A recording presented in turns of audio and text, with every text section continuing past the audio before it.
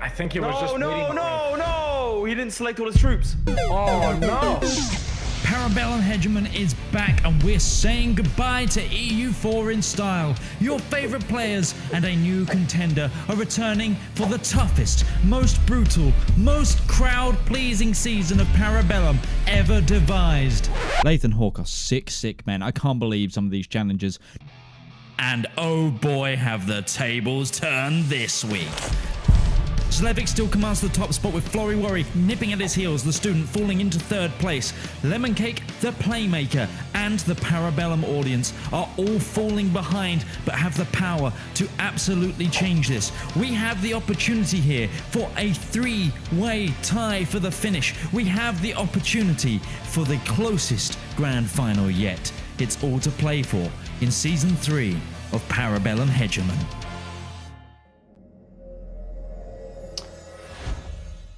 Hello Parabellum fans, how are we all doing today? My name is Laith, this is my good friend, colleague, and maybe sometimes more, Red Hawk.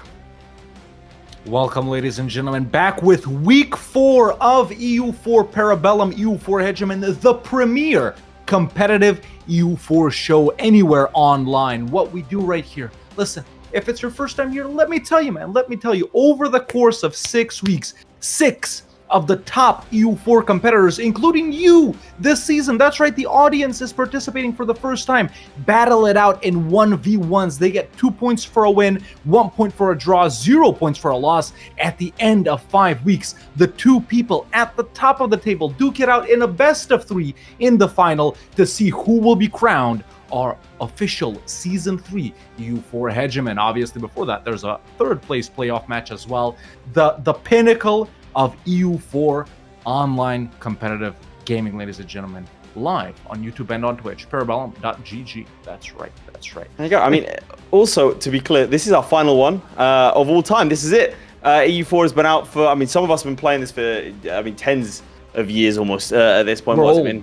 12 years or something? I've been playing it since 2013, so a little bit nostalgic, a little bit sad, but what isn't sad, unless you're at the bottom of it, is today's scoreboard. Let's have a little quick look, Midge, and I'll explain how things are going. Right now, at the top of the leaderboard with a perfect score is Zlewikk, followed by Florry and the student on 4 points, Lemoncake and the Playmaker on 2, and the Parabellum audience failing to get any points. Maybe just goes to show that you guys at home saying, oh, he should do this, he should do that.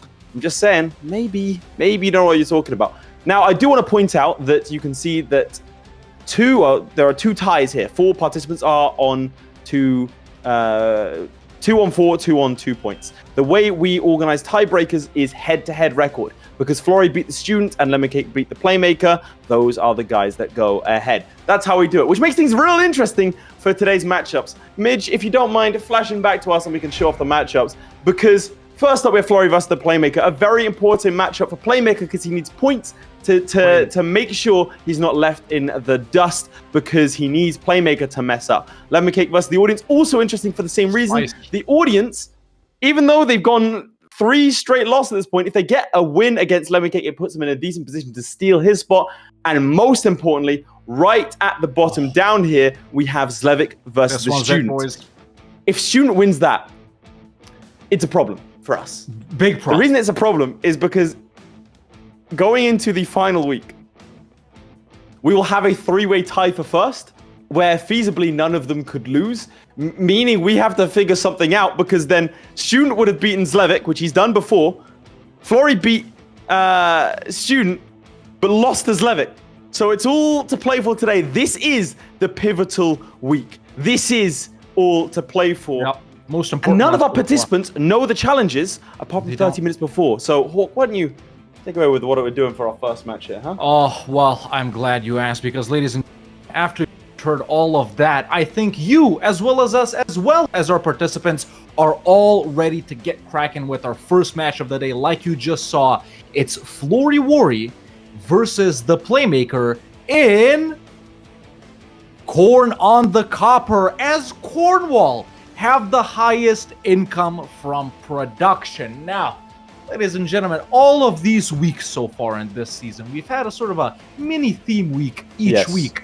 Just based off of this challenge at home, I'm going to let you guys guess at home what our theme week could be for today. But Cornwall, ladies and gentlemen, a country that doesn't exist in 1444, our players are actually going to have to start as England for this match right here. They are allowed to do anything they want as England on November 11th, 1444, but they have to release themselves and play as Cornwall on that same day, and they can never stop being Cornwall. So at least there won't be shenanigans with releasing and annexing and re-releasing and stuff like that. So I'm very excited for this one. An economic themed challenge as well. You guys have been asking for it. We delivered, obviously. So yeah, this is gonna be well, some people are perhaps, I don't know. What do you think of this? What do you think of this? Some people are guessing correctly. Some people are guessing correctly. Before we meet our participants today, I just want to point something else out. We bricked it because after the first week, we had our members only, our producers only. That is, if you're a subscriber on Twitch or a member on YouTube or gifted one, a little discussion. And someone said, "How cool would it be if we had a releasables theme week?" And we had to play it off. It's still like live. You can go and see it. Go and like look back. That's true. On the YouTube VOD. But yeah, we kind of like. We were like, we don't know. We don't know about that's a terrible releasables. idea. We'd already planned it. One of you guys guessed it. That's what happens in behind the scenes, by the way. So if you're a paying subscriber on Twitch or a paying member on YouTube, you will have access to those behind the scenes talks that we do. And listen, maybe even one of you guys can ask us what next week's challenges are, or even try and guess. But with all of that out of the way, with you guys at home knowing the challenge, our competitors have been preparing for it for the past 30 or 40 minutes. I think it's actually time we hear from our competitors. Florian, let's have a little look.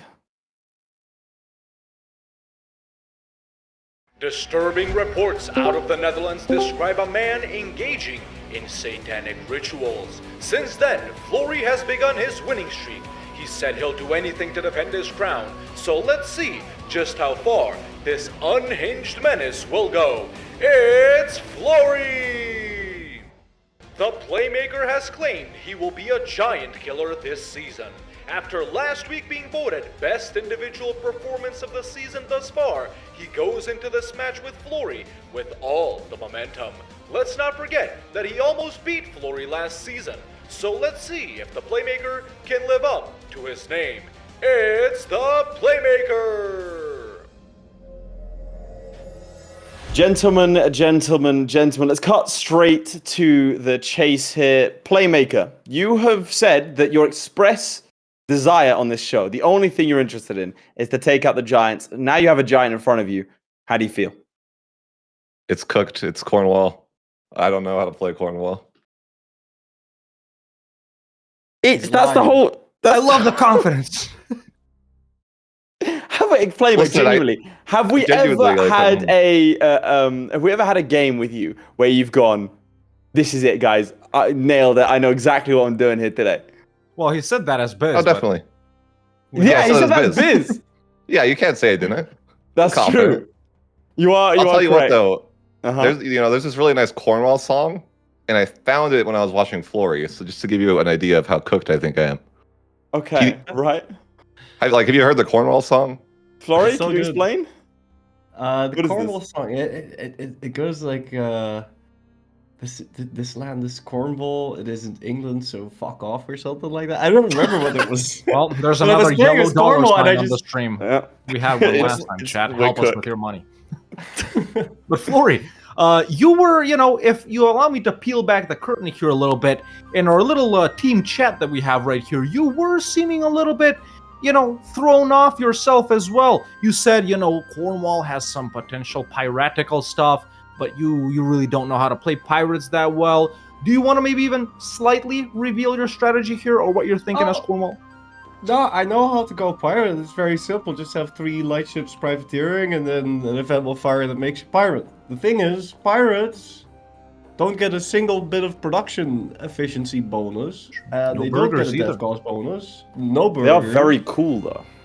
They are cool, yeah, but but they don't produce anything. They only steal shit. So. Okay, all right. Flory going after pirates. We're getting political today, ladies and gentlemen. Flory, so you haven't lost since your match against Zlewikk, as we immediately disappear and come back. Hello. You haven't lost yet, so Do you, to ask the obvious, intend to start today? No, obviously not. I do not intend to lose, but it's an economic challenge. It's not exactly my forte to look for production income. So yeah, anything can happen. Let's find out. So out of 10, how do you rate your chances?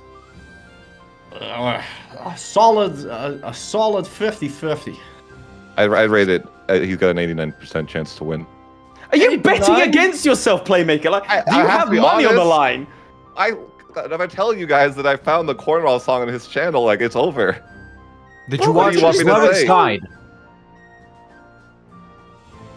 Did you watch Levitt's guide, my video? No, I did I not think I've watch done these it. videos. I did not have time to watch these videos as I... Okay. Can I ask, what did you do for 30 minutes to prepare for this challenge? Because you've had the challenge for 30 minutes now. Or actually, you've had it for 50 minutes. I was just listening to the Cornwall song, but it didn't help. Listen, sometimes Okay. it's all about the vibes, chat. Now, moving on to a more serious topic, Flurry, I can notice that you're wearing an EU, like European Union, not Europa Universalis hoodie. Now, you said some things about pirates earlier. Can we note down that this is the official EU Parliament stance on piracy in the Horn of Africa? Oh wow. No, you can't. No. There you have it, ladies and gentlemen. The EU supports piracy. Oh, There there you have you it, go. thepiratebait.org. With all that said, ladies and gentlemen, Flurry, Playmaker, if you guys are ready, it is time for our first releasable of the day, Cornwall. So, Any if you final don't mind- questions? Oh, or not. Right, we'll see you soon. Good luck to you both. Start the game and get cracking, and we will tell you when to start. Thank you.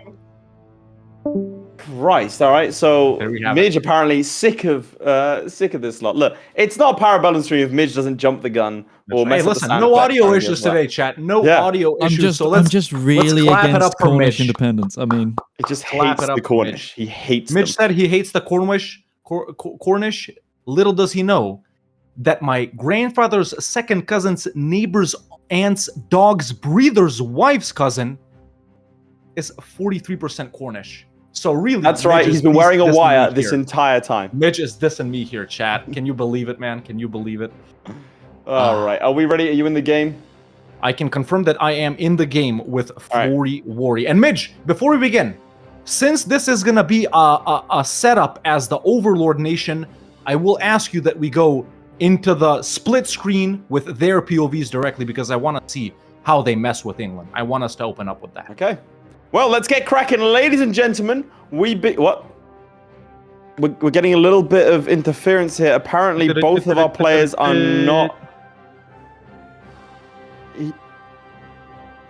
We've been told to talk about today's sponsor. Ladies and gentlemen, Seamantis. He's one of ours. He's one of yours.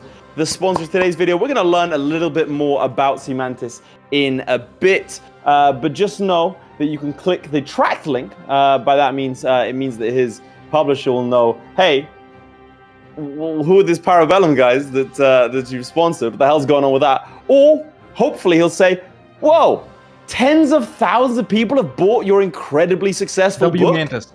That's incredible.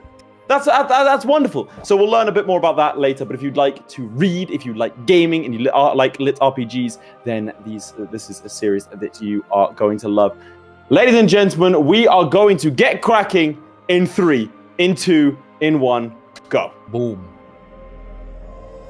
And here we are with the side-by-side, ladies and gentlemen. I don't know who's on which side, though, from this POV. I don't Playmaker's on the right.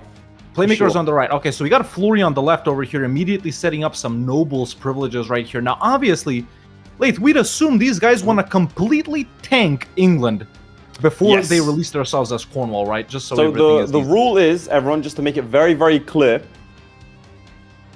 if you unpause, you have to be Cornwall, right? The 12th of November, you have to be Cornwall. If they unpause now, we will have to tell them to restart.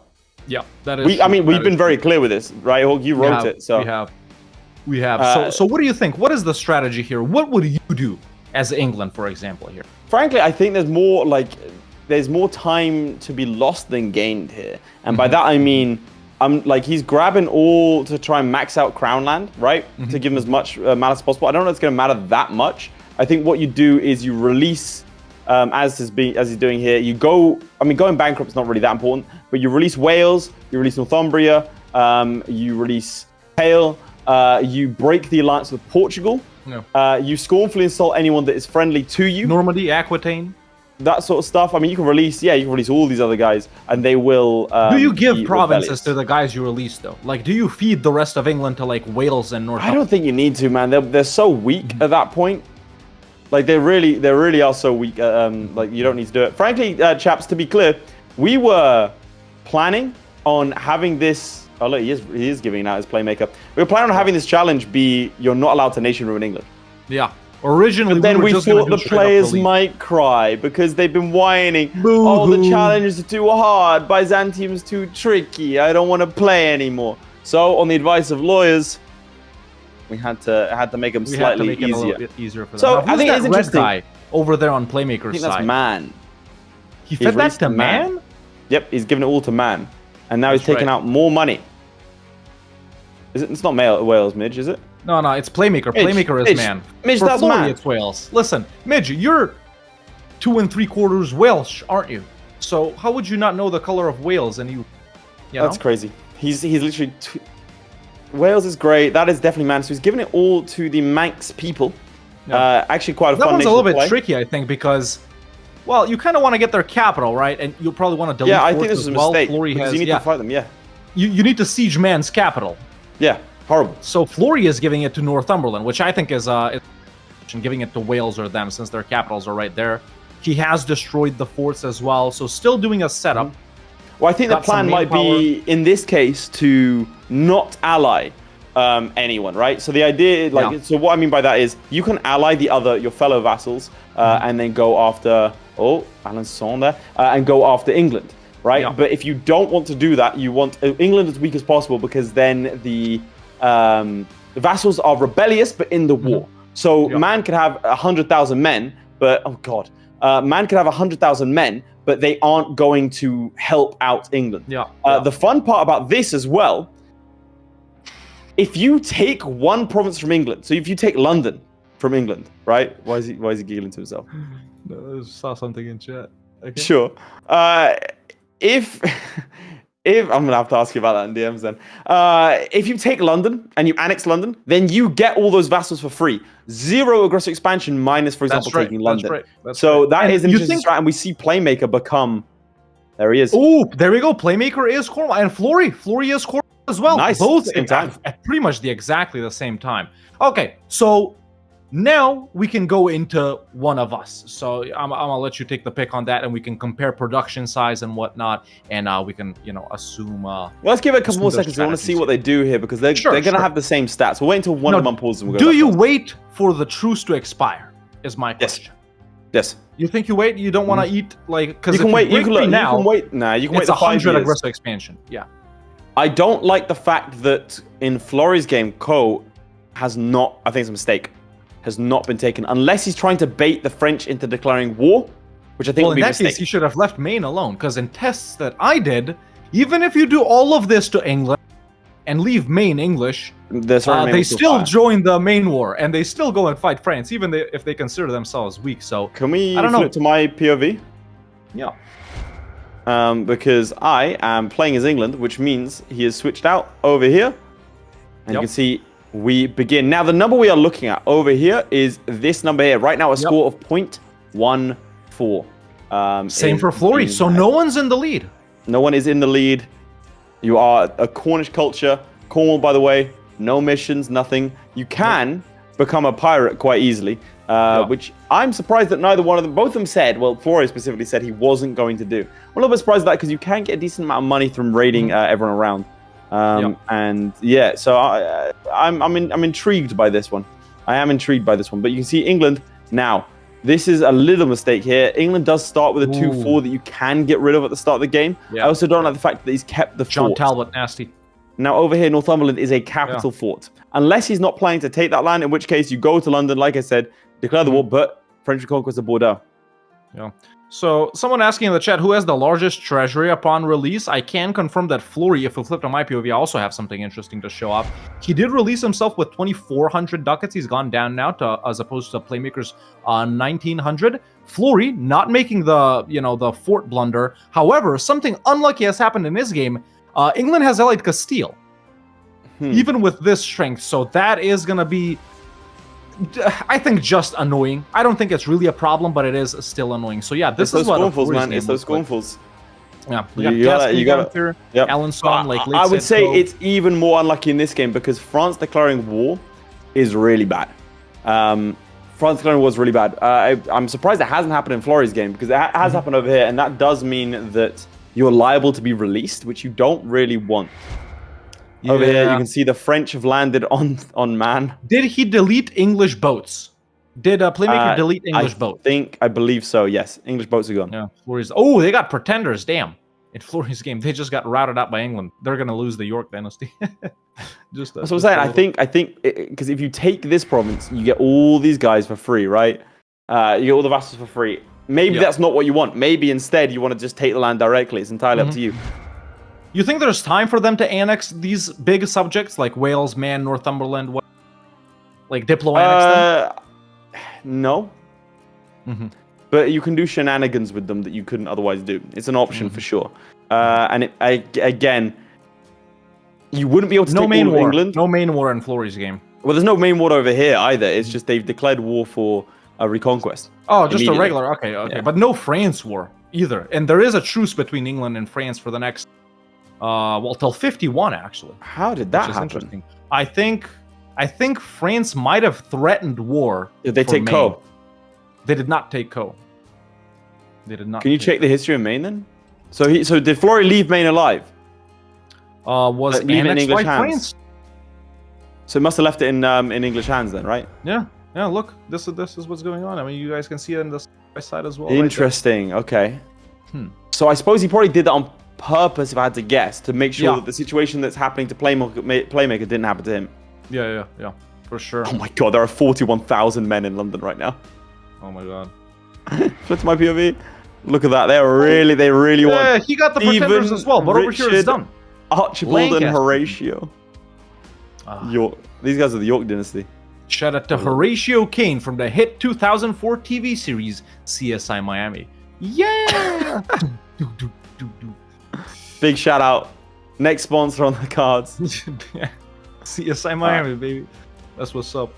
All right, well, it might be CSI Netherlands if Flurry doesn't end up winning this because, there's a lot riding on it, man. Like Laith said in the intro, guys, if the student defeats Zlewikk in our final match of the day, we do have the potential for a 3-way tie before we go into the finals for the last week. That's 2 weeks from now. So we might have to come up with a completely new, game plan for the final. It literally might be a final consisting of 3 people. So, that's what you have to look out for in the final match of the day. But Playmaker getting sieged by France is not very good, is it? Not good. Devastation abound. And England, it appears... And London France loves taking the southern stuff if they can.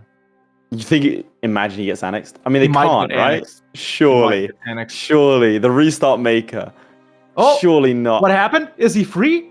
Potentially? He's free, independent, alone. Alençon, still a vassal who does he have of England. Truces with? Oh, well, has a truce with everyone involved, and that's everyone for 20 years. Oh, so Playmaker just got fricked up. Yeah, that's a long time. A 20-year truce? I'd go into Ireland at this point. Or do you restart, you think? Yeah. Yeah. That's tough. Unless this was the plan, like now you have truces with everyone around you. 1464 is crazy. Yeah. England over here, if you flip to my POV, feeling much than in Playmaker's game, because even though all of their subjects are disloyal, they've still decided to start a war versus awfully Ormond and Tyrconnell over here. So, England itself has 17k troops, but they're like, no, we want to be French again. I made up. So, Meath is getting sieged down.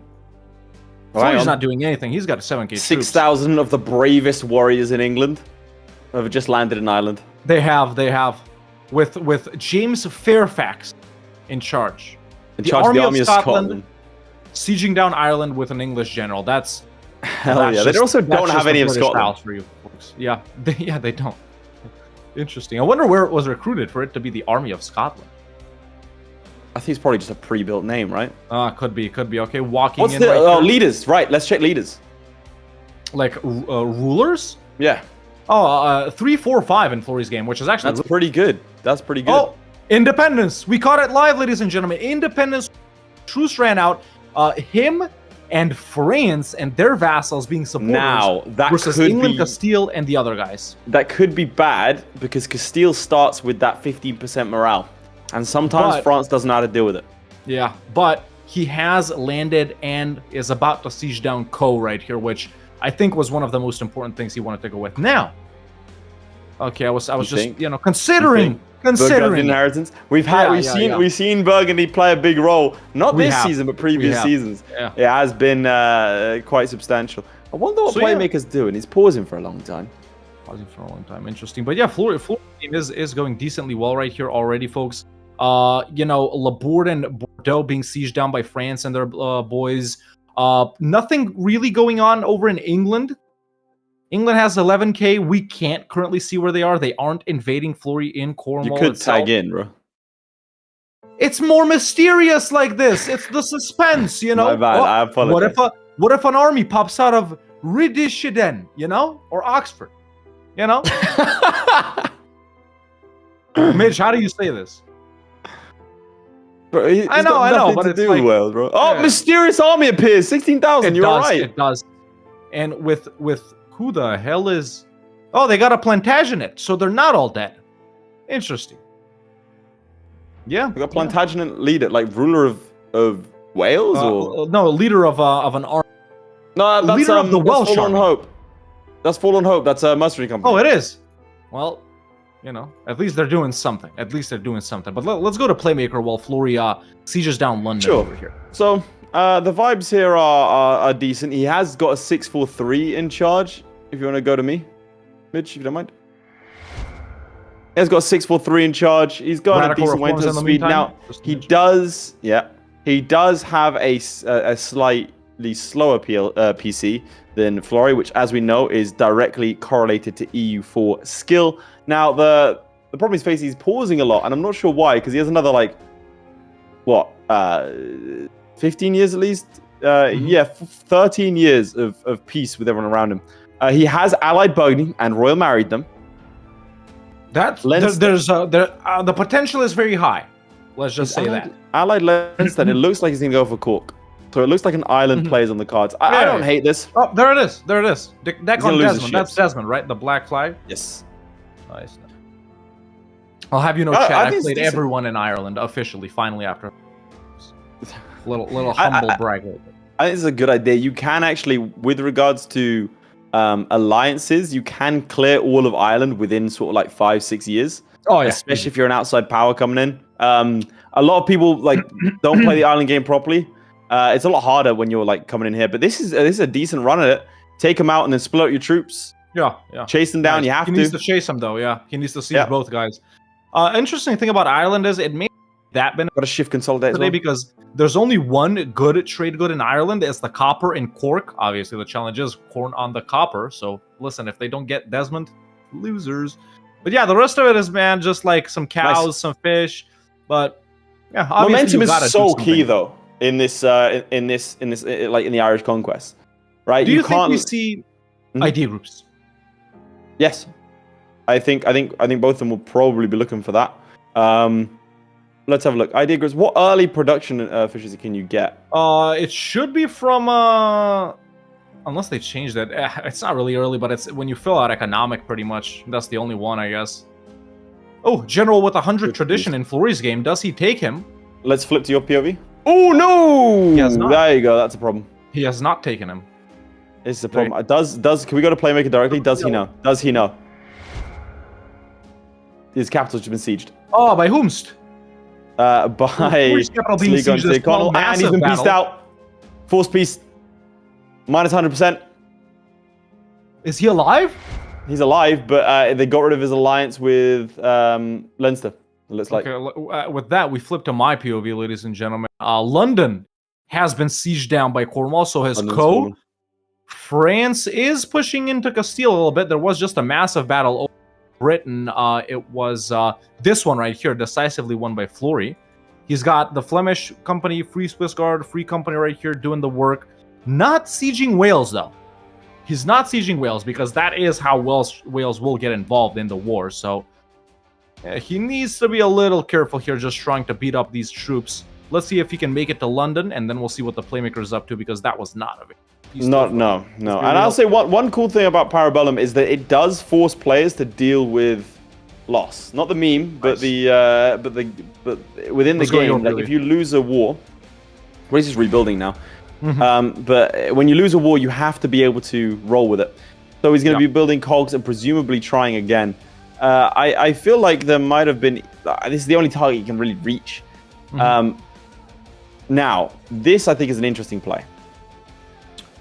Oh yeah, Brittany. Yeah, I definitely support that. Brittany has some nice trade goods as well. Cloth over there, some centers of trade if it's helpful in any way in the, Bordeaux trade node. So. Yeah, I mean, I'll keep your praise. If you want to go back to Florry directly. Yeah, let's go back to my POV. Keep on track in this war. So he's just moving back and forth between the Cornish Peninsula. Is that what it's called? Or do you guys not call it that? I don't think it's peninsula. Just I lived Cornwall? there for 3 years and I never heard anyone Well, call it is peninsula. really a peninsula if you think about it. These 4 provinces, Okay. I mean, everything is a peninsula. If you go down low enough, right? I don't know if enough people care about Cornwall to. If you fractal enough. something. Well, there you have it, ladies and gentlemen. The Englishman next to me has just said, "No one cares about Cornwall." So that's gotta be Yeah, some because form it's of a racism. distinct come on, bro. I know there's like Cornish. There is a Cornish independence movement, but like, what are they gonna do? I support all 3 of them. Oh, Florry been stacked. Like, Yep, there's a loss right there. England building up armies out of somewhere. In fact, the other subjects have just, Alan Son has in fact declared independence, I think solo? Yeah, Alan Son with a solo independence on England. Yeah, that's what's going on. Castile not being pieced out fast enough here, though. Still on medium, but France hasn't really been focusing on them, just going back and forth, man. They don't even have Laborde. Look, they just walk off. There's about to be a massive battle between the French and the Castilians right here. Oh, 5-5 on the Castilian side, but it's not enough to contend with France's potentially cannons, and more importantly, Miltech 4. do they have Miltech cannons? 4. If they take the mission. I don't think it's very rare I see France actually do that. Ottomans always do it. The Ottomans always take those freaking cannons. I think those are the 2 coolest additions in recent DLCs, man. I love that you can get cannons as France and the Ottomans so early. But Florry does piece out Castile. Now the only guy left to deal with is England and some of their vassals, I guess. I really don't know what his plan with Wales is here. Let's go to him directly. Let's go to him Let's directly. do it. Florry directly. Him. Okay. So he sieged down that one province that England actually took over in Ireland, King's County, supposedly, but that we all know that's really awfully. So yeah, going back now down. Really, I wonder what he's gonna do with that Welsh stack, man. Is he gonna siege them down? Meanwhile, production check, Florry up to 0.29. Playmaker up to 0.14. So same as the start. Well, Same as Florry the more start. than double in the lead right now. More than double. So there are some interesting things that's going on Tell me. over here. I will Let's show you. Let's go to your POV. Let's go. There's a war against France because France has declared war on Brittany. Okay. So he's not France has done the thing that I think that Playmaker should have done. I mean, it's not an easy war, to be clear, because of the whole transports. But you can get military access. Alençon has been turned into an appanage of France. So they're fully they've been taken. And so has Armagnac. Right. So we'll see over here. I'm assuming these 2 are probably going to declare war soon. They don't have the truce. So he got singled out to be released. The other 2 are fine. And that's kind of like the big gamma. All right, Florry pieces out. Let me just show the peace deal here, folks. But let's flip.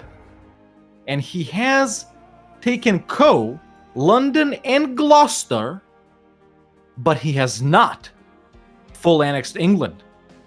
This is because he presumably cannot take Offaly, which means if it was his plan to end up with Wales and let's go to him directly if you don't mind. Can I see his reaction? That has not happened. Well, he doesn't look... No, he doesn't look phased, does he? Yeah. Maybe it wasn't his plan. Maybe he's taken it for the exact reason that he didn't get the vassals. Yeah, I mean, centers of trade, right? It's all of his provinces except Dunans right here, or Plymouth, is a center of trade. Production up to 0.43 right now. Looming disaster. -3 stab. It's EU4 time, ladies and gentlemen. It really is. Obviously, no allies as always for Florry, but we do have a royal marriage with Burgundy. Who's in charge of Burgundy right now in your game? We got Charles over here in Florry's game. Charles the First. Yep. Now, I will take you through. What? Bold deck by Burgundy in Florry's game, sorry. On Austria directly. To take Sundau. Nice, you barely see that. Yeah. I want to show off here the mill side of things and the tech stuff in general going quite well. He has taken economic ideas. Ooh, already working get the goods on them. produced, Nice. Production efficiency. I mean, I'm liking it. I think it'll be good for him. Same. Whether or not they'll be useful if you can't take any other territory. I mean, you can probably the tallest guy in the world, but if you only have one province, you're not gonna be able to do too much. Yeah. Unless you're Riga. Unless you're Riga. Unfortunately, our players are not Riga, and that would break the rules, folks. So I don't know, but he's only losing 3 ducats a month, so I think he could probably afford to bump up some of these guys if he sees fit. Otherwise, focusing admin down, I think, again, that 6 in admin's doing him good. Yeah, that's very helpful, yeah. 3 years ahead of Florry right now. As he... How long has he got left now, the truce? Let's see. The truce is until 64, so 5 years. And these guys 5 are... years still is global, like, France thing, truce, is it? Yeah, it was a he is running pretty fast. It was 100% basically. Yeah, because he's pausing a lot more frequently, I gotta say. Yeah, I mean, again, he's not really had much to do. He had that farce in Ireland that unfortunately didn't go well. No. But that's what happens. You make one small slip up and that's it. That's right. You're done. Now, Florry, he has made England also Northumberland and Wales. Should we flip to you? And we'll have a look. Yeah, let's flip that right there. He has a pretty sizable truce with those guys as well. 12 more years right here, but he does have claims on both of them. Guys in Europe are pretty mad, I do have to say. If he goes like truce breaking on these guys, wait, no truce with Northumberland? What? They must have. It's probably because they didn't peace out. As in, he never had a peace with them because they declared their own independence war. That's right. But he does have a peace with Wales, so he can fight Northumberland easily. Allied to Meath and Man. We have a question from chat. Are they not allowed to form other nations? No, they have to stay as them. So as Cornwall means they have to start and stay as Cornwall. They are not allowed to. The only time they're not allowed to be Cornwall is on the 11th of November.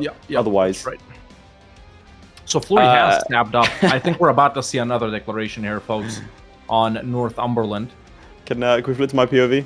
Yep. So England was supporting the Swedish independence, and so Denmark decided, you know what? Not a fan of that. And they have decided to support the independence of the vassals of England. And, well, that's interesting, isn't it? That's very interesting. Because now Northumberland has Man as a vassal. Because they took the only province of England. And his truce with Northumberland is about to be up, right? His truce with Northumberland is does he have one? He doesn't have a truce with Northumberland. Oh, so he's not in a bad position. But he can't fight Northumberland. He don't have a reason to. Well, he has to go through Man. No, you're right. You can go through Man. He can actually do it. He doesn't have a truce with Man. He can do it, yeah. He can do it. He can, and he should right this second. Look. Yeah, no allies. 18,000 troops. 18,000 troops, and Man does have a 2-star general, but are utterly disloyal. Also, look at that army comp. That's unhinged. That's some straight up AI army comp. That is 6,000 infantry, 7,000 cavalry. Not a horde, just the Isle of Man. Yeah. The Horde of Man. And horse, too. Let's not forget. Oh, let's flip to my POV. There's the declaration. Oh, you cut out that brings in their allies, Meath and Man. Meath currently engaged in a war with England as well. So we do have potential for shenanigans right there. Massive battles about to take place. No, come on, man. Tech 5/4. Sorry, it's just He stepped foot. He's been stack wiped, by the way, by a 2-star general. Like, that's it. He's done. He decided to. He's about to get sieged again. He decided to march into territory. He'll get force-pieced again. Yes. Well, he decided to march in. He has to now spend all this money to try and get all of the different mercenary companies because he marched in. There's 15,000 troops ready to fight him. Again, 7,000 cavalry. That is very painful. Cavalry is good. The reason it's bad... Oh, there we go. There's the fight. And he does manage to win that one. Nice. And we'll see what he's managed to do here. He needs to get around these troops. Don't do that. Why is he doing it again? I don't understand this man. Why? That was needless. If you stand here, he's going to do it again. Look. Let's go into side-by-side mission. The guys are doing pretty much the same war. He has to get around them, right? That's the problem. And he's really not going to do that, playing how he's playing. He needs more troops, firstly, right? Yeah. And he needs to avoid, like, 7,000 cavalry at this early in the game will destroy you. He's managing to hurt.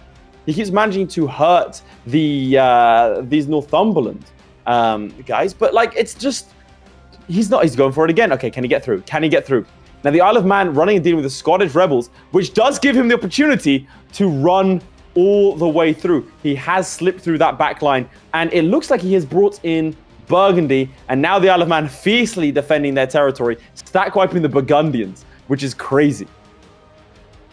Anything that comes into the Midlands dies, much like modern day England. It is insane to see. That is. I'm part of the Midlands now, Midge. Yeah. So does that mean you're dead? What is this? Are you coming to us from the great beyond? I'm part of it now. Okay. Oh, okay. I'm part of it. I'm embedded in the culture. What is this? I want to know what the Isle of Man is doing. Screw what the Playmaker's doing. Isle of Man is a terror. They're just doing their own game. No, they're running over here now. They're sending the troops back across. Oh, they're going through him. They're going through him for no reason. Is he about to get... For the love of the game, they go and stack wipe him again. Does he have troops at this point? He does, right? But he did, but they just got stack wiped. Oh my god, the Isle of Man. Really? Is this going to be their first loss? Let's have a look. That's who you don't mess with, chat. Just so you know, you don't mess with the Isle of Man. Damn. Okay, the Florry, meanwhile, is chilling, man. The only thing he's got to do, and there we go, he does it as we speak. He sieges down north south, the province of Newcastle. Or Newcastle, however you guys say it. But the only thing he's got to do is siege down Meath. I don't think he's got the boats to go over to Ireland. And there we go. There's the peace out. Taking a sort of a weird connection, but most importantly, does acquire the centers of trade in Lincoln and in York. So Florry, nice. COT gaming right here, ladies and gentlemen. Let's go play the Laith's POV now because Florry is done. Yeah, my POV over here. Now, he is probably going to be lamenting the fact that he did not get rid of these forts. A capital fort over here is kind of rough to deal with, but he has managed to, with Burgundian help, secure himself on the mainland. Now, wait, he called in Burgundy? He did. He kind of had to. I mean, look at these casualties. 50,000 men killed. Not good. Not good. Not good. That's the Isle of Man for you. They don't mess around. They also switched the capital to Norfolk. I don't know when they did that. They'll do that. They don't want the they don't want the capital disconnected from the rest of the land. Mitch, can we see those gifted subs real quick? What's been going on? I'm hoping you can keep track of that. I saw a gifted subs and some subscriptions. Nice. Arrows gave 10 gifted, apparently. Midge, you want to say that for the stream? Thank you for Midge, you know what? Every time someone gives subs, Midge, I want you to break in, talk to the stream directly. Okay, so... Yeah, they have to purchase your voice. Aris3169 gave 10 community subs on Twitch. We had Tervaldion resubscribing for 14 months at tier 1. They've been subscribed for 14 months straight. Since the start. And then Master G using their primer. We got a primer here for 3 months straight. It's free. What happens if they become a producer, if you don't mind? Oh, I'm so glad you asked. Listen, if you guys become a producer that's subbing on Twitch or becoming a member on YouTube, you gain access to, among other things, the super exclusive after party that happens after every stream, ladies and gentlemen, where you can chill with us. You know, we'll discuss the show. We'll discuss next week. The other players are in there sometimes. You give us your ideas for challenges and stuff like that. We give you a little sneak peek on what's coming next. Maybe even future shows on the Parabellum channels here and there. So there is lots to be gained from supporting us financially. At the end of the day, we do this for free. So check your primes. You may be able to give Jeff Bezos' money to us for free.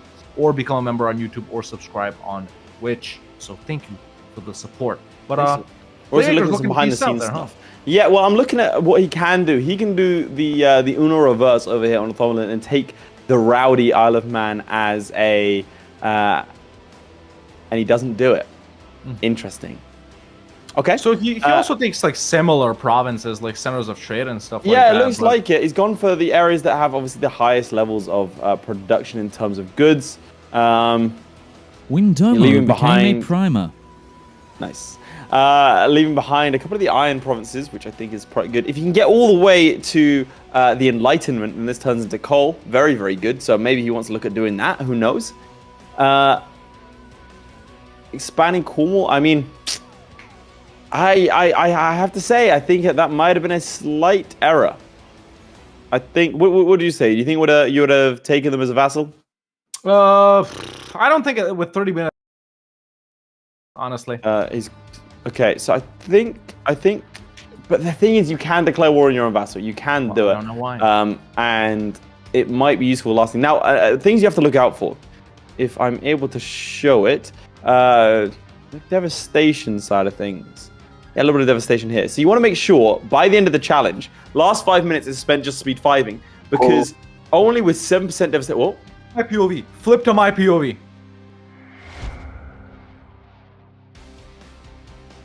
No way. No way. He got it. No way. He gets it. No way. He gets Impossible. Impossible. it. Turn The off the cameras. Turn off PayPal the to cameras. John Paradox has been sent. It has been That's received. insane. Now, Glory for now, that has- doesn't help him. Burgundian 6. Yes, for now you're right. But if Mary falls off a horse, he gets the most valuable group of provinces in Europe. Yes. And he gets the Dutch polders. You know what they do? Goods produced, baby. That's what they do. They give you goods produced. With And the he can probably best rush it at the end. economic Like modifier in he the can max out his money. He's also making money now. Yep. Playmaker had to spend vast resources on doing what he's doing. So there is that. What's the inflation like over there? Yep, there it is. 20% inflation. So not good, but listen, we'll keep an eye out on the horse thing. Nothing else important is happening right now. So over Where's on this side of Wales, things, you're but- gonna flip to me. Yeah. He's going through his cause at the moment. Has got the free company and the Swiss Guard, which is not, as the name would imply, free. That's actually a very expensive company to keep. Yeah. Not sure why he's doing that when he could instead switch out. Flurry for is normal acquiring allies right now, by the way, chat. Protect himself against Austria. However, Let's this have a game look. only allied to Ragusa. I love how you said And we don't have English audio stuff. issues, Hawk, and then you're the one that's cutting out every so often. I don't know why. Am I too loud, perhaps? I don't think so. Wait, try yelling. Ah! Nope, that was fine. See, try it again. Help! Now say the phrase, "No, I'm here of my free will." No, I'm here of my free will. Okay, perfect. We got him, boys. Send it in. Send that recording to your family when you get kidnapped. Yeah, sorry. Over on this Chat, side that of things, I'm you cutting can out. I don't know see- why.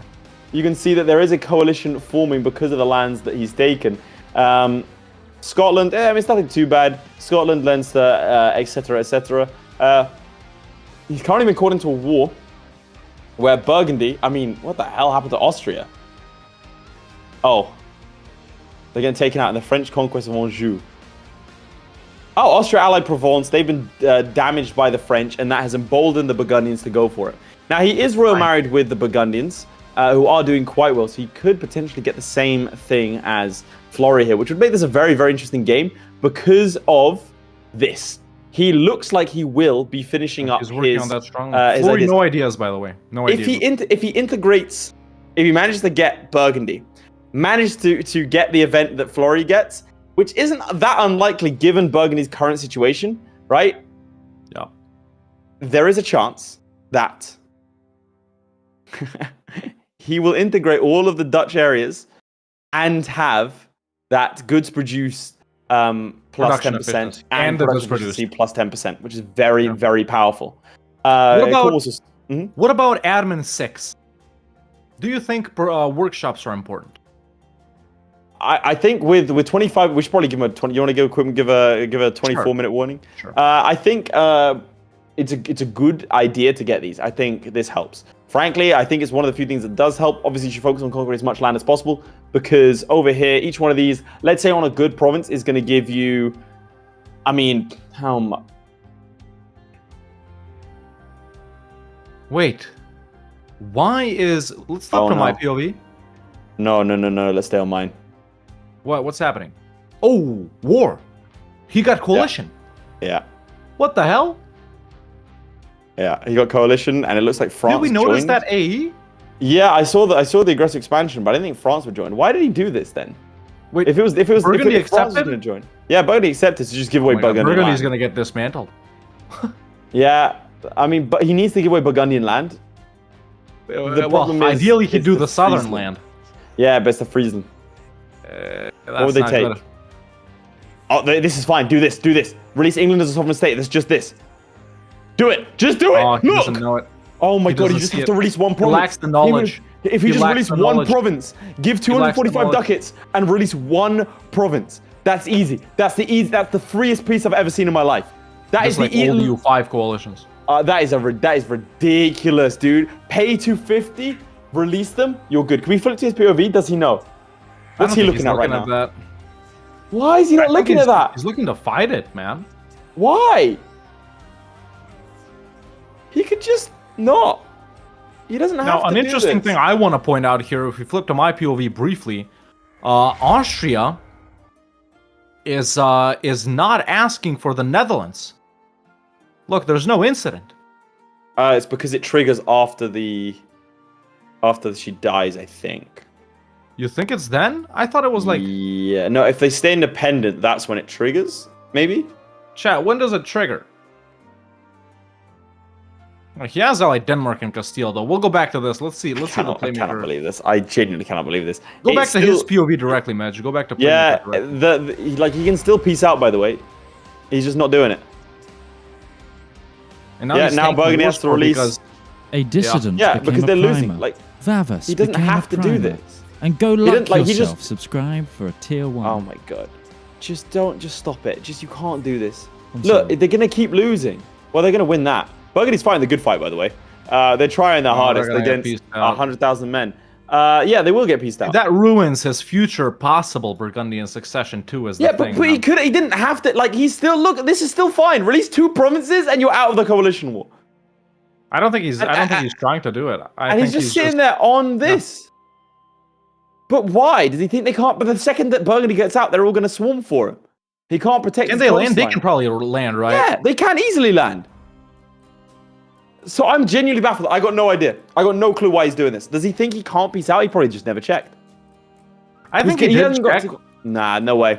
No way, because he didn't know that you can just give away nothing. Literally one province. And he'll get it back by the end of the challenge. Yeah. Again, you should be focusing on Burgundy. London right now gives him 0.11 in production income, right? Versus all of the Netherlands that is the potential. Now it is a gamble. But at the same time, what are you gaining by staying in this war? What are you gaining?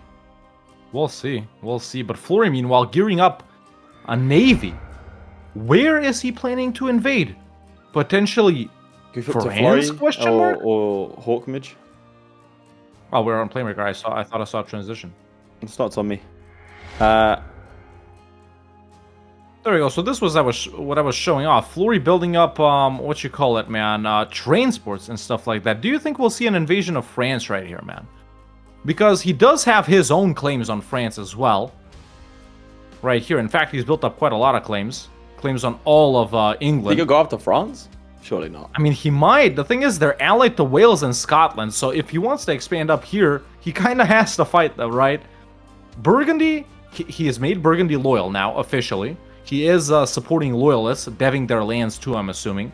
So he's gotten them to help. But unusually small army for Burgundy, I gotta say.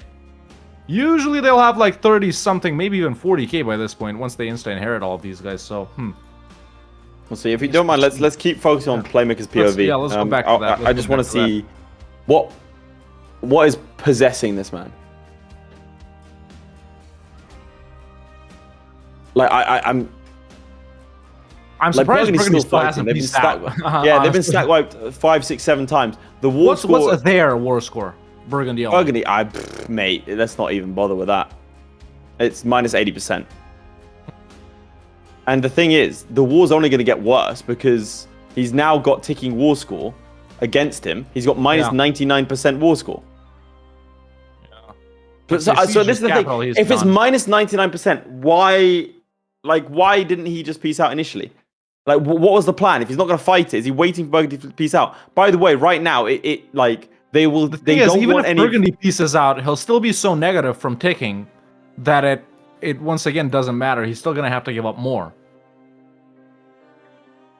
Yeah, that's what I'm saying. Like, so right now they want primarily Burgundian land. Okay, I think, is that it? Yeah, Burgundy's pieced out. Yeah. Burgundy itself has a coalition, what do they lose? By the way. They gave up 1 province to Friesland over here. It looks like they gave up Brabant. Yeah, they gave up Brabant and they gave up 1 province over here. And they gave 2 pieces of land significant to in case he gets it. Still significant. Yeah, it's still significant. So that's not good for him. Yeah, but chat, we haven't done votes today, man. With 17 minutes left, and you guys. Here we go. Now they come for him. They've landed. And now he looks to peace out. Yeah, and it's the same thing. It's the same piece. It's the same thing. Yeah. Chat, vote 1 in the chat if you think Florry's gonna win this. 2 in the chat if you think Playmaker is gonna win. Let's get your votes in. 1s and 2s, everybody. 1s and 2s. There's the scoreboard right next to Laith right there. You can change your votes. You can change your mind if you want to, if you voted earlier. So spam up those numbers in the chat. Who do you think is gonna win? Is he gonna try and fight it? Are you kidding me? He is. Why? Like you said, he could have gotten back London, man, even if he gave it up by the end of the game. Yeah, but like right now, like, so Burgundy's pieces out, so he messed up there. And now he's going to fight. He hasn't scorched anything, by the way. He's gonna get beat, man, especially by France. What's tech? What's tech? They've already attacked him. 1 sec. There you go. He's dead. Like, this was. There are 50,000 troops in his land. What's he doing? He's gonna get Cornwall sieged. Now they're not even gonna accept London and that. No, like the peace deal that they would have given at the start of the game was so generous, right? Was so generous. What is he planning? I think he thinks releasing England is more than London. Am I desynced, chat? I don't think I am. No, I think you're good. We're just both reacting to the same thing. Like, it just. What is the plan here? Why? Oh, he's gonna get chased down. What did he just put that army up? The Red Shanks? Mate, yeah. He hired a bunch of mercenaries. He took a bunch of loans, hired a bunch of mercenaries. As if he's gonna fight 5 times his size when they've already landed. Bear in mind, because they could just go to Scotland. Yeah. So I'm just baffled as to 10 minutes ago he could have pieced out of this war. Oh yeah. And instead he is now deving his provinces. He's deving London, which he's gonna lose, by the way. Did you see that? All Cornwall gameplay. I don't think really anything went that wrong for him, man. I think there was just really a misplay in this war. Yeah, he misplayed in Ireland. He misplayed this one. Like, this is not. Yeah. We'll have to ask him in the thing. I'm confused as to, is he just gonna pause? That's it. Nah, he can't. There's 15 minutes left. I mean, he can. That's his plan. That's his plan. He's just going to pause and that's it. He 100% is. Look, that's why he's deving. He doesn't have any more production. He doesn't have any more pigeons. That's it. I think he's done. He can't be done. No, he's just thinking. He's just thinking. Nah, he's been deving. I genuinely think he's done. Oh! What? What's your POV? Flip.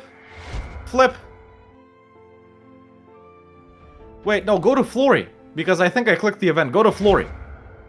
There it is. Oh my. There it is. My God, man. The difference, the duality of man. There it is, chat. Boom, done. And also, chat, Saxony is the emperor. It's not even Austria, bro. Nice. So now he states. There it is, folks. Over on this side of things, Playmaker has pieced out. Yep. And he's released England again after deving them, which is interesting. Well, I just love Florry's production income that I'm not going to tell you. Yeah. I need a shower after spectating this one.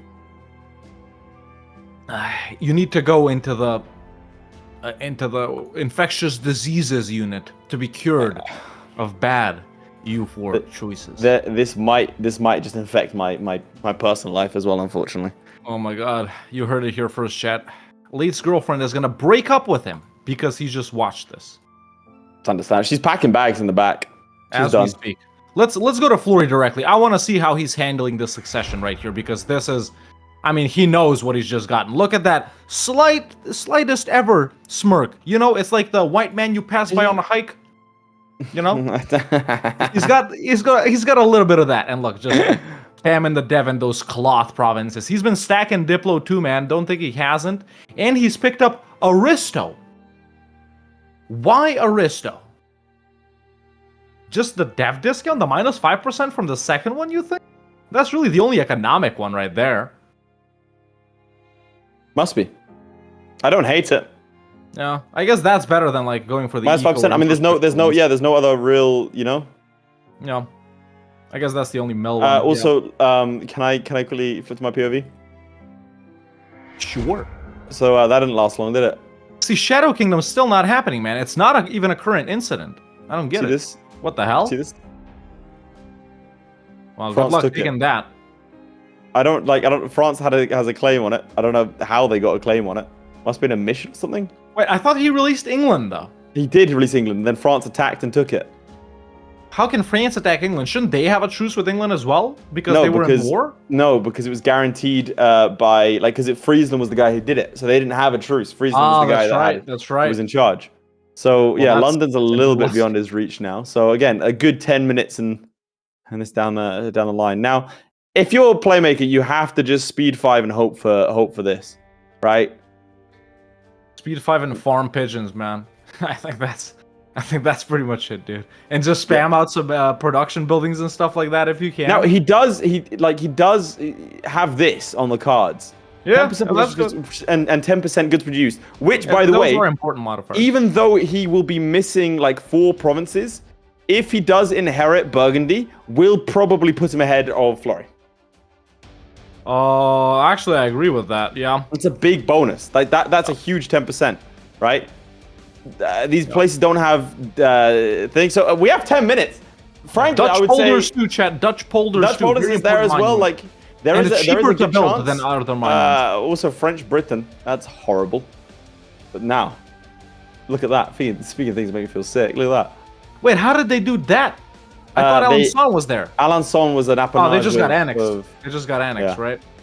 So now he borders just got Canada, yeah. Crazy work. But this is... Oh, that's not looking good. That's not looking good at all. But still, this does mean that everyone has a truce with Burgundy for a while. But Burgundy itself does have its very own coalition here. Nothing major, nothing too bad. And obviously, they lost the war, which does help out. So he should be fine. Florry is just smabbing up workshops here, ladies and gentlemen. If you flip to my POV, I can just show off some of them. But he's already put down quite a lot over here in the Netherlands and, the northern part of France right here, putting down even more. Still a lot of high-value trade goods here to be built. You know, pretty much, I mean, shoot, I just put them down everywhere, man, honestly, right? Just everywhere you have money for. Sure. And Florry, well, I would show you that he's making money, but I'm not because I don't want to reveal the score. But this is the least we've probably ever seen Florry go to war, man. Yeah, I mean, how many wars did he do? Like 2 wars, right? The Independence War and then the other one, right? Yeah. So this is, a little bit different with, Florry did go Aristo, by the way, chat, just for the dev discount, I think, because that's the only place you get dev discount that's not, an economic idea group. Obviously, it's infrastructure now. It's the finisher in infrastructure. It got moved off from economic. If he wants to use the admin points for something else, but everything full stated, man. Autonomy fully lowered everywhere. Still putting down workshops. He does have claims. He could go to more wars. He is making money. So I wonder if we're going to see something else before the end right here, or does he not really want to mess with some of these guys? Yeah. Workshops are going everywhere here as well, by the way. Workshops? Yeah. Yeah. Now, we do know realistically The thing that matters here is the begun inheritance. Yeah. So he's just got a speed. He's Yes. got to speed along. How old is Charles, and what is he doing? 45. 45, and okay. last I heard he was on a beach in Picardy. Oh, Yeah. something happened there. He just lost one. That's not good. Oh, that's not good at all, actually. He just lost Holland, probably the most important one. Yep. Don't know why Holland just bounced. They sometimes do. They get pretenders, and Burgundy doesn't beat them up. That's how I've seen it. That's about a ducat a month worth. 1.0. Now, if I tag into Burgundy itself, we can see that there is a potential 2.4 plus. Well, didn't they lose Flanders, or was it Brabant? Who do they have left out of the three guys? He lost Flanders, so they have Brabant. Sorry, other way around. They have, yeah, they have Flanders, but Flanders again is independent supported, so it's probably going by Castile. That's probably what happened there. They were let even go by building Burgundy. manufactories, by the way, chat. Florry even building manufactories as we speak. Only the That's only rough. ones Did here you are the- see that? the farm- Chad, do you What see that? Granadan separatists from Castile are for some reason marching up here, and they just stack wipe the Burgundian troops. That is so disrespectful. If it hasn't happened to you, you're not a real EU4 player. No, but where were they going? Oh, they're going Where were around, they? dude. They were They're going up around. north. Yeah, you're right. they're They're going going. around. No, they can't be going all. They're going all the way around to Ceuta. They can't go to through Constantinople either, so that's why they're Oh my going all the way God. around north. The through massacres. Pontic region. The massacres they must be doing right now. Chat, who's had that happen to them? Raise your hat in the chat if you've had Granadan separatists walk up to you in a random part of the world. Not even like Castile or Morocco or anything. Who's had it happen, Literally, man? it was just yesterday. I was walking down my street going to Tesco's. They turned up. This is true, by the way. That's it. Done. It's me. I was the Granadan separatist. I love Andalusia. He turned up and beat the hell out of me and left. Yeah. He said something in Spanish, and that was it. That's crazy though. Okay. So Wait, why would again, they be to be speaking clear, Spanish? huh? Why would they Because be it's the modern day. Spanish? What else are they gonna be speaking? All right, okay. I know you pray for the Andalusian return, but we're a Every bit day. beyond that. Now, just to analyze this for a second, right? Instead of just losing London and some money, he has instead lost out about, I want to say 700 ducats from True. the poor decision in terms of hiring mercenaries. He has forced Burgundy to lose 1, 2, 3, 4, 5, 6, 7 provinces. 7 provinces, Essentially. Also, Burgundy itself is subject to a lot of unrest and might not be able to keep Flanders as a vassal, right? Yeah. And there you go, as if on Ooh. cue. And he denies the call. Wait, who decked on them? Or was it an offensive one? It was independence. Ah. Again, all of that from Yeah, that. he one, messed up from that Burgundy's one game decision. as well. Messed up Burgundy's game, and Burgundy's now dead, for sure. Meanwhile, let's flip to my POV because Big Florry problems. has just So that's given him birth done. to 18. Well, it was 18,000 ducats. He's just started building up the insane. Dutch polders. And there we go. They're actually up to tier 2. He's bumping up to tier 3, which will give him plus 10% goods produced. It's already done. Now he's got about 2,900 more ducats, which he can use on other manufactories and stuff like that. So really, his production game is going swell.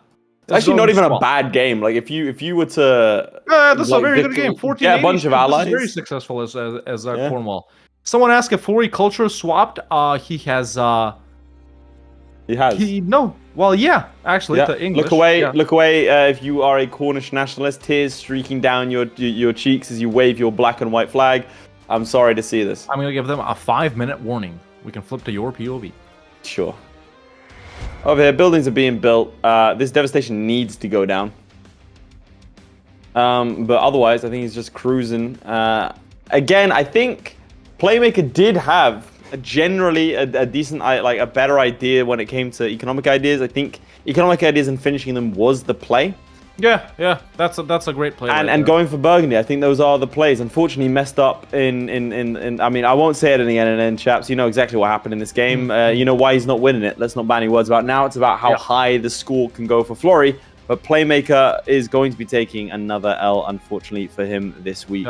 As the Burgundians, well, they're not What does having a this good mean? time. Is this Cornish or Welsh? It's got to be Welsh with all the Y's and W's, right?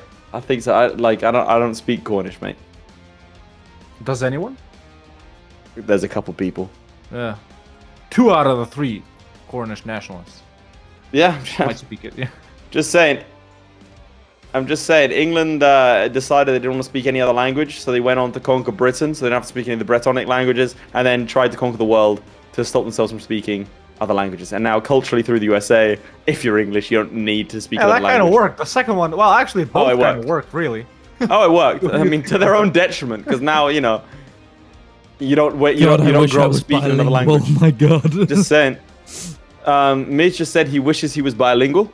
I think the word you're looking for is bisexual, Midge, but can we keep on topic? Also, to be clear, when you're saying you wish you're bilingual, you can just decide to learn Yeah, a you language, can just, dude. you can just learn one, man. do that. Like, For real, God, I wish I was bilingual. for God, I wish real. I could learn a language. Like, that's something... I can barely speak English, and this is also the Mate, you can detriment buy of an app for $2.99 on your phone and learn a language. You're, That's you're not good with hard. speaking. You barely write? I agree I'm with not that. giving that You bird. speak I'm not pretty giving the well. Duolingo bird my address. That thing kneecaps You don't have people. to, bro. Buy a textbook. You know, are you saying this to the audience, or are we just having an argument to the ether, bro? I'm speaking. Because like you can just learn. There are free websites to learn anything. Hell, you could book a 4-week trip somewhere. Go and live in France for a bit and go and help out. You don't have to pay for your stay. It's like a work away, and just go and embed yourself. You'll learn. Lazy. I speak 7 languages, and this It's is not true. even a joke. That's actually not true. Yeah, That's actually true. that's not a lie. That's not a lie. I'm out here slacking on 4. Like Midge, you could speak. Do you not speak any other language? Like I speak none. tiny amounts of French and just about speak English. Je m'appelle Cheval.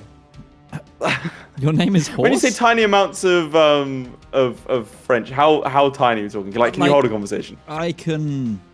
Like, if I start speaking French to you, will you understand? I'll understand, but I won't be able to reply.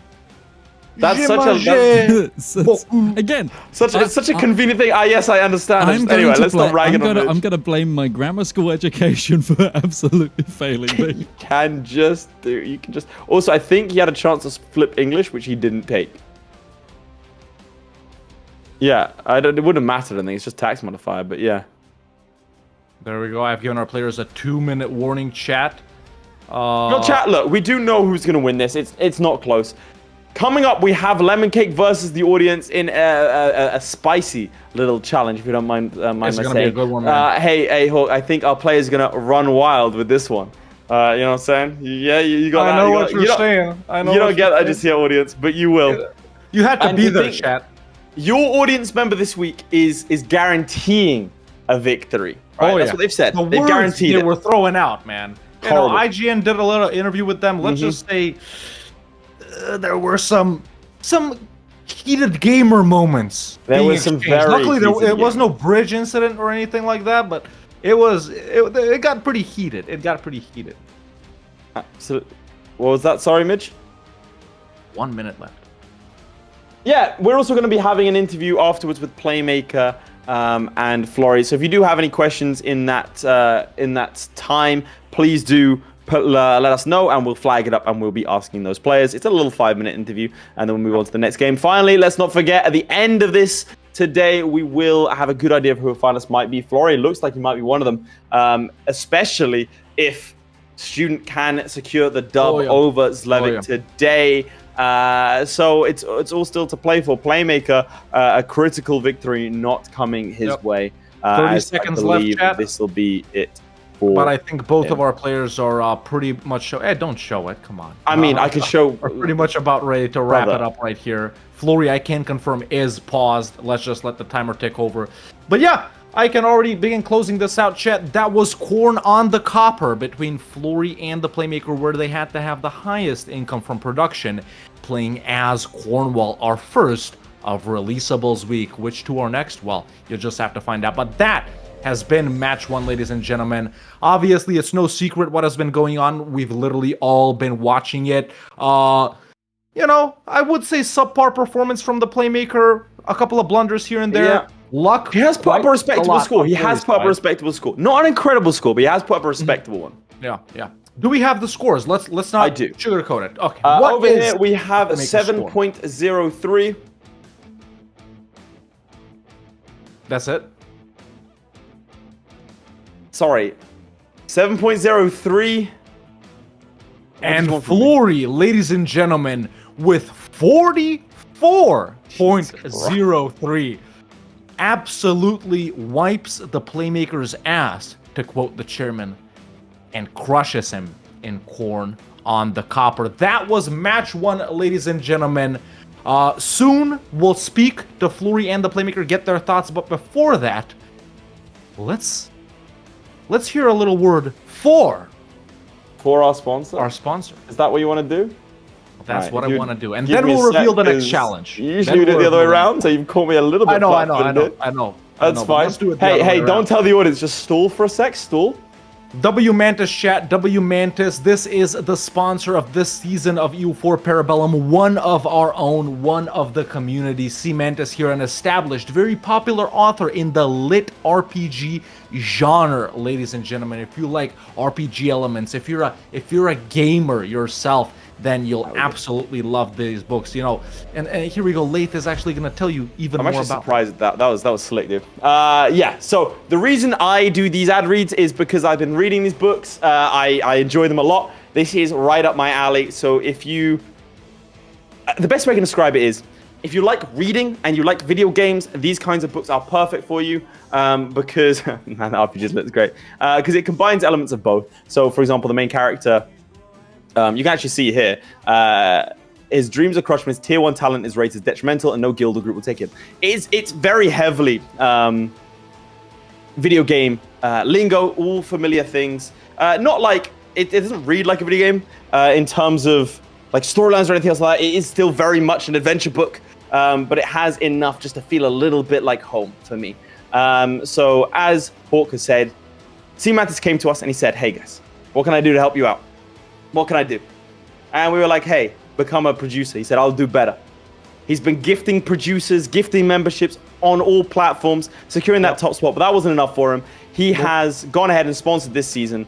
As you can see here, 7,822 ratings on his We're not promoting some niche book, Chad. This is good popular, stuff. super popular. Book 10 of the Path of Ascension comes out on the 8th of October, so you can speed through all of these books, all 9 of them, and then grab the 10th one. You can read for free with Kindle Unlimited. You can also listen to it on audiobook. You can get a hardcover, softcover, whatever you're into. Buy now with one click. You should absolutely go ahead and do it, chaps. We'll hear even more a little bit later on. But again, like, this is not a corporate sponsor. This is someone who just wanted to help out. So why don't we show some love to C Mantis, Nightbird Skill over here on YouTube and Twitch. Thank you very much. Check it out. But I will be interviewing our players now. But just before that, we are going to reveal our challenge. Right after this interview, Laith is going to host with Florry and the Playmaker. But before that, let's go ahead and reveal our next challenge between Lemoncake and our audience participant this week, which you will soon meet. But the challenge is continuing releasables week. It's always like horrible when we hear in our ear. You guys can't hear this, but we say it's, and then Midge goes, guys, 2 seconds. Guys, 2 seconds. Yeah, I was way faster at swapping. I was way faster at swapping. Stall, guys. Stall, keep stalling. You know, Midge's arms, they're still, in casts from that whole truck. It's Call of the Steppes as Zaporozhye have the highest income from tax. That's right, ladies and gentlemen. Zaporozhye, a Lithuania releasable. It has the unique Sich Rada government reform. Republic Horde, anyone? More about them in the challenge later, but first, let's hear what Florry and the Playmaker have to say. Take it away. Absolutely. I'll drag them up here now. Midge, if you don't mind switching to the screen. And change the thumbnail as well. Hello, chaps. Hello. This is not the correct screen, Midge. He's having an absolute nightmare today. I can hear him cursing. This is still not the correct screen. I should have left by this point. You know what? I'm just going to do it. Who cares? Midge, give me something here, bro. There you go. All right. So, Florry, you do win with 44 production in total. Playmaker lagging behind a little bit with 7. I just have to ask, it's the question that the audience has been burning to ask. Playmaker, why didn't you peace out of that coalition war first day? Like, why didn't you just get out of there? Why did you decide to stick in it? Listen, I don't think there's a point of talking about it. It's, eco challenge, GG. I don't eco.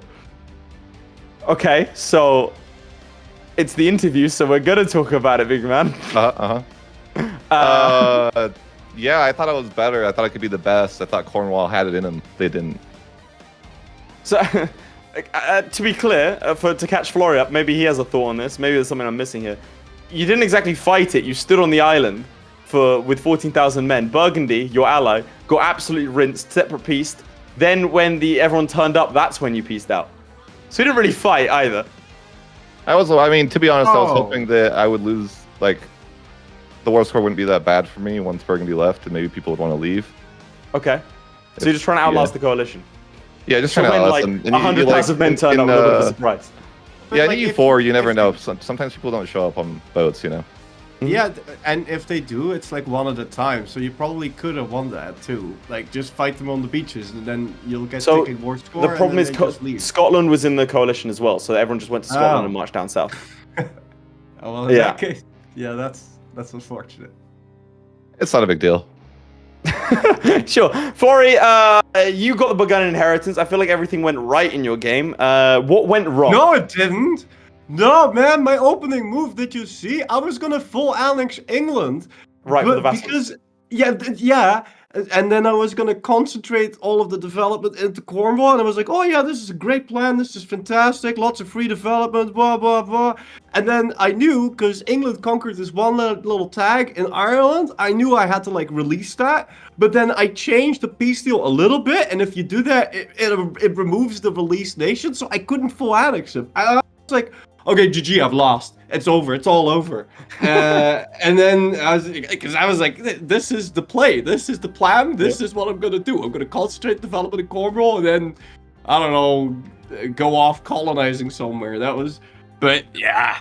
I mean, whatever. The Burgundian, I saw the screen. I was like, yeah, okay. Yeah, sure. I tried all the inheritance, but I was like, that's the main reason why I didn't want to go pirate was because I was like, okay, well, what if he doesn't go pirate and he marries Burgundy and gets the Burgundian inheritance? I don't want to lose like that, so I'm gonna make sure that I'm a monarchy too, so I can marry Burgundy for. It worked pretty well. I will say, Playmaker, because you went full eco. Had the coalition not fired and had you inherited the Burgundian inheritance, you'd have been such a good place. I think the full eco ideas play was a good one. Was that the idea going straight from the offset, or was that something you just picked up during the game? I mean, yeah, that was the idea, is that try to get some production efficiency and then get the inheritance, like the horse event, just put all my eggs into one basket. But sometimes, yeah, I mean, it's again, I have to say, as a strategy, I don't think it was a bad one. I think again, if you had inherited, even after Burgundy lost the coalition war, if you had inherited them then, I think you would have still won, because I mean 10% goods produced and 10% production efficiency I think is still very, very powerful. Still, if you were to rerun it again, would you go for the same strategy? I mean, if I had more time to plan, I'd probably try to figure out how to beat England faster, but I'm just not very proficient in that area. Fair. Florry, same question to you. Yeah, I would have full annexed England this time. Right. I don't know. And then full annex England, and then concentrate all development into Cow. That was the plan. Move my capital there, concentrate, and then I have this one province that's gigantic. And then I wanted to colonize something, and move my capital away again, and get the trading shit, the goods produced in. Yeah, that goods produced by. Nice. I want to try doing something with that, but yeah, I don't know. Eco is great, but I don't. Where are you gonna get all the admin points from? Then again, I'd move capital twice with this strategy. Yeah, I mean, I'll answer that. He got all the admin points. He had eco and also had tech on par as well. Huh. He had everything. What did I do with my admin point? Oh, I've been expanding infrastructure everywhere. Oh, okay. Well, that'll do it. Right, chaps. Yeah. That is where we'll leave you both. We've got our next match coming up. Florry, that does put you, joint with Zlewikk with points, but not quite on top because of that first week. So that does make a good statement going into the final week. That does almost completely secure you the final. Not quite. Playmaker, you still have a chance of clawing away into the third place playoff, depending on what happens next week and depending what happens with Lemoncake. So you should be praying for the audience to destroy Lemoncake, and then you can still claim third place. No. Thank you both for turning up. No? No? Wait, we don't want the audience to win a single game. We got to send a message. So I'm rooting for Lemoncake. You're rooting for Lemoncake. Right, I understand that. It's creators versus the audience. Next week. Oh, man. All right. Now, on to our next match. Thank you very much. Thank you. There you have it, folks. That was Florry and the Playmaker. Like Leith just said, Florry goes top of the table with Zlewikk, only temporarily, though, because Zlewikk could still go top at the end of today if he does manage to beat the student. Because they're same on points, and Zlewikk beat Florry. So Zlewikk is guaranteed top, unless... Yeah, that's what I was saying. In the final game. Right okay, now, he's on same points, but behind Zlewikk. Yeah, that's what I was saying. But yes, it is time for match 2, ladies and gentlemen. Midge, if we could flash it up again here, just to remind the audience, it is Call of the Steppes, as Zaporozhye have the highest income from tax. That's right, ladies and gentlemen. And it's well, it's about to be a spicy one, man. It's about to be a spicy one. We have Lemoncake. You know, IGN has been alluding to him underperforming in certain matches. They've been alluding to the same thing from the audience, because the audience is actually our only participant. You guys at home, that's right, on 0 points so far this season. So can you guys bring in the points? Just a quick question right here before we bring them in. And who am I spectating? You are spectating Lemoncake, because we're both, he and I are in the same country. Very well. I am spectating Lemoncake in that case. All right, ladies and gentlemen. Well, speaking of Lemoncake and you guys at home, the audience, why don't we go ahead and meet Lemoncake and you guys, the audience, if everything. Oh, okay, no problem. I'm still checking in. Now, just to reiterate the rules, chaps, they have to start as Lithuania, because obviously they are going to release their nation.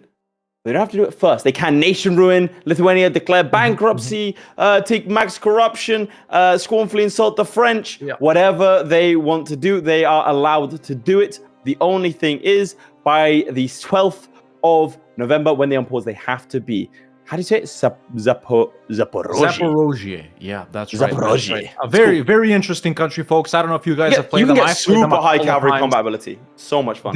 They have a unique government reform. The only country in EU4 that can get it, the Siege Rada, which basically makes you a republic horde. You have both the republic mechanics and the horde mechanics, so you got, you know, monarch points out the ass, man. Super strong. You can form like Ruthenia later on and stuff like that too, so cool formables in this region as well, and a very, very fun playthrough. Before we forget, what you and I have been struggling with, still images for thumbnails. This is our opportunity. We have. Let's make some. Let's make 3 of them. Okay, first one. Let's make some thumbnails for the Florry and okay. You know, for the Florry game. Maybe how about the Scream?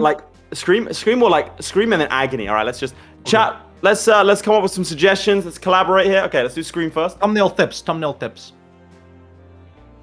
right, how about like let's do Agony. Despair? Let's do a soy one just in case. That's for you at home. What about like hang on a second. What's this? Cringe? What, a cringe one? Good suggestion.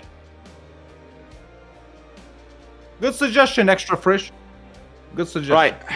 Let's go. Can these streams go from 0 to hero? Hell yeah. Okay, I think that's enough of that. I think we have enough thumbnail stuff. Do a laughing one for Playmaker. I'm suffering. Okay, cool. Let us meet our players, both Lemoncake and your representative. You got to get behind him 100%.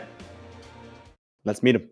Last week's match sparked an investigation. Okay, chaps, the into match interview fixing. will... On an unrelated note, Lemoncake has just bought a 3rd helicopter. IGN reports that he has to win today to keep the feds off his back after these accusations of betting fraud. Can Lemoncake stay out of prison? Let's find out. It's Lemoncake! This is a must-win match for the audience. So far, registering 0 points, Riots have begun accusing us of picking poorly. The Parabellum official stance is skill issue. However, today we have a participant that has personally guaranteed a win and went on record to say a loss is, and I quote, physically impossible against these degenerate gamers that need sunlight, especially Florry. It's Ankira! Welcome. First up, Ankira, you are the person that you've claimed is going to bring honor to the audience. You are going to defeat one of these content creators. Yes, that's me. Yeah? I mean, Yeah. you back that claim? 100%? 100%. I love the I confidence. heard as well. Confidence. I love the Yeah. confidence. Go ahead.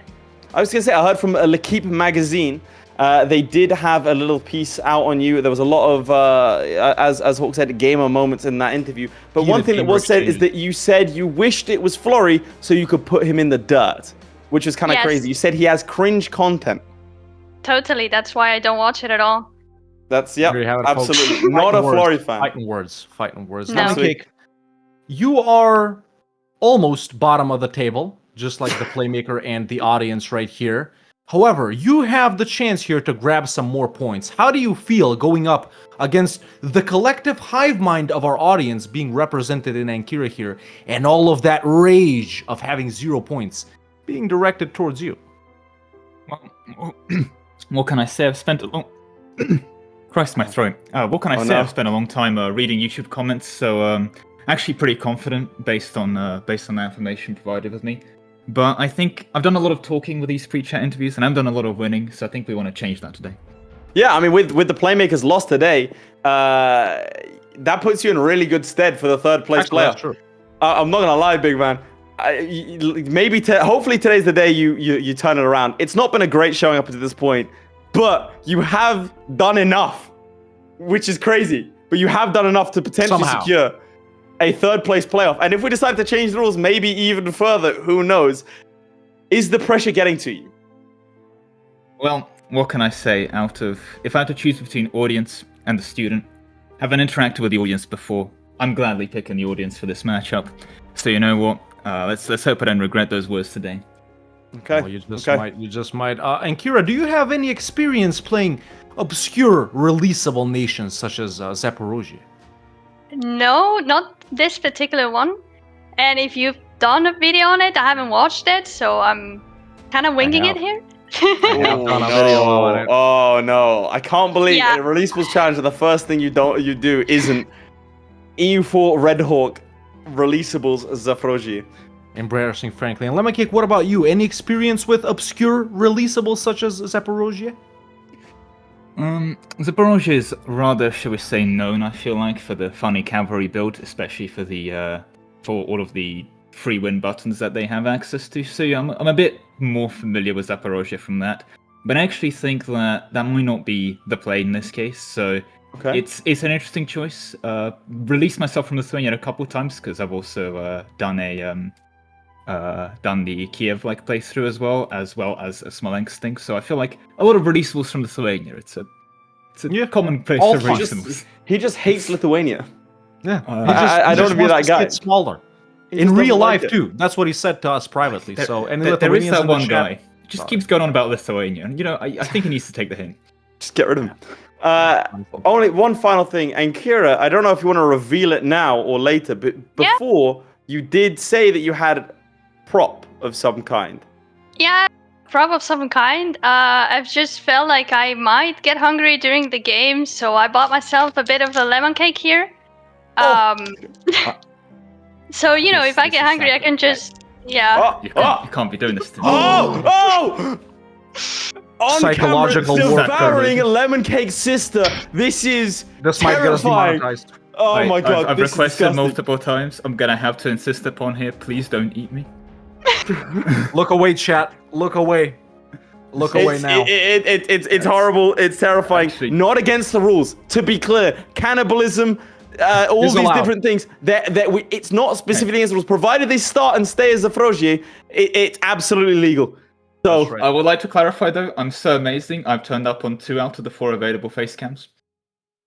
congratulations. Well, yeah, putting yourself out there. I respect that. But with that said, Any final questions? Is everything clear about the Everything clear? challenge? Clear. Nothing more from me. Okay, make sure when you by the time you unpause, you have to be Zafroji. That's very, very important. Now, good luck to you both. You're both already in the game. Keep an eye on the chat, and we will tell you when to get cracking. We'll give you 30, 15, 10, 5-minute warnings as well. You can request more if you'd like it, but there you go. Good luck to you both. There you have it, chat. That was Lemoncake and Kira, your audience representative of this week. Fighting words, fighting gestures. Even mean, if that is we horrifying. haven't seen That this is- level of trash talk since I watched WWE last week. But this is setting up to be a very interesting challenge. Are they going to stay a horde? Are they going to be raising when they need that tax? How are they going to break free from Lithuania? It's all to play for. So, Laith, if you're ready, It is. I'm ready. Yeah. I think it's time for the second challenge of the day. Once again, Midge, let's go side by side so we see what they do with Lithuania. We begin in 3, in 2, in 1, go. There we go, ladies and gentlemen. Now, remember, this is your audience representative. Big support from you is necessary for them to go ahead here. Let's get your votes in the laser chat. focus. Now, I will reveal something beforehand, right? Reveal it. When we was doing the selection process, right? You know I've got to vet these people, right? From the audience. Yeah. A question was posed. She said, can I ask the audience for help? And I said, look, it's not illegal. Which means you at home, she is monitoring the chat right now. Okay? So if you have helpful suggestions for your representative, you're going to put them in the you that's chat. playing at the end of the day, right, chat? It is Yeah. you that's playing. So First points on the technically, table. It's there. you guys can do whatever you want because it is you. There we go. Look at that. 84% of you out here supporting. And it looks like she is Now, that's a very almost quick ready to releasing go. of other very, very releases. quick. Getting rid To show me some of ports. the different castles all over the place. Getting rid of the Lithuanian army. Nice, nice, nice. Good to see. Good start. Is she going to take mass loans? How Is looking to influential do you the same think thing. here is the death of whatever? Of, the Poland-Lithuania thing. How influential do you think it'll be for this Pretty campaign? big. Pretty big. Because I mean, if they they get will potentially have to break free from Poland instead of Lithuania, which, no matter how much they I mess think you with restart. Lithuania, you think it's restart until Poland doesn't go for Lithuania? It is a 10% chance, and I think the problem is it depends how quick you can do this here. It's tricky. Depends. If you can get the Ottomans on board to help you with Poland. If Moldavia goes under Poland, there's a chance. I don't know. I don't know. Lemoncake to be honest. started with his releasing as well. There's Galicia, Volhynia, There we and Polotsk and Kiev out as well. Chernigov, we should see Smolensk as well, and then the giving up of the rest of the Lithuanian provinces up north right there, which are exclusively Lithuanian cores. Yeah. Yeah, I think you grant over the provinces. I setup. don't know if Ankara is going to do that. We'll see. Again, it's quite easy to forget a lot of these things. Interesting. Upgrading the Kiev Pechersk Lavra as Lithuania, actually a good idea. Yeah. Bring it up to tier 3, you'll get it at tier 2. It just gives you tolerance of the true faith. It's really not that significant for the challenge. Rivals the Ottomans. Okay.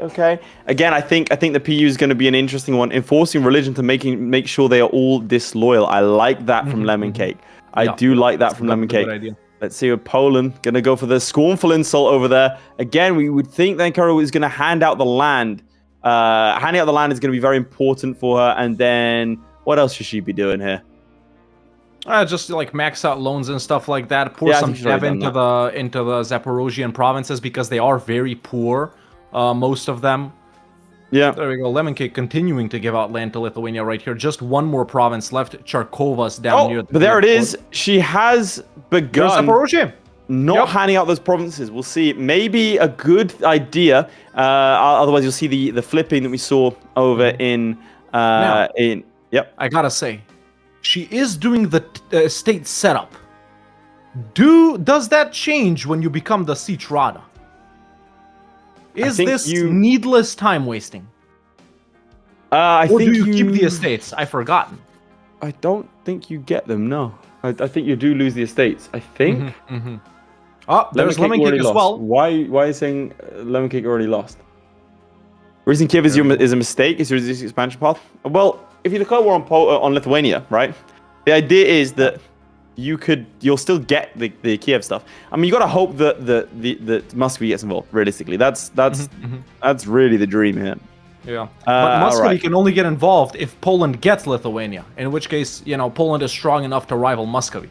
But even then, no, because then I don't think Muscovy can. It depends. It depends how it's calculated, because you get the minus 1,000 reasons for cannot reach. Yeah. All of these guys are already disloyal on Lemoncake's side. The Polacks, Galicia, Smolensk, Chernigov. Potential can get the Ottomans over here. If you flip to my POV, that's all going to change. That's all going to change because they're not going to be rivaled anymore.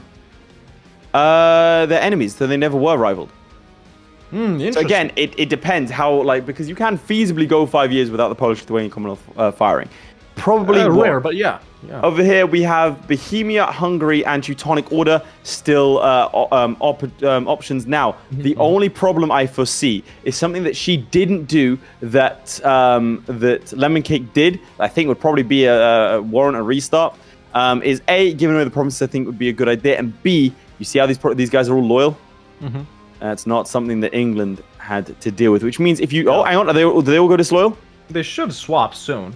Yeah, okay, they're all disloyal. Right, has she taken Call of the Steppes yet?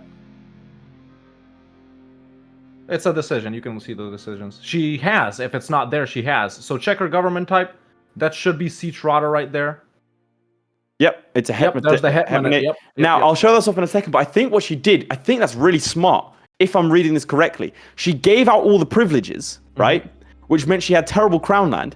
Then got the Siege Rada, right? Which meant that she got good crown land. Yeah, you lose the nobles with the Siege Rada. No nobles. But despite that's what I'm saying. But despite handing out all of these privileges, okay, interesting. Now, call right there. Over here, Siege Rada, it gives you cavalry cost reduction, cavalry combat ability plus 20%, cavalry infantry ratio plus 25%, governing capacity, which is normal, move capital cost modifier minus 75%. I'll be surprised if they use that, and Cossack force limit fraction plus 25%. You get these Cossack guys that do plus 15% shock damage, which is really powerful. On top of that, you get this: receive fleeing serfs, which gives Kiev, Chernigov, Kiev, Moldavia, all these different people. Well, depending on when you pause, a province gets it's like a lottery. Yeah. But you get 1+1 development over here. Organized raiding parties, attrition rating, and movement speed, an underrated modifier in my opinion. And raised Cossack hosts, you get yourself 1 infantry, 1 cavalry. No, so very good indeed. And this will then tick up. As a ruler, a 1-4-2, really not great. Ooh, and I would like to see it 3-2 in Lemoncake's game. So that's kind of big. Actually a big difference. If we flip over here just to show off, I would just quickly say Crimean conquest of Lithuania. What was that? Crimea has declared a war against Lithuania. Let's go back to Laith's POV image on Lithuania. That's really dangerous. That's actually really bad because you're right there. And chat, if you guys don't know, the AI will very rarely take provinces over provinces. For example, Crimea can't core stuff in Kiev instantly or in Chernigov except for Poltava, right? So Crimea will be very inclined to actually full annex Zaporozhye here, take that one province right there, and take Poltava as well. She needs to defend this. She needs to she looks like she's trying to ride it out, but she needs to fight alongside the Lithuanians. Doesn't seem like she's willing to do that, and I think unfortunately she's probably going to get fully annexed here. Yeah, it might be a chance for that. That's a dangerous play. See, how strong is Crimea? Did they bring in anyone over there? No, just the 12k. So it's not impossible. But look, you can see that if they get their way, they will full annex her. Yep. I think really the only play here is if you don't want to restart, independence now, just to get out of this war. Solo independence now. Yeah, I'd rate that.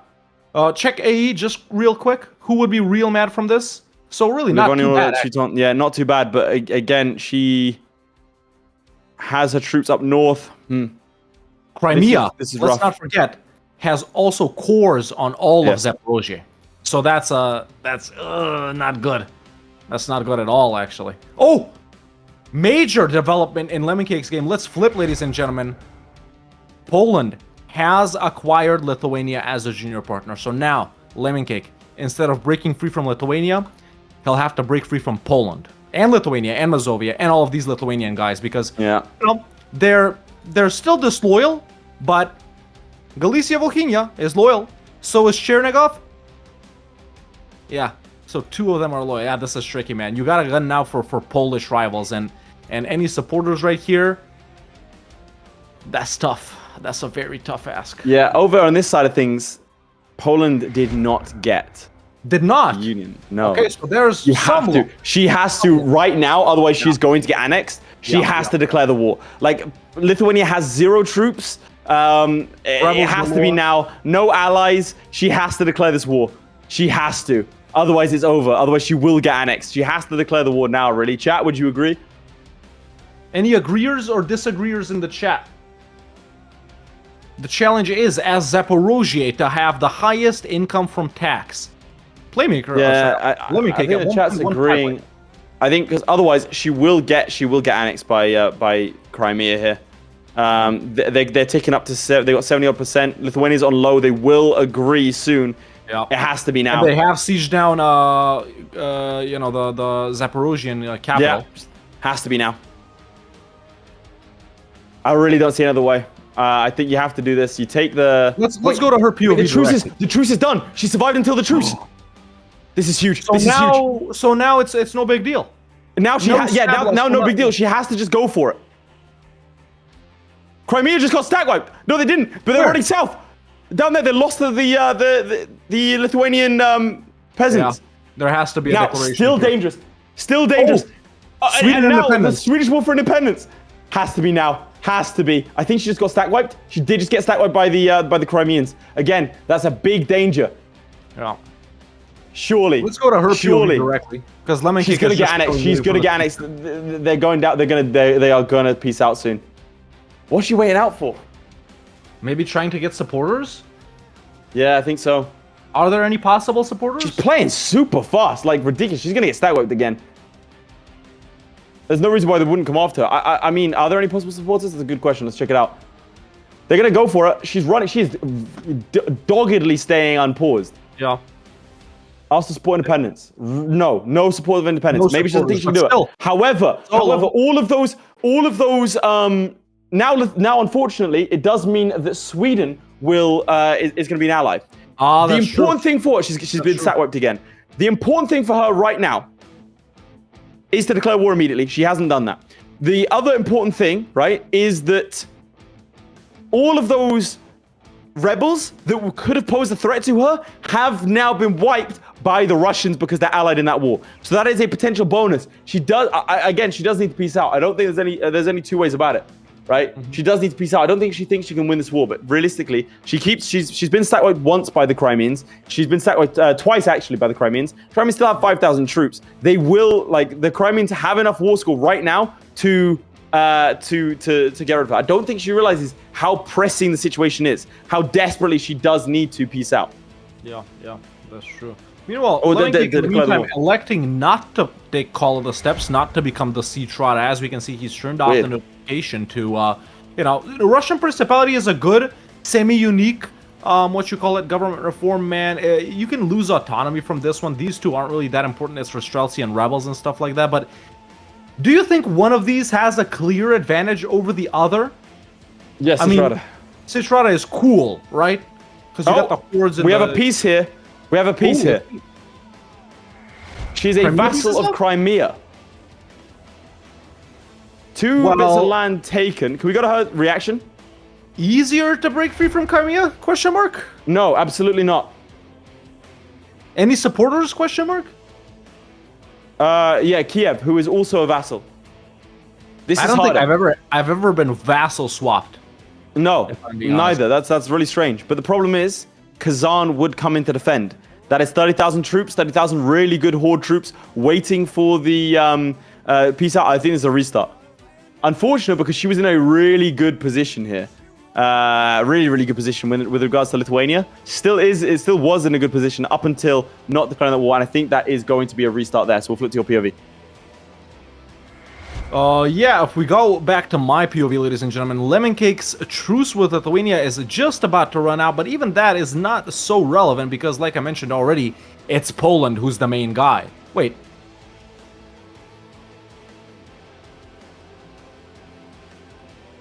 whose independence on that? Wait, it is on Lithuania, right? Yeah, it is. Okay, so this is how it looks like. Sorry about that.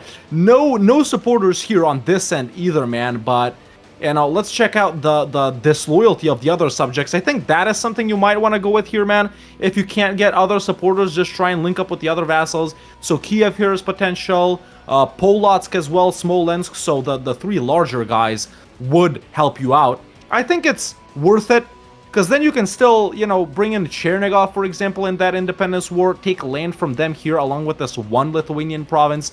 Crimea after that, allied to Kazan and Nogai, so tricky. Poland still has not gotten Moldavia, and I don't think they will because they got Roman III right here, so... Yeah, interesting, but there we go. His truce with Lithuania is up, and Lemoncake has allied Kiev, Polotsk, and Smolensk. So I think that is the right choice. He's gonna have these guys on their side. Really, the problem still here is Poland, man. Still, the problem is Poland. So, I wonder.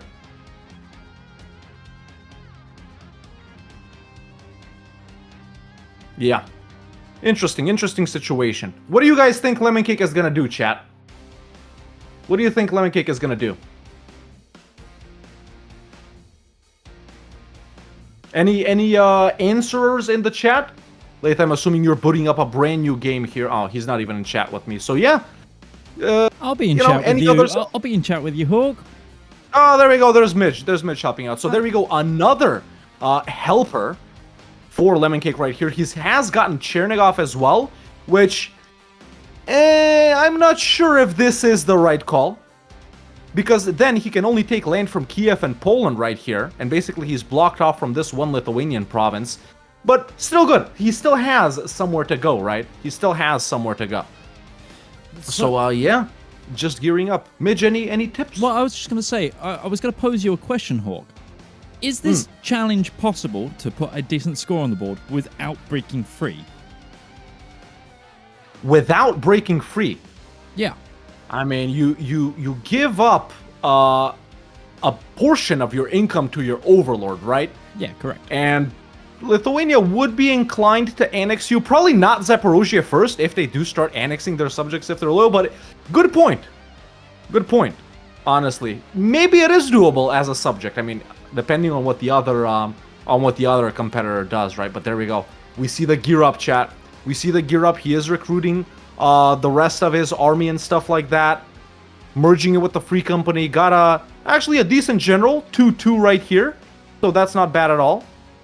Yeah, I think we're about to see the Independence War here. Catch me up. Oh, Lemoncake is preparing for the Independence War. Have you restarted? Yeah, there was some slight tech issues. They've been resolved. We're all good. Very nice, excellent. So you can let me know when the restart is complete. Restart. And we'll pop over in there as well. Well, I mean, it's gonna be the same sort of startup. It's lost from the tax here, chat, as you can see. That's where you lose it. Minus 0.5 flat because you're a subject, right? So that is what you're giving up to the Overlord. Midge was just asking Laith if this challenge is possible if while staying as a subject.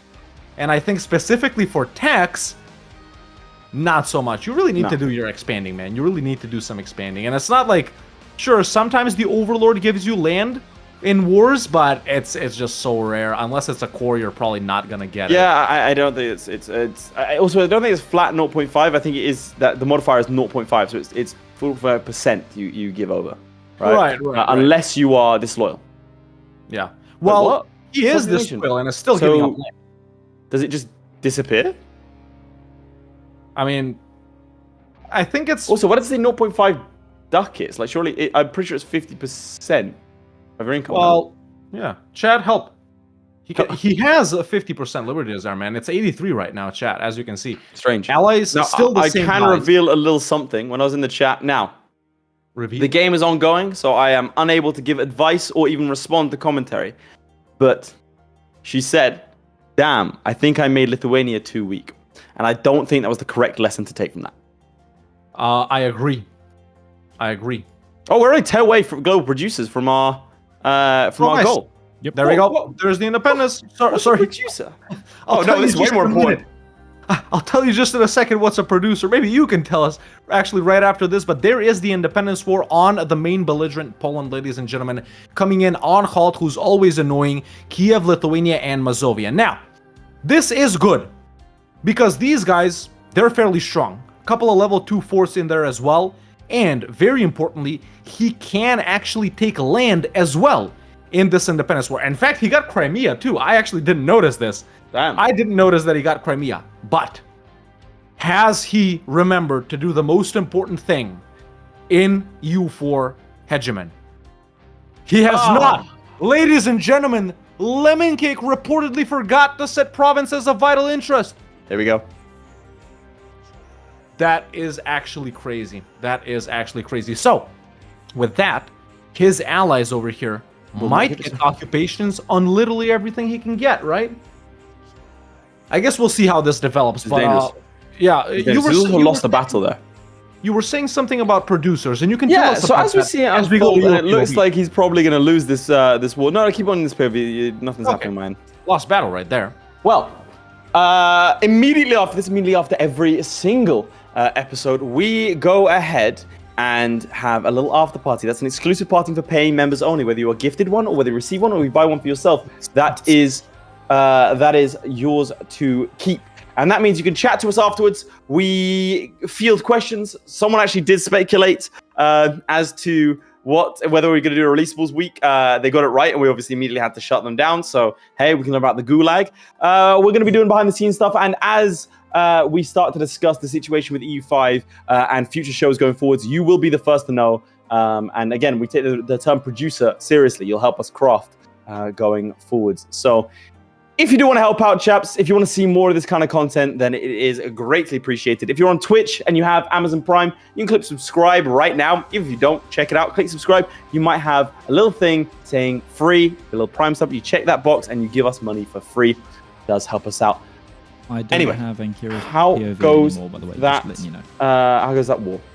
Yeah, so war is chugging along nicely. Lemoncake has managed to get occupations off on like at least 2 provinces right there. I think Chernigov is going to keep this one, so he is also not the leader of Podole right here, which is a core of Galicia Volhynia. So really, even if this is a dub, man, which it looks like it's going to be, unless Poland separate pieces some of these guys, the most Lemoncake would be able to take in this scenario is just these 2 fairly weak provinces, right? So once again, provinces of not vital interest. I don't know how much it would have mattered here, because all of these guys are going to want land, and even with vital interest, some of them may be inclined to not transfer occupation, but I think the most problematic here thing is, man, is that no one is messing with Poland, right? There's no one on this side, whereas Poland is messing with everyone. So Galicia Volhynia half siege.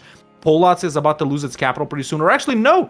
Good battle by Crimea right here, but that is woods, so their horses won't be as strong, even though they're holding on. Are they though? Yeah, in Smolensk reinforcing, and that is a dub. Very, Nice. very nice, very nice. Meanwhile, If you flip to my POV, I just want to show you off something, and we'll flip to yours, because I think over here decided not to release Kiev. I think she did take the wrong lesson and decided to keep Lithuania strong. Unfortunately, a strong Lithuania that is now under Poland is not useful. So it's going to be because, even harder than Lemoncake's yeah, game. and also these guys are all allied, like they're all loyal. There is zero way out of this. She's improving relations with the Ottomans and the Muscovites, but over here you can see our support independence. No one will join. They're frankly, and let me double check It's here. hard, Maybe man. I'm wrong. Hard. Maybe I'm wrong. In my experience, when playing Lithuanian releasables, and you guys will know I have a lot of it because I've played all of them, the trick here is to usually wait for that to happen. You ideally want Poland to get Lithuania so that then you can get Muscovy.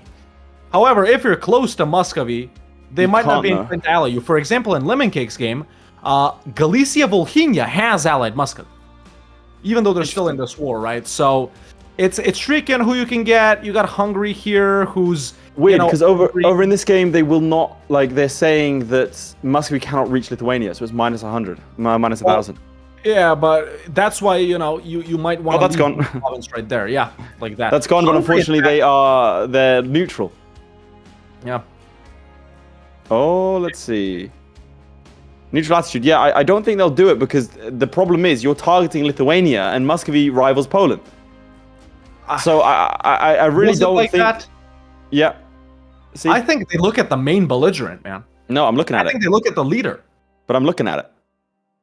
Yeah, you are looking at it. That is true. Well, either way, Hungary could have been gotten in Lemoncake's game because they're only negative 46 right now with some Scornfuls and with some being threatened buys. I think you can get this. I think you can lock down Hungary, at least in this scenario. Oh, for sure. So, yeah, this is going decent, by the way. This is going decent. They still haven't gotten Vilnius.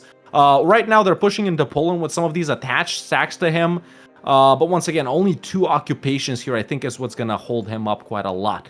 There you go. Poland already offering stuff. Just, yeah, they remain subject. Interesting.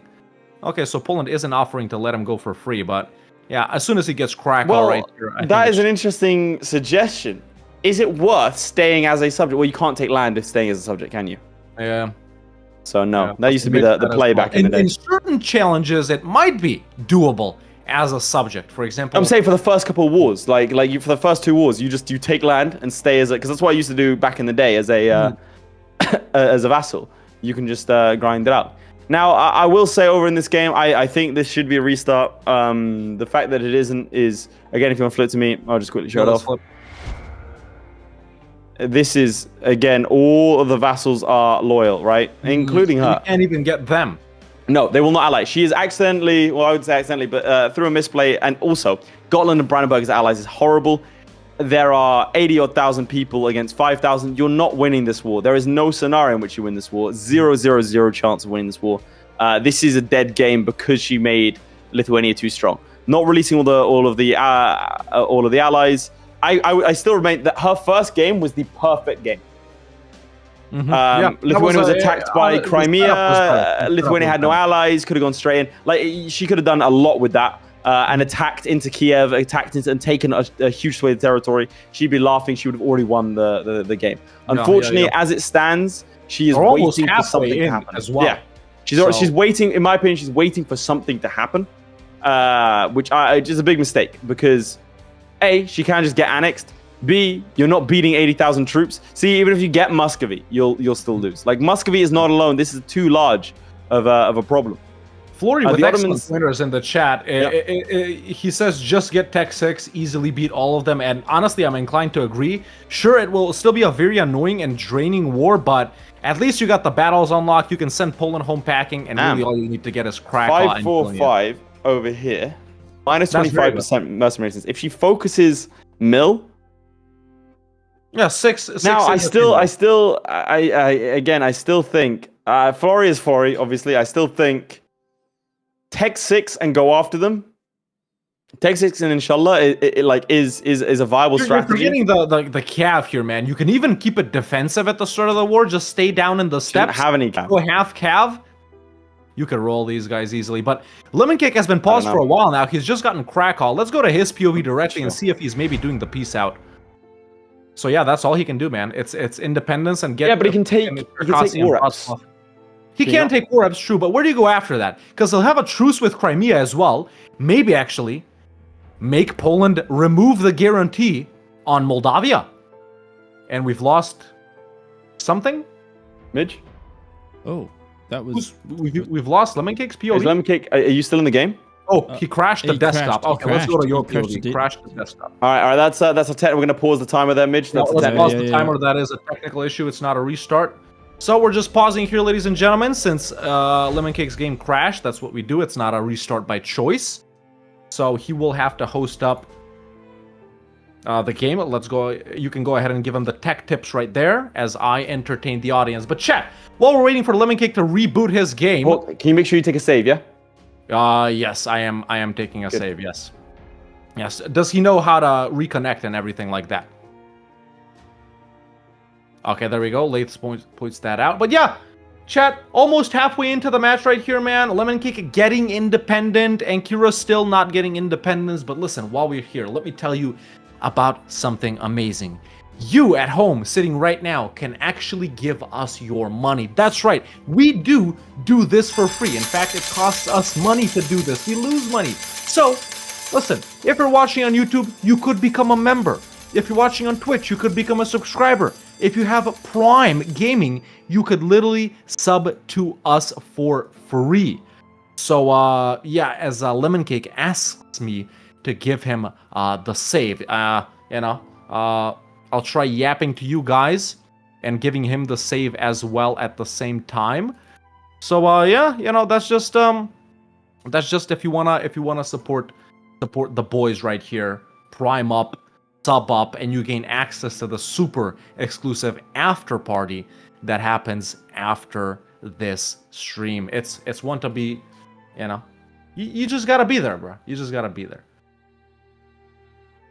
But there you have it. So Laith is muted, I think, or he's talking to someone else. I can't hear him. Well, I can't hear him either. What the hell? What other technical issues? Oh no! Is it? I mean, Hawk, you had mic issues earlier. Hello? There we go. Hello. That was weird. No, I've been talking to everyone else. That's been fine. I just thought Hawk was being rude. Oh no. No, we couldn't hear you. No. No, it's fine. How are we doing on the tech issues? Just jumping in. Handing over the save? Right here. Yeah. Handed over the save. Nice. I will also tell both of them to reconnect the POVs. Yes, go ahead and tell them. them. For context, chaps, when this happens, we do pause the timer because it's not a restart, it's a technical crash. So we try and level the playing field when it happens. Yeah. That's right. But yeah, Chad, what do you think of Releasables week so far, man? I think Corn on the Copper. I think Cornwall was a very good, very entertaining match. Zaporozhye right here proving to be a little tougher for our players, man. But which one do you guys like more, man? And have you played any Releasables? Let me know. What do you like more? No, Laith is actually not talking right now. He's in a different chat, so he's in a different chat. All good. Yeah. Do we have the POVs? Midge? This is the challenge. All right. Hawk, are you ready to get going? Not in the game yet, but yeah. So no. Well, we could restart at this point. It's up to Lemoncake that he's not in the game, not to us. Apparently you're the one that needs to connect, Hawk. No, my POV is not connected. I realize that. I'm doing that now, but Lemoncake is just on the ready screen, on the thing. Okay, they're ready to go then, yeah? All right, 3, 2, 1, restart. I'll tell them both in person as well. There we go. We have the restart, ladies and gentlemen. We are jumping into, that should be Laith's POV right there because that is a big Lithuania. There we go. We're back as Lemoncake, so once again, right where we left off, I think we go back to Lemoncake's POV once again because he was getting ready to do the peace app. Has he changed his mind? I've heard that Zlewikk disconnected his internet and attacked him. Hang on, one sec. Problem on pause. Tell him to pause.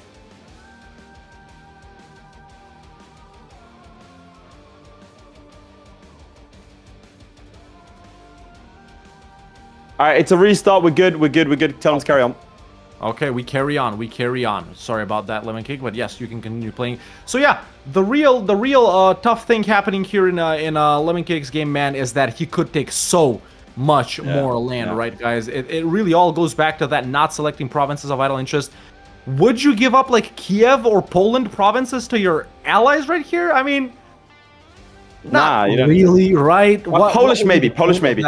Polish maybe, yeah, to weaken Poland. And if you plan to fight Galicia, Volhynia, sorry for rolling away here. I just gotta lower the temp of the AC because it is getting really hot, chat. But yeah, that's right. Parabellum heating up his house as we near the halfway point of this challenge. Let's not forget, as we hit the halfway point of the show, that we have a final showdown coming up after this, which is going to be a spicy one. Two of the best participants we've ever had in Parabellum. Hall of Fame inductees for sure once all is said and done. Going head-to-head to see if there is an upset. Student has consistently climbed a spot every single year. He is saying he's going to do the same this time. We're going to have to find out. He has. There's the peace out, I think. Still taking 2 provinces, just lowering cash maybe to get war reps. A good point by someone in the chat is maybe declare Moldavia so you can connect with Poland, and that is possible. Because that is how you get around the whole Poland guaranteeing Moldavia. He does not have a claim. Oh, actually, he does have a claim on Moldavia. Can you go to war even though you're in an independence war, though? No, you can't. No, you can't. which of course we knew. I mean, I knew. Not I knew, though, guys, in Japan. Space knew. K. He knew. N, E, Guys, W. Spam Hawk knew. He knew. I'm going to give him a 30-minute warning. I knew. But yeah, there we go. There's the peace out, folks. So he has, it seems he's gotten a core on this province during the war, which is actually very lucky. Save some admin points right there. He gets 2 provinces. Now, insta-deck on Moldavia and Circassia right here, which I think is a good choice. However, this is playing a dangerous game. Midge, let's flip to my POV. This is a dangerous game because after he acquires Moldavia, which of course he easily will, maybe even get Circassia as a subject, maybe lands from Circassia, he does start land bordering the Ottomans, who already strongly desire his land. But if he's right here, allyless as he's about to be, No allies? No allies? Question mark? Yeah, so that is what Playmaker, Lemoncake is doing right now. Obviously already getting ahead of Ankira right here because she has just restarted again. Am I correct? Are you back in game? I am back in game, ready. I'm going. Nation ruining is happening is Lithuania. Yeah. I'll let you know. So the tax right now for Zafroji. Are we ready for this? Current score 0.86. Respectable. 2.07 for Lemoncake. 2.07 as he crushes Moldavia in battle, goes into siege Bessarabia. Actually, a very nice estuary in the Crimea trade node. But wait, who cares about trade nodes? This is all about tax. That's right, ladies and gentlemen. Now we do have an expert on the tax meta coming up right after this match. That would be Big Z himself, straight out of Warsaw. Zlewikk versus the student. And like we've said many times today, if the student manages to defeat Zlewikk, it will be a 3-way tie for first place going into the final week before the final. So and it'll be a great rags to riches stories for someone like this student who's been trying to make his way through the EU4 scene, been playing EU4 on the streets in those illicit 1v1s. Police have been called several times, unsanctioned, unlicensed, not like the big leagues here today. He's been fighting in these EU4 1v1s ever since a child, really, to try and get out of, as he calls it, the hood. So really could be a real game changer for him and his family if he is able to secure himself rules to the finals. Conversely, some have accused Zlewikk of being privileged, gets the best coaches, been training since a young age in the EU4. All he's ever known is EU4, but does he have that fight, that fire, that struggle raised in him? with a golden spoon, golden That's mouse, it, you know? if you will. I mean, that's it. He has the best PCs, best internet. Studies the map day and night. Literally a wall of his room is the EU4 map, ladies You can't deny he put the effort in, but was it given to him? Someone like the student, you know, he plays in internet cafes. Have you heard the guy's mic? You know, it's essentially a toaster he yells into. Oh, I heard it. Let's be real. He did upgrade. Well, that's because he was part of Parabellum for a little bit. You know, he did make it legitimate. You know, he's not part of those illicit scenes anymore. I heard that his power source, right, used to just get a little solar panel, tied like one of those wire lines to it, plugged it directly into his PC, holding it one hand up high to the sun, the other one on his mouse. So there he is. Has he lost Eye of the Tiger? I mean, if you've seen those films that were about the student's life, you know, some people think that the Rocky films were based on. I know as a student, I'm saying if you've seen the Rocky films, people think it's about boxing. It was adapted for a modern audience. On boxing before EU4's come out, but let's not think about that. Really, it was really about EU4 playing EU1, which, as we all know, was released in the early 60s. I know my father played it on his Commodore 64, the only PC in the country of Moldavia, which is where I'm from. Literally, there was only one PC. He had to travel all the way from Iași to what's that little Russian? Pegina? I don't know. Well, whatever. You know, it was his father, wasn't you? Yeah. Early 1860. You're right. Early 1860s. That's when it was. But yeah, going back to the game here, man. Obviously, you know, Lemoncake is in this war, but the problem is, and this is of course a skill issue, his PC is kind of slow. So really, it looks like he's been in this war with Moldavia for ages when it's really only been 1 year. So let's flip to your POV, and I'll help him by staring in Alaska. Nice. Over on this side of things, we do find not as weak of a Lithuania, but look at this. No Polish-Lithuanian Commonwealth. Ladies and gentlemen, that is a 10% chance triggering twice out of 3. That is very, very lucky indeed. Only has Denmark as an ally. All of these guys are disloyal, and here's what you'll want to do. Ally churn. Well, actually, you can probably get away with just allying Polotsk, just allying Smolensk, going high tech, and then decking on Lithuania, going straight for that. Because anyone who's not with you is against you, and so Kiev, you want to take their land. Galicia, Volhynia, and Chernigov, you probably want to take their land as well. Frankly, I think you most likely, allow Galicia, Volhynia to live and go through, but these guys you want to annex. Set promises of interest has to happen. Look, the AI does it. Why don't you? You know? Yeah. It's as simple as that. Now, that is still 24,000 troops for the Lithuanians. Frankly, a surprisingly large number. Yeah. How are they able to field that many? Well, she did keep him really big, though, right? Yeah. They're still decently I still don't think it's the. No, I agree. I agree completely. Especially with a run like this, they have 200 development still. Not impossible to surmount. Not great, and it looks like she's mounting up for something here. Here we go. A 464 right there. At 12k stack. Yeah. Okay, so this might be the lucky one, but listen. A 3-5 as well. What you really need is time, and there's only 23 minutes left. This is true. No truce. It looks like she's going for it. It looks like she has to. Surely you get allies. Is there provinces of interest? Let's find out. No. There is not. Interest. It's a classic. But it won't matter if she doesn't have any allies. I think at this point you do ally Polotsk and Smolensk. You won't be able to take them this war. So that's another 7,000. Ally them? I imagine so. I don't know why they wouldn't. Yeah. Oh yeah. Yeah, you're right. Like I've never seen allies so excited to be friends. Yeah, surely you go for that. Major. Surely you go for that. I mean, Muscovy can't reach Lithuania is a strange one. Maybe you should have left one alone. Otherwise, let's see. Hostile attitude. You know, I don't think you're getting any allies here. Coming in with the 5 gifted memberships. Appreciate that. That takes us to a goal. Oh, it does. Does it? Look at that. I think it does. Most likely to support, by the way, is Leinster. I love Leinster. One of my favorite Irish counties. You know, I remember when I was there once and... Well, actually, I probably shouldn't say this on stream. Never mind, chat. Never mind. But yeah, if we go back to my POV here, folks, Lemoncake is about to siege down Suck-Eva, which is the Moldavian capital right here. Still hasn't interfered with Circassia in any way. Even though he is able to reach them, I honestly can... What can you take from Circassia right here? Let me see. So they can be full annexed as well. So he should realistically be going for this. I mean, after that, you have some opportunities with Crimea, with the Great Horde, with all of these guys right here. Imereti and Georgia, obviously a classic.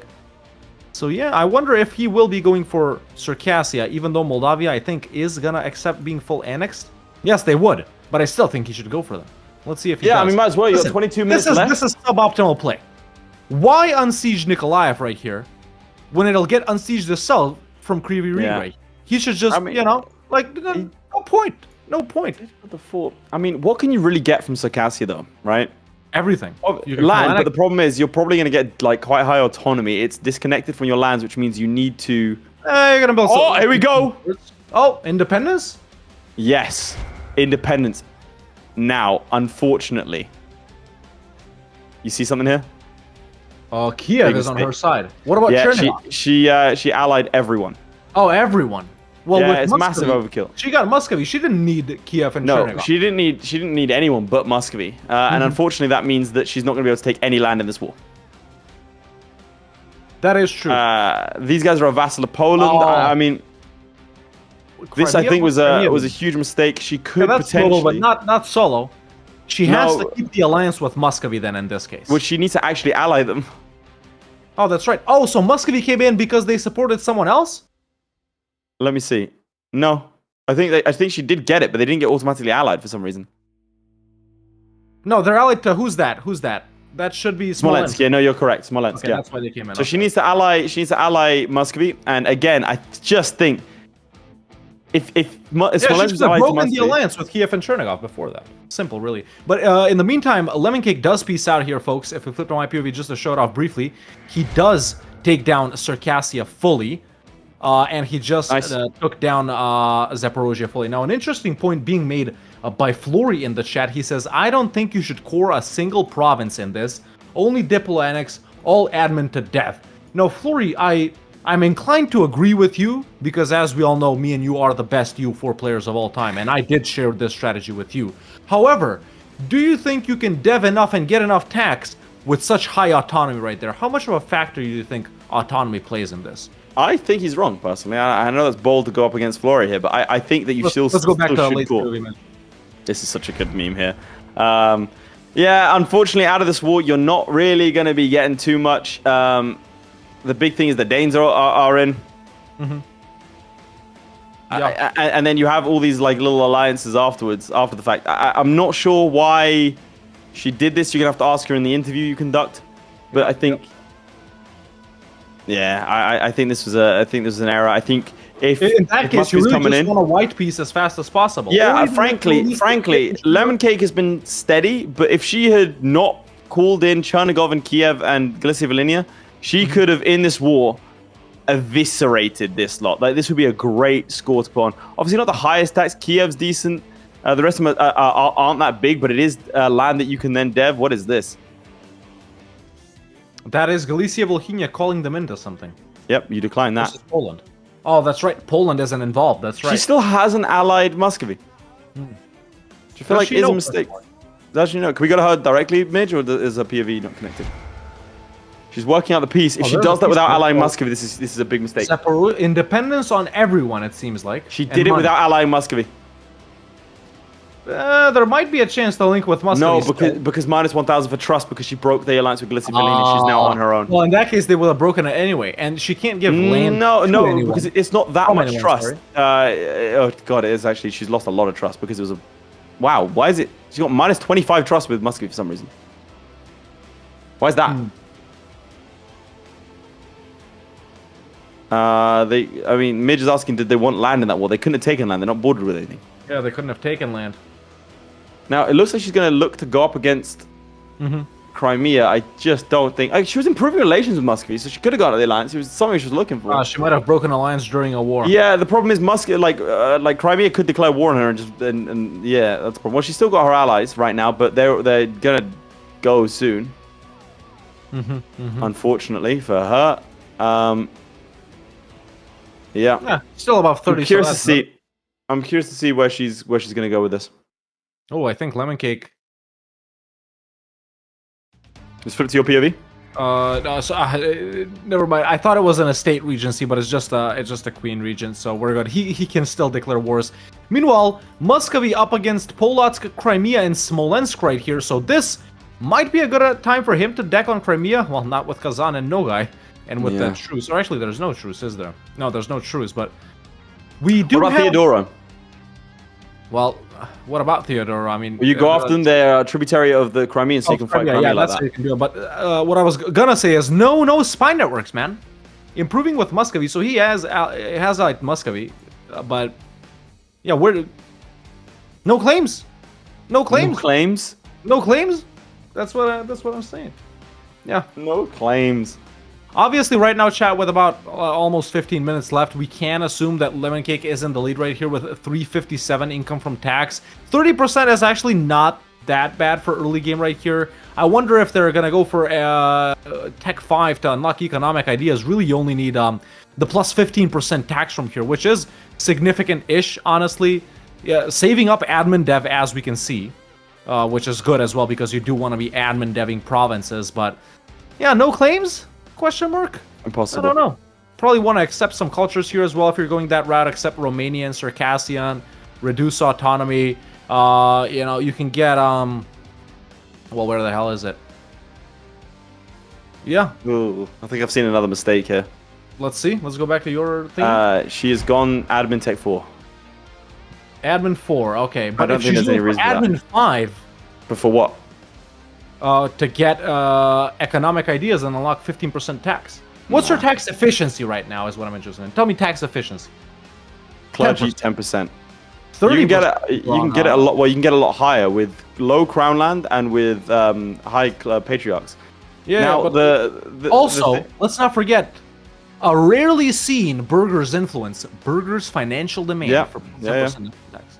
Let's see, does she have it down here? She has not enacted. No, she hasn't. You'd think that'd be the first thing. Also, good point for Florry. You need admin 4 for churches. Yeah.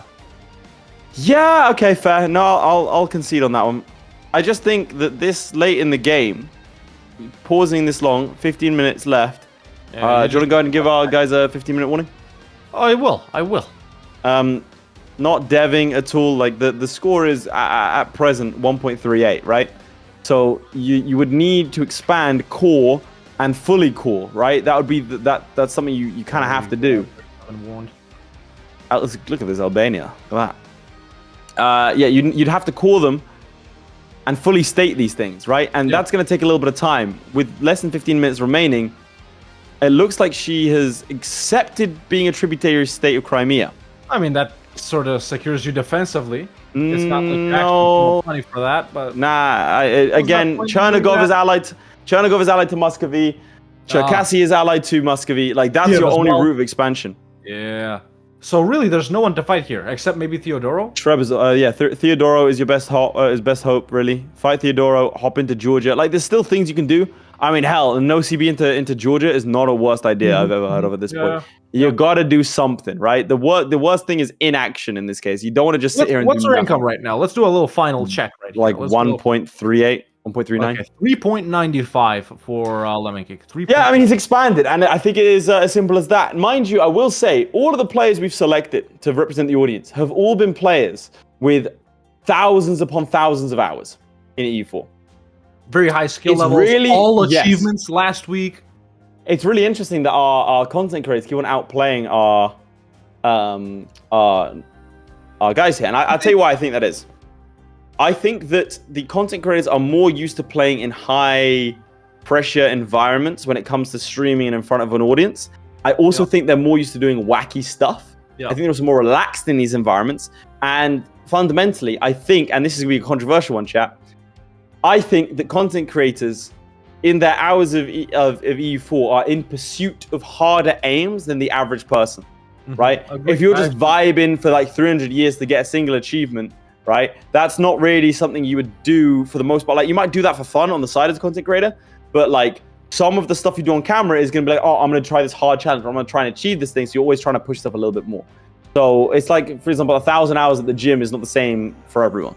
I'm just trying to amuse chat. What else do you think? Because again, some of these guys have had more hours than some of our participants. I personally agree. And even in scenarios like this, for example, let's say me and you set out to make a video specifically as Zaporozhye, right? You know, you got a fun concept, a fun idea. It's a republic horde. Who's not gonna watch that, right? Kinda.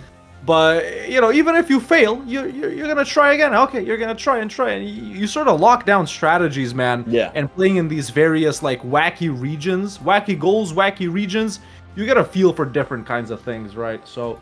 And it does make a difference, and that's why when we opened up suggestions to the audience, we thought it would be like we'd hope that some people might be able to contest our guys. But frankly, I do like it because Lemoncake, which is someone who has been mocked by us and others, Playmaker, same thing. Today, mercilessly went after him, right?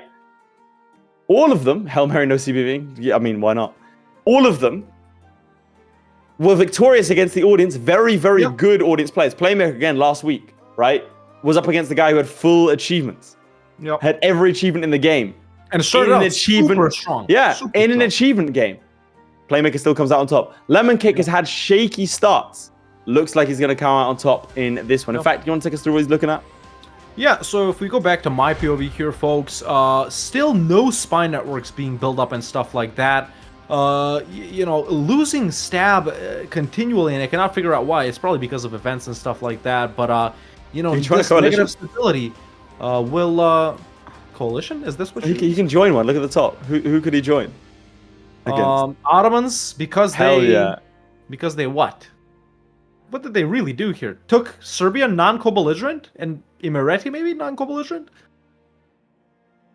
Yeah, but he is standing right here and here. Once again, the no spy network thing kind of throws me off because I don't know where he could potentially go, right? Just looking at Wallachia right here, I mean, it's free real estate, bro. And you border them too. And there's no spy network on them, right? You can nab at least frickin' Theodoro while they're fighting the Ottomans. 9 dev, sure, decent province. With the help of Muscovy, your ally, Hell, maybe you could Crimea, maybe go for a defensive war against the Ottomans if you vassalize Theodora. Or you could even, look, Wallachia, man. And What these about are nice Crimea? provinces to dev as well. Yeah. Could he go after Crimea? Crimea here, tough with Kazan and Nogai being involved. Yeah. What about Moscow? Would they come in? Like, No, how they far wouldn't are they come of coming in? in. No favors. They got a truce. So he's got diplomats Even improving the relations, but devils not carrying favors. Yeah. I don't know. Let's go to his POV. I mean, he could be deving and stuff like that. Building buildings, but he's not building buildings. Yeah, like those Wallachia provinces, I'm actually getting slightly angry now because they're really good and already slightly deved provinces. I mean, a lot of them are like 10, 15 dev over here, you know, so... And it's just Herzegovina on the other side, man. Then you can vassalize Herzegovina, take land from Bosnia and Serbia, too. If you manage to walk through Hungary, of course, but... Did we give him a 10-minute warning? If not, I'll go tell him now. Give him a 9-minute warning, yeah. So, yeah, still no spy networks being built up. Relations being improved with Muscovy, but... I don't know, does Playmaker... Does Lemoncake... Sorry, I've mistaken his name 8 times today already. Does he think this is enough? It could be enough. Really, it could be enough. Interesting on my POV. This game. Let's flip. Oh, no. Okay, so, firstly, no CB war on Theodora. But you could have gotten a CB. Could have. Also, they retreated to Crimea. She did not pursue to stack wipe. That could be a problem here. Just Theodora, by the way, and that then means Circassia, free real estate. Georgia is her ally. Jandar's there. No allied mamluks. Over here, I mean, you can fight the Great Horde. It's not pleasant, but you need to do something here at least. Yeah. Tech 5 coming up as well. Admin Tech 5 potentially. Let's see, what's she doing here? Interesting. That's a 2-star general. Still gets it. Yeah, nice. Oh, her capital fell. Oh. Needs to, she just doesn't follow up here. That's the problem. There we go. This is a good war. This is a war you would normally do. Why not? It's a province, but I just don't see but the no CB would have been... Was there a no risk of them getting annexed by someone else? They were at war with the Ottomans. They were at war with the Ottomans, but I think she might have, No, they weren't at war with the Ottomans. I think she... No, they are, sorry. I apologize. I think maybe that's why she rushed it and wanted to get a single province. But I think she... I'm not... I think I came in and said there were less than 10 minutes. I think she panicked, went in. Yeah, could be. 7 minutes left. There's now, 100%. Gentlemen. There you go. Lemoncake is finally speed 5ing. He should be able to pop off regional councils before the time is up. Something very vital for this run right here. Well, at least if it was. You want a shot? Yeah. So what I'm talking about here specifically, chat, is the tier 3 government reform, which that's huge. Lemoncake is pretty close to getting this right here. Even though the government reform itself isn't that good for long-term gameplay and stuff like that, it is very good for this challenge specifically because it does give you access to the plus 50% local tax edict that you otherwise, as you can see, do not have unless you take that government reform. So plus 50%. Listen, if this province right here gives you 0.68, it's like 0.9, almost 1. So vital. But still, Can you flip to my POV, sorry? There should be a deck on Wallachia here. Oh, Ottomans have decked on Lemoncake. Ladies and gentlemen, let's go back immediately.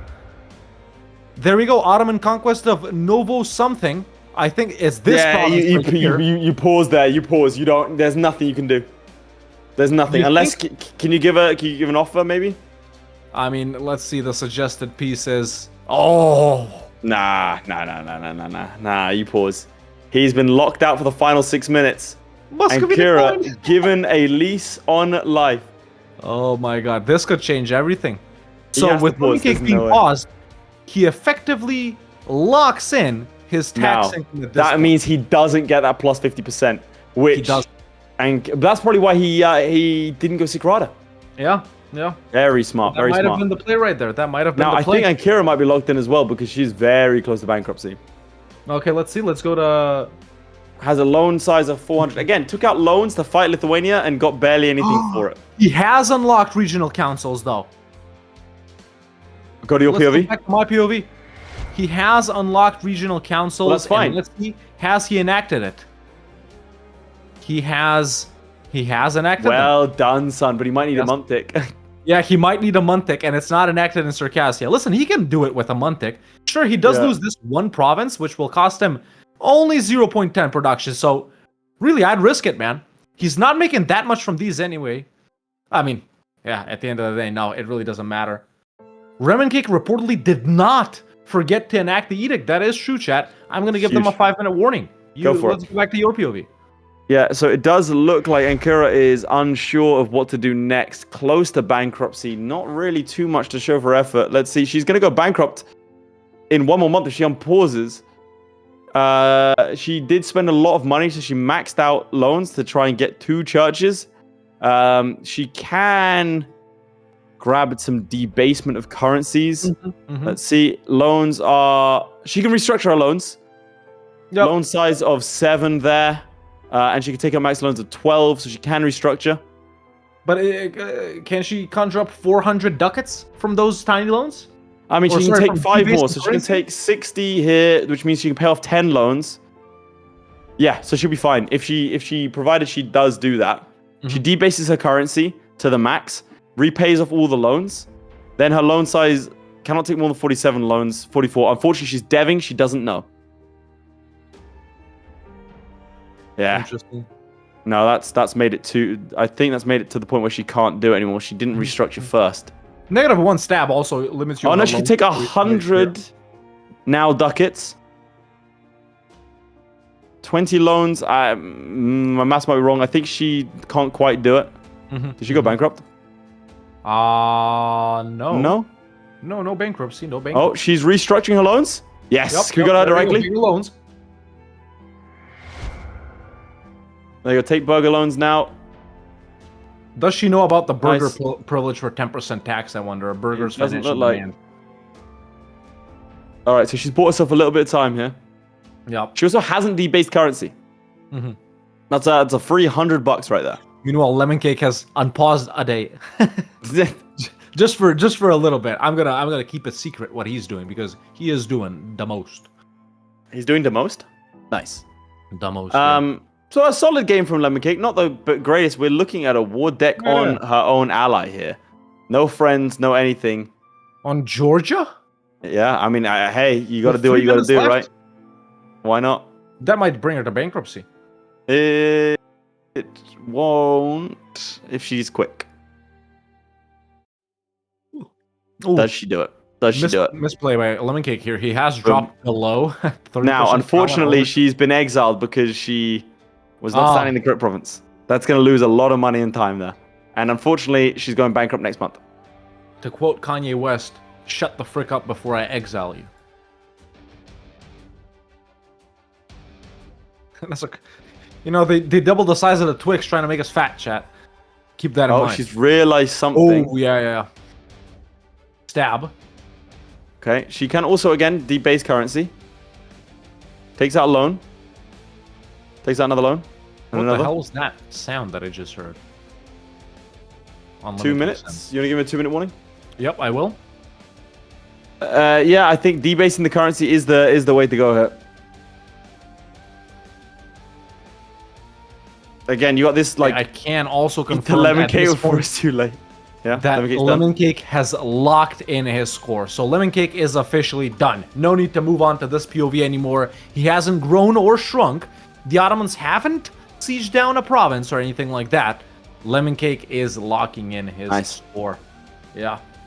What's the tax income command, chat? I don't know. I've been trying to find it for years, man. I've been trying to find it. I only know cash. Can I? What happens if you go bankrupt? Like in terms of the modifiers, when it comes to Well, I don't tax. really think it should affect the modifiers. Does it? That's what I'm saying. Like, does it? Chat is going bankrupt that bad in this challenge? Because I'm saying if she stack wipes this army, then goes in against Georgia, goes bankrupt, can still do it. You know? So one of the chat says, what if Lemoncake removes all EU4 knowledge from his opponents? This is the second time it's happened. It could be a Psyduck type situation, man, or whatever, or Alakazam, whichever one of those of them it was, Where Lemon he just side hit date cuck. Side duck. Lemon side dick cuck. Yeah, that's You just call him a that's cuck. his new name, bro. Leith, Leith, did you just call Lemoncake a cuck? Hey, you only give a 30-second warning. I'm gonna give you a warning. I'm gonna give them 20 seconds left. I meant to say lemon, Psyduck, cake. Get ready to pause the game for Ankura right there because it is only 10 seconds left in this match. Call of the Steps, as Zaporogie have the highest income from tax between Lemon Side Dick Cuck and Ankula, ladies and gentlemen. And that's time. That's time. It is time to lock in the scores. The scores have been locked in. All right. No need to drag this out for any longer, ladies and gentlemen. That was the challenge, our second challenge of week 4 of the final season of EU4 Hegemon. Laith, do you have the score? I do indeed. The score is 2.9 on this side of things. 2.9, and with a score of 10.64, Lemoncake takes this match away. Congratulations to Lemoncake. It seems he is able to suck out all of the EU4 knowledge from his opponents. That's how it works. Now, that's in terms of the scoreboard, that's a very important win because Playmaker loses today. Right. Meaning, if I'm not mistaken, Lemoncake goes 5th. Lemoncake goes 4th. Playmaker and it's a guaranteed 4th. He cannot do worse than 4th. Because he's beaten Playmaker. that's right. He has 2 Playmaker, wins, even if Lemoncake loses next week, he has the advantage. So Lemoncake confirms himself in the third place playoff. Congratulations. Well, I'll go ahead and talk to Lemoncake and Ankira shortly, ladies and gentlemen. But before that, we have, and before we reveal to you guys the final challenge of the day, my favorite one and the most important one, a word for our sponsor. Absolutely, and it as always, it is for our sponsor, Midge. If you don't mind flipping to my POV, I have something fantastic to show the audience. Here it is, Sea Mantis, the Path of Ascension, a lit RPG adventure. Why am I showing this? Well, Sea Mantis is also known as Nightbird Skill, is this season's sponsor. I'm not gonna lie to you, it's not some sort of incredible marketing move. He was like, I'm gonna make so much money off this. He just told us, guys, I want to support you guys, what you're doing. I want this kind of content to be out there. I am a highly successful, talented individual, and I want to put that to good use. And so here we are, the Path of Ascension. There are 10 of these books, the 10th one coming out on the 8th of October. You can, right now, if you have Kindle Unlimited, like me, you can get this for free. You can download it for $0. $0. You can also get it on Audible. You can have it as an audiobook. You can get it hardcover, soft cover, whatever you want. Want this? Indeed, I do enjoy that.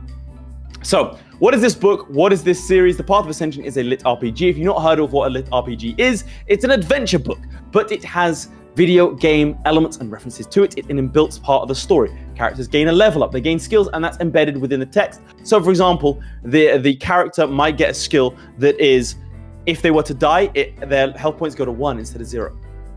So when the final boss comes to kill them, doesn't actually do it, you know what's coming because you've got a little wry smile on your face because you understand these things. So if you do enjoy reading, if you can read and are literate and you enjoy video games, this is it. Look at that, Playmaker. Picked this up on Audible just now, excited to give this a listen. Hell yeah. Who knows, it'll probably make him even better at EU4. I'm just saying, that's what I've heard.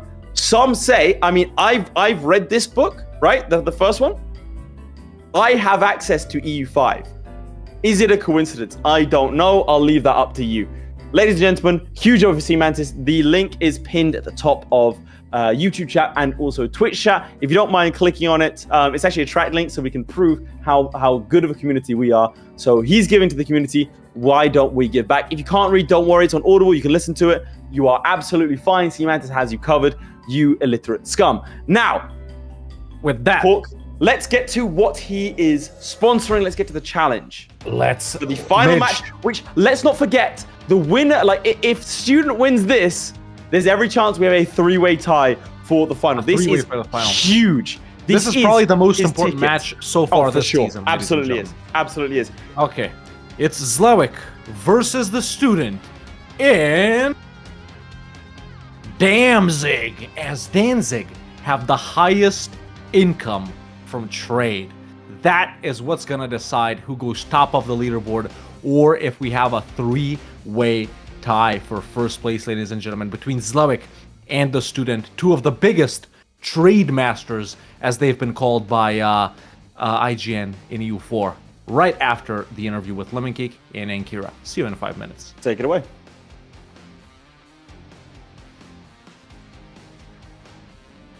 Hello.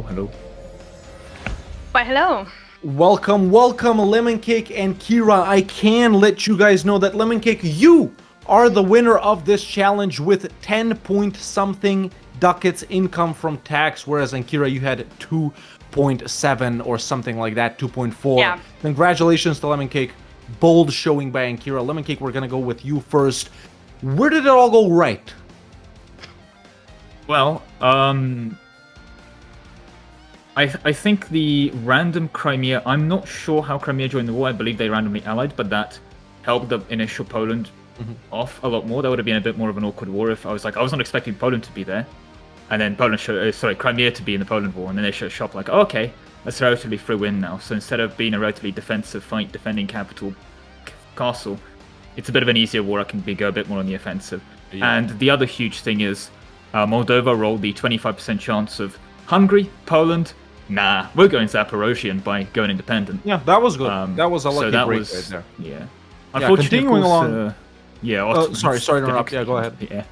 Yeah, unfortunately, the Ottomans' decking at the end was a bit of a ruin, and I skill issued. I pressed the wrong tier 1 reform. Instead of the 15 tax, I pressed manpower, and then I pressed, oh, for God's sake. Still managed to be good enough. Now, something we were discussing here a little bit in the late game on your situation, were you not looking to do any more declarations right here? Because that Wallachia, with its high dev provinces and with its cheap to dev provinces, was wide open. Only allied to Herzegovina, but you weren't building spy networks or anything like that. Was Wallachia not an option at all? The thing is, you have to bear in mind that when you take land, there's going to be high autonomy, and so you have to factor in coring cost versus just deving. And this is something you're going to notice with like Moldavia even, it's a 61 autonomy. That's relatively painful, and that's with me getting it relatively early and speed 5ing for like 10 years on autonomy decrease edict. So, like, it's a case of, I mean, I sat down there as well working out of no tech. So, the break point for taking admin 5 and taking the first idea for 20% tax is you need 80 0 autonomy tax dev clicks, and I just don't get there by the end. Yeah. So, like, I take admin 4 and I just save admin to dev click. And yeah. Very nice. It all worked out in the end. Standing there. And Kira, similar question to you, and I'm going to lead into it a little bit as well. Where did it all go wrong? Because it seems like that first game that you restarted, your first ever start, was the best in terms of, game setup and everything that happened around you. Yeah, I guess the first one, I wasn't as nervous in the sense like the latest ones. I was just like, oh fuck, I'm restarting, so I'm already behind. But the first one, I guess, I don't know, I met Lithuania too weak or something. Crimea decked on Theodoro, I think it was, and they steamrolled all over me and all of the other vassals. And then when I got out of the war, I'm like, oh, I'm independent. And then I realized, oh, I'm not. I'm a Crimea vassal. I'm not about to do this again. Vassal transfer, that's right. Now, we were discussing at that point where in that initial start, Crimea declared on you that because your truce with Lithuania had also run out, that was precisely the moment to declare on Lithuania. Did that come up? It did, but at the moment I was just trying to, or hoping for someone to get to support me because I don't feel confident enough to take on Lithuania by myself. But that was on me because I didn't even think to ally the vassals, so that was very stupid of me. Totally my fault. Interesting. Now, something else that's someone else's fault right here. Lemoncake, in your independence war, we are hearing reports coming in from CNN as we speak that you reportedly forgot to set provinces of vital interest, and you could only take 2 provinces in the independence war. Would you admit that this is one of the classic EU4 Parabellum blunders? The actual mistake, and this is going to sound really ironic, is not the provinces of interest, but getting to the occupations and then not going, oh right, I need to get to the occupations. Thing is, with Lithuania Independence Wars, is that Chernigov, Galicia, Bohemia, basically all the vassals that you release are going to design those provinces anyway. So setting those points, like, as projects of desire, provinces desire, I literally decided not to get a couple extra seconds of less micro when I'm setting up to get going. Unfortunately, what was the issue was the complete brain collapse of like, oh right, I actually need to occupy them to take them. Oops. So thankfully at least I got to there. Yeah, so okay, now that we know that this hasn't been a blunder, it's been by choice, and I'm calling up CNN as we speak to confirm. Do you perhaps consider allying Kiev and Chernigov, which are the other nations closest to you, and getting them in the independence war? Do you think that might have been a mistake because you couldn't take land from them in the Independence War? Well, I actually had literally all the allies allied initially, so all of the subjects. But then I was like, well, I can't really snake to Lithuania here. I would like to get something. But bear in mind, I'm a bit worried. I'm not realizing Crimea's coming in here. Poland's still a big boy, 24k to our 5 per subject. So I'd rather play it a bit safer here. I'd rather not gamble on a Chernigov land. I'd rather get Chernigov on my side and instead just go for Kiev here. The assumption being that, I'll get more than 2 provinces. Yeah, understandable. Well, thank you once again. Congratulations to Lemoncake and Kira both showing. We hope to see you back here again if the audience does vote for it. And if the audience does end up in the 3rd place playoff match, which might be mathematically impossible. I don't think it's possible, yeah. Yeah. Well, I thank would just you like for, to participate, both of you. Lemoncake, we'll see you back next week. And Kira, we hope to see you around in the community, as always. course. This is what you get for threatening to eat me. Don't do I that. did eat you. I actually ate all the cake. Should have focused on the game instead. No, I was just, Wow. restarting and stuff, so there was nothing else I could do. All right. Well, there you have it, ladies and gentlemen. That has been Lemoncake and Kira. Now, time for the last match, man. Time for the last match. Can I just say that casually, he did just, Lemoncake did just drop, our participants struggle with trash talk. Yeah, they do. We wish they would trash really talk do. more. I would love it. Can I just point out the fact that Lemoncake casually dropped the coldest line? Yep. Should have focused on the game instead. Yeah. Ice cold, baby. Ice cold. You would expect something like this from Habibi. I miss him. We all do, chat. Unfortunately, Habibi has R.I.P. He's graduated to Hall of Fame status. Yeah. But That he is might how it be is. back for something we got planned soon. Obviously, if you're in the after party, you'll know what we have planned soon. If you're just a regular watcher, you won't. So that's why you gotta sub up, member up, and join. Remind me, what's the challenge that's coming up? Oh, well, the challenge is Danzig, as Danzig have the highest income from trade. Yeah. Nice. And I believe it's quite an important match, right? Oh, it is very important. I'll tell you why right now. Because if the student beats Zlewikk here, ladies and gentlemen, we will have a 3-way tie for first place going into the last week, because everyone will have beaten everyone. Zlewick's beaten Florry, Florry's beaten the student, and the student will have beaten Zlewikk, so there's no one that can actually be first. They'll That's all be on interesting. same points, head-to-head, everyone's the same, so this is the most important challenge of the day, and the one I was most excited about. We saved the best for last, chat, and I think it is, I think it's time to hear from Zlewikk and the student. Let's meet him. Let's. I'm also will be saying I will be spectating the student. You will be spectating Zlewikk, unless you have a problem with that. I do not. Understood. I do not. So as we wait for Midge to ready up right here, yeah, chat. Who do you think, man? Are we gonna have a tie for first place, or do you think Zlewikk is gonna continue make heads roll because he's been absolutely unstoppable this season? Well, these two have history. Let's not forget that in season 1, Zlewikk did lose to the student, right? He almost lost the car as well. He did lose to the student and would avenge that loss in a 3rd place playoff. Then when they met again last season, Zlewikk would beat the student. So, I mean, I'm just saying anything can happen with these two. So, let's take it away. Let's meet him. Zlewikk keeps taking heads as he marches towards a perfect season. He said nothing will stop him from finally claiming the EU4 crown. He's always been one game away from winning. Can he maintain this momentum? It's Zlewikk! This is a crucial game for the student. A win today would throw the entire system into chaos and might force a 3-way tie for the final. Anyone who has been following the story of the longest running Parabellum contender knows what a long road it's been for him. Can the student take one step closer to greatness? Ladies and gentlemen, give it up for the student! Chaps, the student, Welcome. Zlewikk, let's just take a moment and appreciate the tension. One of you today will be almost guaranteed entrance into the final. The other one, a little bit dicier ground. Student, if you win today, you could tie things up with Zlewikk and Florry and give us a real headache when it comes to scoring. Zlewikk, if you win today, you are guaranteed into the final. We'll start with you, student. What's going through your mind? Yeah, I mean, you've talked about the situation on the last match already, and if I, take that from there, then I can only, Zlewikk is on a run, so I can only hope that Zlewikk right now is the Rocky Balboa of part 3, but at the beginning and not at the end. Nice. Interesting. And- Crazy Rocky reference right there. You can tell he's seen it 80 different times. It's a good one, though. I like big Rocky fan. movie a lot. Zlewikk, how do you feel? I feel like Mariusz Podzianowski. It's a 5 Look him times up. world champion. Of what? Also no. That's the Boxing? Polska górą guy.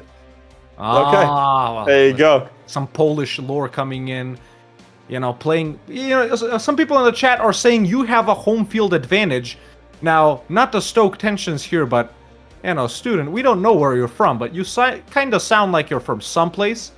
And, You Danzig, sound like it you're was from someplace. You in sound that like place. someone would say Danzig instead of Gdańsk. Yeah. And Zlewikk, you're from the place who would say Gdansk instead of Danzig, so current home field advantage, would you agree, kinda? With this, near your favorite region to play How in? well do you know this region? Both in real life and also in the games, Zlewikk. It's in Polish region. I don't know, it's in Baltics, right? So, okay, I know it well, but not as well as Polish region. Okay, alright. And student, how well do you know it? Oh, I actually did a video about Danzig a while ago, so I know like the Danzig release strategy pretty well. Okay. But yeah. Alright. Our first participant, I'm pretty sure ever, in 3 seasons of Parabellum to go, yeah, I made a video on this. I know the strategy. Amazing. Very, very I'm excited. waiting for the day someone says that for New Zealand or Lake Victoria in Africa, man. I swear. It's just gonna be EU5, us, bro. we're gonna make you. Well, You'll let's see. not reveal You'll too see. much. Boys, I want to get straight into it. I've been looking forward to this matchup all week. People from the After Party can attest to that. I cannot wait to see what's going to happen. 2 Titans going at it. Thank you both very much for being here. I'm excited for some good gameplay. If you don't mind, we'll put you in your respective rooms. Final words, first from Zlewikk. Powodzenia. Nice. luck. And student. Good luck from student. Okay. All right. Good luck to you both. I said the same, but in Polish. I think Well, you got. You got dragged out. Well, ladies going. and gentlemen, last season, the season before that, we've had matches that we've called the final before the final. With how these two have been playing, and especially the role that Zlewikk has been on, man, I think this match is worthy of the title, the final before Yeah. the final. Unless Yeah, something next week beats it out, man. But yeah, like you just heard, man, from Big Z and the student, both experienced players in this region, both have played Danzig. I think we're in for the most nail-biting, the most so. riveting, the most high-skill, high-octane, high-stress match of the I'm day. stressed. I'm not even playing. Hook, I can't do this anymore. Should we? It's time to unbutton the top button. That's how hot it's getting in here, ladies and gentlemen. Unbutton the top button. Okay, Let's go. if we're ready. Count us down. Count us down. All right, let's do 5, 4, 3, 2, 1, and we're in as Danzig side by side with Zlewikk and the student. Okay, let's go side by side, Midge, immediately right here with their POVs because we want to see what Their they don't POVs have not their been POVs. connected. Well, that is a great way to start our most riveting match. Go back to me, Midge, and I'll show you. So, Zlewikk right here, immediately getting rid of the Teutonic armies, man. Trying to set up, obviously might do some estates, to conjure up some cash, sell some titles. Danzig, chat, well-known nation. You see them pretty much every single game you're in Europe. However, the Fate of Danzig event releases them much bigger than you get them if you do them in 1444. Because in indeed. 1444, they get only the province of Danzig, which is an amazing province, high dev, level 2 center of trade and estuary, gem producing province. So one of the best provinces in Europe. Farmland too, let's not forget. Already amazing for trade. Danzig, if I'm not mistaken, does have some trade focused ideas, right? I believe so. We'll have to double check that when they first pop out. We will. But yeah. Let's go to your POV. Take us through what, how does the students' setup differ from what Zlewikk is doing? The student has maximized Crown Land. It looks incredibly efficient here for what he's done. This is clearly a practice hand. We did hear he knows... Where is he going over here? He knows he can't unpause, right? No? Well, we'll see. Okay, here we go. Max Loans. He can send them off from... He can. I don't know why he'd do that. Surely he'd want to get rid of the unit, but we'll see what he does from there. He has deleted the forts. Do we have their POVs? All right, okay, let's go side by side now. Okay, there we go. So you were saying... Lone Gaming over here. I was going to say that the interesting thing about Danzig is there's a lot of different ways you can go. Now, do you remember it is a trade-focused game here, and the Baltics are actually quite a good place to begin that. The thing is, you're gonna have to chase the trade upstream, right? The other thing, do you join the Empire? Do you go after the Hansa? These are all different things that you have to consider. I think they gotta push in Lübeck, honestly. Yeah, he's allied Bohemia, by the way. Interesting. The student is allied Bohemia. Wait, yes. Why? Wait, he said he knows the Danzig start. Yes, so he does. He's also triggered Catholic zealots. Weird. And is he... Yeah, there he goes. There we go. Both players are now Danzig. So just to say a little bit about Danzig, ladies and gentlemen, most importantly, Danzig starts off with plus 10% trade efficiency and plus 10% domestic trade power. So something both of our players have right from the start, and a very, Can you flip to my POV, please? That. There you go. Oh, that's my POV, just showing off the amazing Danzig missions. Okay, right, back to my POV. Anyway, yeah, so we have a full mission, which a lot of people don't actually know about Danzig. They do have quite a full one. And knowing these missions is going to be quite... Yeah, honestly. Knowing these missions is going to be quite nifty. So, branching mission, German conquest versus... What's the other side of things? I can't remember what the other side of things. The other branch is like the Prussian, the army one, you know? Yeah. Yeah. Yeah. So over here we have, what can he get immediately? I mean, 25 years of construction costs and development costs. Secure Prussia.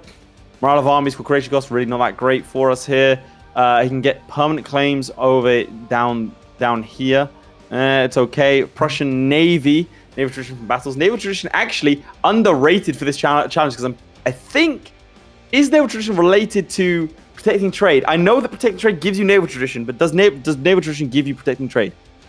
So naval tradition does give you privateering efficiency. Trade steering. There you go. That's pretty important. Yeah, that's I will say there is some wild stuff coming out of like the Europa Universalis like Twitter account where like, hey, did you know that admin efficiency also is linked to this random it's crazy. Like it's not written anywhere, but it's true. I'm pretty sure they're gaslighting us. And sometimes they're actually wrong, and they're unwilling to admit that they're wrong. So. Yep, that's happened once as well. So just to roast the Europa Universalis YouTube channel. That's right. Where they down here. Let's see. So he's got the alliance between. I really think you could scornfully insult Livonians, and it actually might not even matter. Yeah. But not deleting the army is interesting. How do you think the independence war is going to go right here? Because this is probably the country you can ruin the least out of anyone today, because there's no one else to release. Yes, but you can also get more allies. Like the Poles immediately off the bat helping you out. Let's see who else would do it. Ideally, you'd want to rival Poland and Denmark so they don't outline the Teutons. Teutons usually I think he's done that. All those rivals here, but then all of the rivals are enemies, so he didn't have to do much there. But you can definitely get, as you can see here, Poland and Denmark. That's quite nice. Now, again, I would say, do you want to join the Empire? That's the question. You personally, I think you do join it for being able to fight the Lübeck guys, right? So take the centers of trade out from like Wolgast or Lübeck and Hamburg. You gotta get, I think. Ideally, they probably even fight Denmark, Riga, Livonians. You know, there are so many good wars, man, and because of the skill level of both of these players, I'm very confident in seeing. In terms of macro strategy, I do agree with you there that they should be going for Lübeck, right? They absolutely should be going for Lübeck. I think it's a better trainer than Baltic, and they can use it to steer this way.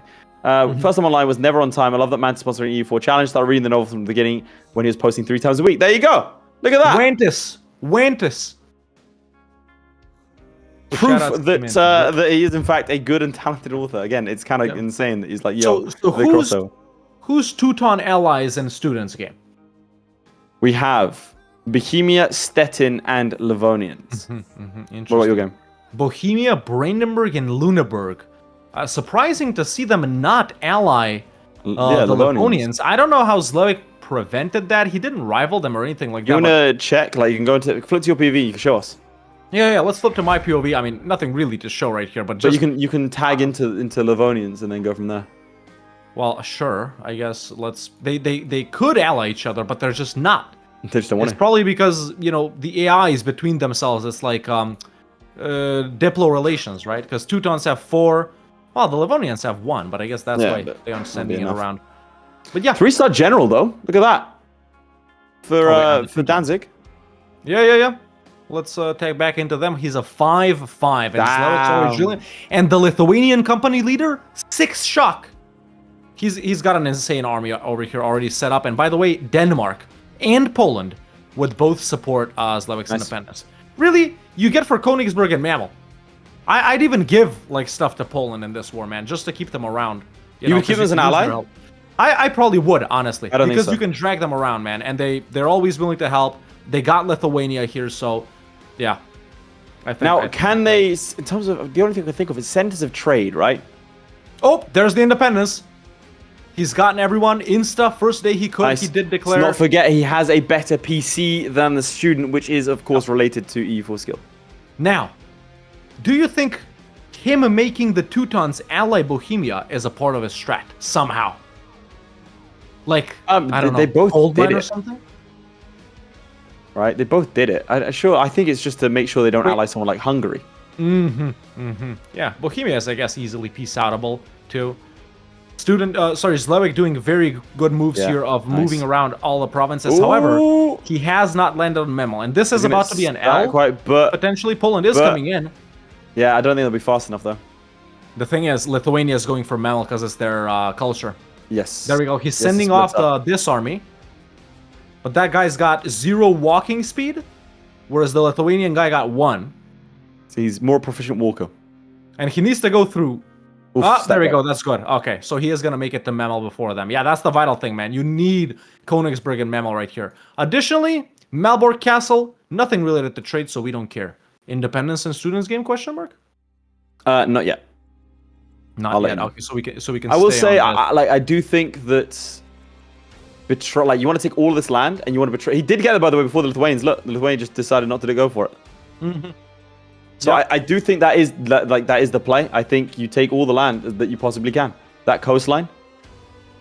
Well, they can be full annexed. Absolutely. And you can get independence. And you do it. And you absolutely do it. I mean, Poland gets upset, but who cares? I would say you wanted to attack Poland with Muscovite help. One question. The route from Krakow? Yeah. But the other reason is, I was going to say, east of them, how do trade companies work in terms of, like, can he get one in Lithuania? No, it needs to be same subcontinent. He could trade company this if he just moves capital to Stolp or something like that, right? Well, could he trade company Western Europe? He can trade company Western Europe. That would be a better idea. Right? But it's downstream. Would it be a better idea? I think so still, right? Because it would still give you more powerful trade bonuses. Yeah, that's true, actually. That's true. Yeah, at least in Lübeck and stuff like that. Yeah. Okay, very nice. So, Teuton's already almost full sieged right here. Very clean war. Just moving on to the other guys. This is going to be a very quick and easy war. Zlewikk, as always, when have we ever seen this man actually losing money? Well, aside from just now, but he was making money up until now. I DM'd him. He actually made me make money. It was crazy. Yeah. You know what he did? He told me, Laith, he dropped a C-coin on Twitter. Mantis. Go get his books, and then they'll change your life. And it did. It did. It really did. It really did. But speaking of changing your life, you can turn your life around by supporting Parabellum Creative right now and becoming a subscriber on Twitch and a paying member on YouTube. You get access to the super exclusive after party after the stream where we share details with upcoming weeks, upcoming matches, upcoming shows even, and all of the producers. That's if you're a member on YouTube and a subscriber on Twitch, can join super exclusive after party right after this match. I heard, and this is anecdotal, not legally binding, but I heard that this guy, he joined Parabellum producers. Suddenly, wife came back with the kids. Yep. And Just saying. she gave him a house too. It was other The way one around. he lost already. Yep. New house. Yep. Now, I think here, do you get the transfer trade power? This early, I don't think so. How long does it last for? It's gonna expire by the end. It's gonna expire by the end. So Depends. there we go. Now let's see his peace deal. Oh wait, what's this? He's giving stuff to Poland. Dramberg to Poland. It might be enough. He wants to keep them. He wants to keep Poland. He needs to give him Culm as well. He doesn't want to give them Culm though. He won't Well, you can lose the survive alliance with- to 13 yeah. trust. He won't lose the alliance like that. Well, he could. It's only 2 provinces. If they turn hostile. Actually, they might turn hostile for Culm. Do you want to check their province's interest? They strongly desire everything except for Königsberg and Ermland. So it's risky, but they won't break the alliance just for not giving up land. There it is. Yeah, But he look at will what get the Sparrows modifier. does. Recently broke. Promised to take land. Poland has turned hostile. Yep. They have turned hostile even with him giving I them became a land. producer. Haven't lost a single EU4 game since. There you go, sir. There you go. Now I think it means that you can't call in other guys. I got gifted some. The bank suddenly gave me money for an apartment. Guys, this is not coming from me. I'm not legally responsible for these comments, but I'm just saying these are people's stories. Oh, Instant deck. Insta deck. Did we say that at the same time? Roughly. Yeah. Insta Very deck, nice. Insta deck on the Livonians and Riga, ladies and gentlemen. Vital for You take any Riga. expansion over in the Baltic Sea. I Now, think you take Riga. Yeah, of course you take Riga. In a normal game, you'd be inclined to keep them as a subject, because even as a subject, they make you so rich, and they're so rich themselves. But in a game like this, you gotta get Revolt, you gotta get Riga. Ooh, actually, Neva's what if already you- been nabbed by Muscovy. What if you take Riga as a vassal and then get them to divert trade to you? Oh, but then you... well, actually, you're right. Can can you quickly flip to my POV? Yeah, I think we're... Oh, okay, yeah. Look at this. He's picking the Prussian Republic, German conquest. Bro's just vibing. But it's 1450 already. Yeah, yeah. No supporters? Question mark? So he can get Poland, but he can't get Denmark because they just attacked. He doesn't need Denmark, though. Yeah, he doesn't need any of this, realistically. Like, he can be good. Can we flip to him directly? What's he doing? He's pausing a lot. Religious diplomats. A classic opener right there. Hey, no clerical education? You need that. Come on. You want to get the trade one, or actually, no, they're a bishopric. So there's no trade one until very late, right? Yeah, Was there a trade one on 2? Actually, there is. Commercial mission as a merchant and global trade power. So they do want to get the tier 2 gov reform. But he's being so, like... Surely you deck the war the second you can. Yeah, that's what Zlewikk did. Why is he messing around with Riga the already rises? occupied by him, by the way. I mean, what's the trade income here for you? 1.01.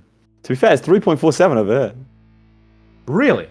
Maybe he's cooking. Guys, Hey, yo. let him cook. Let him cook. Oh, Let him cook. I'm just saying. Maybe the student knows some things. He's learned a couple of things, huh? Who knows? that's Oh, also in his game, by the way, no Polish-Lithuanian Commonwealth. That could be something. Could be bad, could be good. We'll have to see. Oh.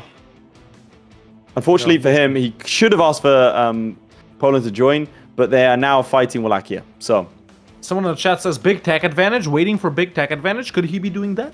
but why? Yeah, he doesn't need it with all of those supporters, chat. But yeah, if we flip to my POV right here, just to show off something real quick, as Zlewikk is, nicely wrapping up this war, our players are going to want to go for this right here, man. Tier 2 gov reform time, the commercial mission for a merchant and global trade power. Now, do you rush trade? I think you gotta. Right? Yeah. I think you gotta rush trade. It's, Do we have a too diplo powerful focus? all over. Not yet. Yeah. Now, unfortunately, very good starting ruler. Very good starting ruler. Yeah. And he's gone for the bishopric side of things. Over here, we're a republic. He has turned into a plutocracy, by the way. That's good. Can you flip to a trading one? Let's flip to your POV. Well, plutocracy allows you to create a trade league and create trading cities. Very nice. So that means when he grabs some stuff, he can pop down, click this button here, which not a lot of people know about, but you can put down a trading post. Let's see if I can show off Venice. I might be able to. Venice give an probably put indication. down some. If you open trade map mode, it'll tell you. We already have one located in Crete. Here you go. Well, just look at the modifier. There you go, trade post. Local trade power plus 10. Very nice indeed. I think he's cooking something. I'm not a fan of the fact that he hasn't decked the war. Now, Right now he's building up. Flip to Republic, though. How does Student flip to Republic? I think he picked an event. As far as I could tell. I don't know. He's gone the Estates loyalty. Yeah, event flipped him.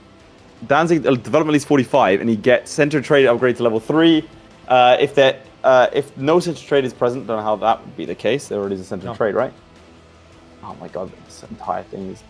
Zlewikk has elected to annex Riga, by the way. Yeah, nice stuff. Over here, if a level center 3 is trade, gain 4 base production. Do you think he's trying to go for that? Maybe. That's a powerful one, man. It's similar to the Riga one. He's building up an army now. Scrap ton of dev. I don't know. He's cooking something. I just don't like. We still don't see the vision, chat, but it's there. We don't see it's the vision, but it's 53. there. You could have decked a Zlewikk long is going time for the ago. more classic route. Yeah, still not getting. He could get these support independence. He's just not going for it. He's going for a spy network on Livonia and also on Gotland, whose only ally is Lithuania. He can't win the war alone, I don't think. At least it'll be trickier because, again, he's fighting 50,000 troops. It's Livonian Order, Bohemia, and Stettin. Surely his idea isn't to stay as a vassal. If you can check if the Teuton disaster is sticking. No shot. Oh, it is there. Prussian Confederation is there. But does he think that's going to flip to him? Is that why he's staying? How does that work? Could he possibly get the everything except 1 or 2 provinces for free? But he'll be a vassal, no? Well, no. Well, yes, but he'll break free with those? Is that even possible? Chat, what is he cooking? Chat, who's seen the student's video? He said he did a video on Danzig. Now, I gotta say, if Student is the only EU4 guy I watch semi-regularly, but I haven't seen his Danzig video. Or wait, it was Lubeck the one he did the whole caravan power with, right? So he's trying to speed 5. He has to be waiting for something. Venomite, a very knowledgeable person in the community, says, according to my reading of the wiki, it fires with even Danzig as a vassal. But then why would, but it's slower. So sure, let's say it fires, but then what?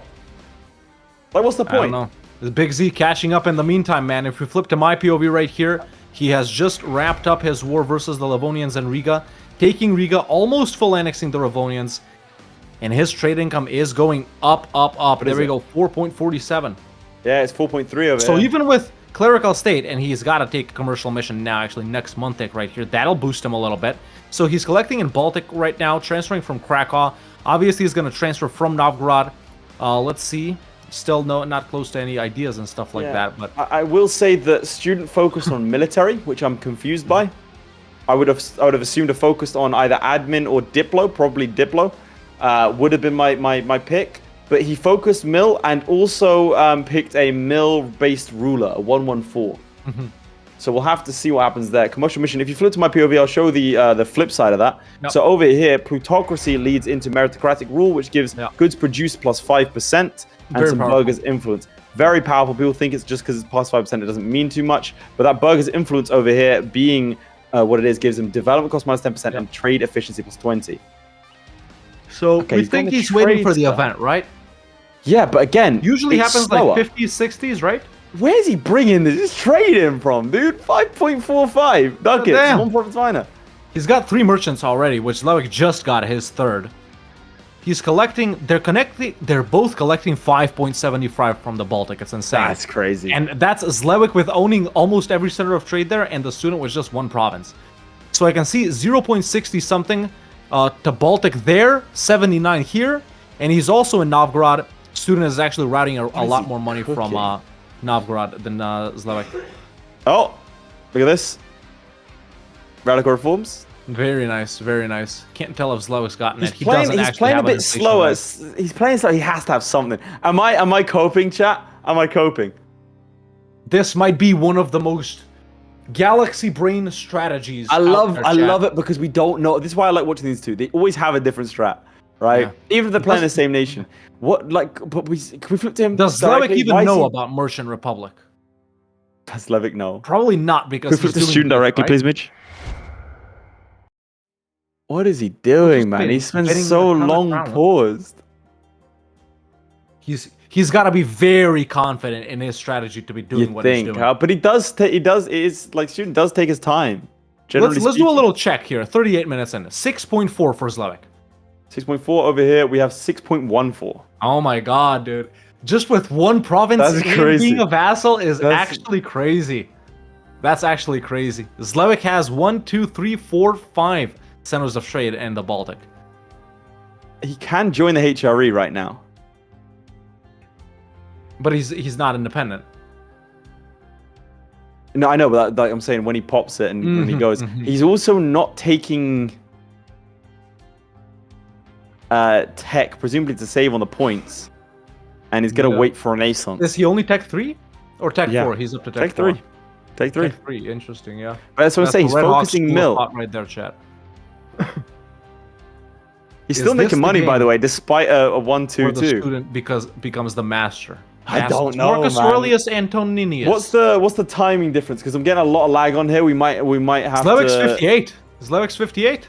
Okay, it's closer. Yeah. Students 57. We're good with time, man. We're good with how they're running.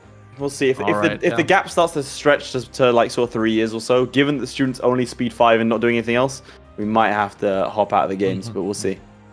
I'm willing to let it run to 5 years, honestly. I don't know. I'm just the only reason I'm saying that is because the Zlewick's been like pausing and playing, whereas we'll do a check the students kind of just been speed 5 maxing. Yeah. But chat, a lot of you guys, let's flip to my POV. A lot of you guys are saying student the goat and blah blah blah, but we haven't even voted at all. And who doesn't love to vote? Monarchists like me. But if you in the chat want to vote, put 1 in the chat for Zlewikk, 2 in the chat for the student.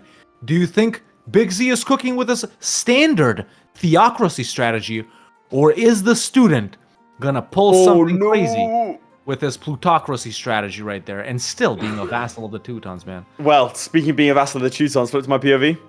Oh! He's started to get annexed. Yeah. That is not good.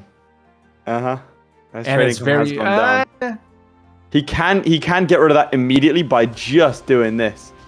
But he's not. He's waiting. I'm so good. Like, I'm baffled. I think I'm a confirmed student believer. Like, he has to know something. Also, the Ottomans already have an Aelet in damn, that's early Hungary. Before I've honestly, I've never seen that. No, that's crazy. One sec, just gonna F12, little screenshot. Take that for later. Post it on the Reddit. Farm them up. That's it. It's actually even better on Twitter. Trust me. Follow us on Twitter at Parabellum Corp. I think we are. He's not deving. He's taken tech.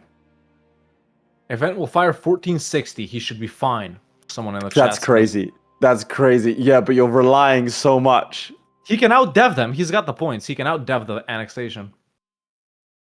Out-deving annexation is not something. He has to know. He has to know, right? Yeah. But then again, what's the point in... He would just be where Zlewikk is, right? That's the... Like, he'll be where Zlewikk is. He'd be smaller than Zlewikk is, but his modifiers are more powerful as the thing. He might need... He does need less land to do what Zlewikk does. Well, what's trade efficiency? I know, but I'm saying, why would he not declare the war with Poland and with Denmark involved? Why would he not do that? Well, he's got, I don't know, 3 provinces? 8.19 trade income for Zlewikk right now, by the way. Over here, only around 6, so Zlewikk is pulling ahead. Zlewikk is running away, yeah. This is my thought process. What is going on? Also, he was going to try and get Gotland, and I believe he got a claim on Gotland. Yep, but Gotland is allied to Lithuania, and a big problem that he had is that Denmark has now taken Gotland. So fighting Denmark is going to be tricky. Denmark is currently embroiled in a war against, I believe it's against England, Venice, and Muscovy for the independence. Swedish so we'll have to see. See, at this point, he could have taken advantage of this and hit Sweden for Stockholm, and even Dallas Skogan maybe for some extra income, right? I don't know if you should do as well. that. Oh, actually, maybe. Yeah. That's what I did when I played, well, someone here recently. I don't know, man. I'm confused. What's Danzig's dev in your game? The province dev, 22. 19 over here. Yeah, so Zlewik's even dev'd more. Oh my god. What is going... Am I coping? What's the time in your game? 61. Yeah, 59 over here. It's starting to get outpaced. Yeah, we'll see. I mean, let's wait for 1460. Everyone was saying event fires 1460. Is it scripted that it's in 1460, chat? As Laith comes to get arrested? Here we go. Here we go. Yeah, they've come to arrest me.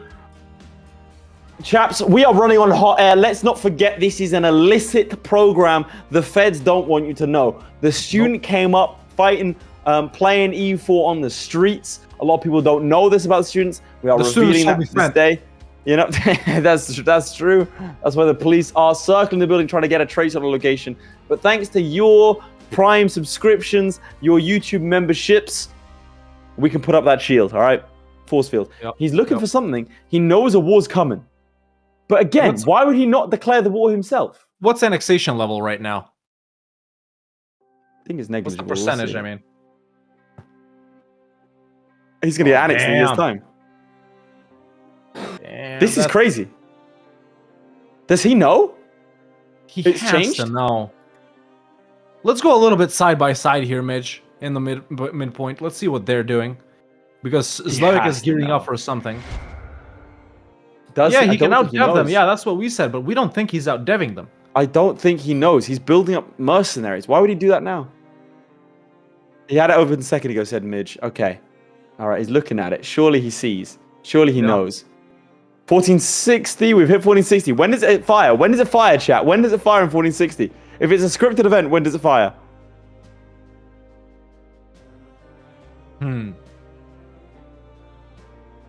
Yeah, he knows.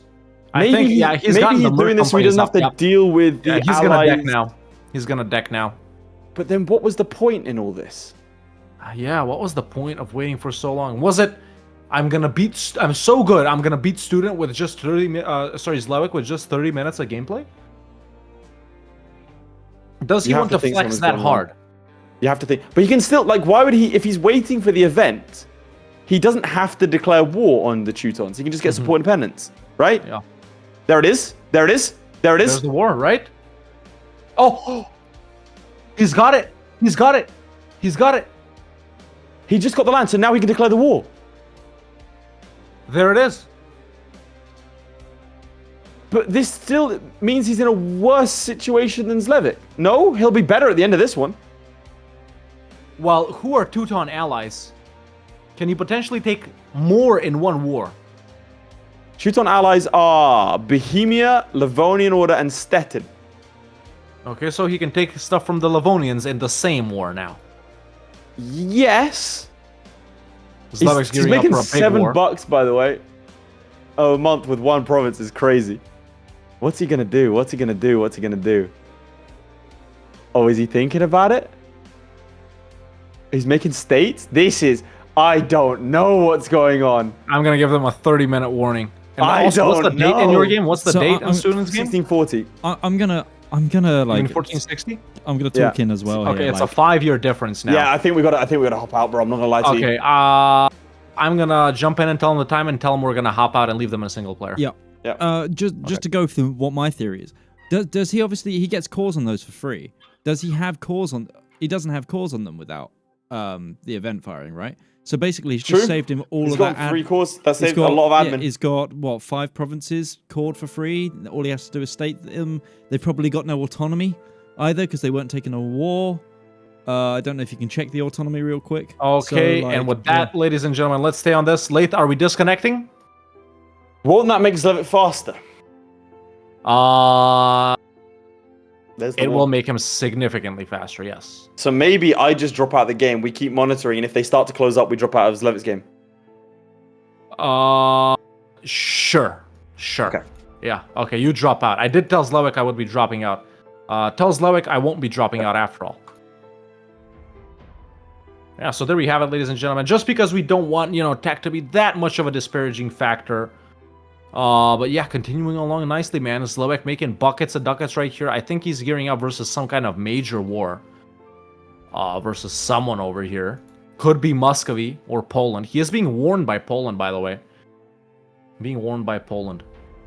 So, yeah, just building up the armies. Not even everything is, oh, okay, yeah, some half-cores right there. Yeah, but I wonder what could happen. What could happen right here? So he's got the little boat icon on the guys in Königsberg. Maybe. There we go. Yeah, he's gonna deck on a Goatland, perhaps. Okay, I've let Zlewikk know the situation. He's happy with it as well. I've told him that if Student starts to catch up, then we will be dropping out of his game as well. Excellent. And there's another deck by Zlewikk. Let's go to my POV, ladies and gentlemen, so I can show it off pretty nicely right here. So, Big Z declares directly on Muscovy, dragging in Denmark, Norway, and disloyal Sweden. Landing on Goatland first, who is actually allied to Muscovy. So ooh, that's gonna be nice. That's gonna be a rough landing, though. I think he's good on tech, though. What's the tech? 6 versus 6 over 4, yeah, that's easy. Yeah. So a very nice center of trade in the Baltic right here. Let's just catch this landing because it's always nasty. And then we'll move on to the rest. See, a couple of bad rolls and he's, yeah, that's nice. Easy. But he needs 9k. Troops up here. Denmark coming in. Yeah, this and Muscovy is actually at the same time involved in stuff versus the Great Horde and Farce. So at least we know their army isn't here. But vitally, will he remember to occupy Neva before Denmark does? Does he have zone control? Oh no. Does Denmark want it? This is a vital interest though. Norway, this is going to be the make or break here. This is going to be it. Oh no! You always gotta. You always gotta. That's actually very important, man. Neva and Novgorod is like really the only thing you're declaring this war for. Maybe Puskov too, honestly. But he is going to get Novgorod. That is something. Now, my thought process is he needs. I would have gone west. It looks like he's trying to solidly go east. Now, he has not trade company at anything or moved capitals. Obviously, he can't. But the interesting thing is he has a good start and he's solid where he is right now in terms of the Baltic Sea. Where he goes next is the difficulty. The scalability is trickier going east and west. Now, if we go to the student directly, if you don't mind, Midge, let's have a little look there. He's collecting 5.18 currently, going after Let Garland. Does he control that fort? We're not sure. This is choppy gameplay, chaps. We're going to keep an eye on the speed, obviously, as well. We don't want to give... We're trying to balance things out, not give the student an advantage, obviously. I think Midge was right. He does have good autonomy, and he does have the cause immediately. We have to wonder, is he going to go trade? There's so much we don't know now, which is why we like to keep ourselves in the game as much as possible. He's now starting to build barks? Okay. DJ Let Garland, done. Goes to the next province. I mean, does he phalanx? That's the question. What the hell? He goes completely out of focus. An artistic decision to represent the uncertainty of this game. As we go 25, I mean, this has been a quick challenge for me, man. All right, let's see. Adam take 4, Diplo take 5. I mean, surely you go with Diplo ideas, right? Yeah, you gotta. I think the idea, personally, I deck on... By the way, Zlewikk has decked Humiliation on Novgorod as well. At this point. Nice. So just a quick note on that, but let's stay on that. I was going to say, I wanted to say, if he takes Goldingen as a province, build a spy network in advance, get the claim on Riga. Riga is currently allied, is in the trade league with the Hansa, and is allied to Lithuania. But this means that he can fight Riga without Lithuania coming in, meaning you can fight Riga, take it, and take Lubeck. You take that province, you switch your capital there, trade company, everything over here. Lubeck is insane. I think that's the play. Right there. It's hard though. You can get bogged down real easy, and we know that the student from his game against Florry, in terms of Kale, you can get a little bit bogged down, and that can be tricky. But it looks like he has taken what he wants to take. Muscovy at war with the Livonians as well. Maybe if he vassalizes, no, he surely doesn't have the war score to vassalize. I mean, it depends. The Livonians. If he co-belligerate with the Livonians, maybe. No. They're way too big. If he co-belligerate, you can vassalize him. Well, did he? I don't know.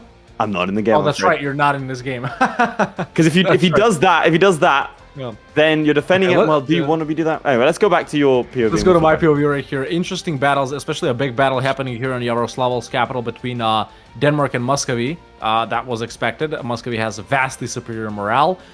He's still also in this humiliation. Oh, I thought we were on directly already. Yeah, so we missed that little battle right there. Muscovy absolutely crushed Denmark. Yeah, look at Moscow. In this humiliation of Novgorod, by the way. Moscow at negative 21. Oh, they're thinking about it. What's the tech? Yeah, they are. They are. Tech is Muscovy is 5. He's 6, but I think with the numbers, there's another one right there. I think with numbers, Muscovy thinks they could take him. And they probably could, honestly. 14% low, so he's not in danger. Nice. He's got it. Nice on 14%. There we go. How many times have we seen that from Florry? Maybe that's just the mark of a good player. You get those sieges. Yep. Or maybe he has that's surely his piece. Surely. I mean, you don't really want to be in here too long. He only has 1,000 manpower. 48%. I mean, what do you do here? This? Yeah, you don't really want anything else, right? Puskov, I guess you want. The trade map mode? Puskov, you want. Yeah, unless you're going to go for Moscow itself, which I don't think you can do. He could. And in fact, if you go for Moscow, you can get Yuriev as well. Yeah, so this is, I guess, 100%. the optimal thing you want to do here. Here we go. The tides are turning. Goes into Moscow. Fights a battle. Nice. Huge. Nice. That was excellent right there. So yeah, getting a lot of war score, man. The war goal is Inger Manland right here. Muscovy already asking for peace. There we go, just wiping a couple of small stacks. He should presumably turn back into the 6th army that is being led by the Muscovite ruler, the Grand Prince, I think. As well. Yeah. Another fort here in Mozhaisk. Let's see. So the student is starting to piece people out. It looks like he was trying to get massive battle. Let's go to my POE. Massive battle in Moscow. In Moscow, he comes in versus no, he made a mistake. The 9K reinforced. Oh, yeah, no. he retreats. Yeah, that's tough. That is the difference between breach walls. Does he play the risk? He can't. 23,000, 2-star general coming in from the Danes. Will they do what he wants them to? No. They go up north into Sweden. Let's see, 7%. How far does he risk? How far does he push? I think he pieces out. Let's go to him. Let's go to him directly. Every month, he gets more war score. But Moscow's done. There we go. Moscow's done. Yeah. And you could see the pain in his face. He even uttered a curse word in Polish. I think he didn't have... I think there wasn't enough defenders. And so with the breach walls, they just instantly took it or they assaulted. But that's a little bit painful. That's a little bit of a setback. And he does have to try and spend a lot of money here. Uncharacteristically for Zlewikk. A lot of money, a lot of manpower to go into Gotland. Now, he does have 13.3 in terms of the Baltic Sea, in terms of the merchants. Now, Hawk, if you don't mind, on your POV, in the ledger, can you get rid of merchants after in 5 minutes or so? So then when we flip to your POV, we don't get a final reveal because we don't have that power with the sure. Yeah, I can close ledger easy. So he's going for is he going for a flagship? Education of the Theocrat? Interesting. Education of the Core. He's looking at him. He doesn't quite know up this tree. Surely idea cost. There's really no trade focus one. Idea one is good, but let's go for trade then. Yeah. He's gonna take Moscow back, but that is a delay. A painful delay. Let's see what the student is up to. Did he peace out or something? The student back in the side by side. Student has peaced out. He's got Raval. Taken Raval, which is a central trader, believe. It looks like he is. There's the peace out from Zlewikk. Oh, just testing something without Moscow though. In fact, going for Yaroslavl and Yuriev instead of Moscow. Interesting. Let's see. I'm gonna give them a 20-minute warning. The student is 5 or so ducats off of Zlewikk here. That is quite a hefty margin. I think Riga fundamentally is the difference there. What kind of strategies can this man cook? What does he have in the kitchen? Do we do a final check here at 20 minutes? Well, we can't really do it, can we? No. We'll do it. We'll do it at 15, and then we just can't look at Zlewick's POV anymore. Okay.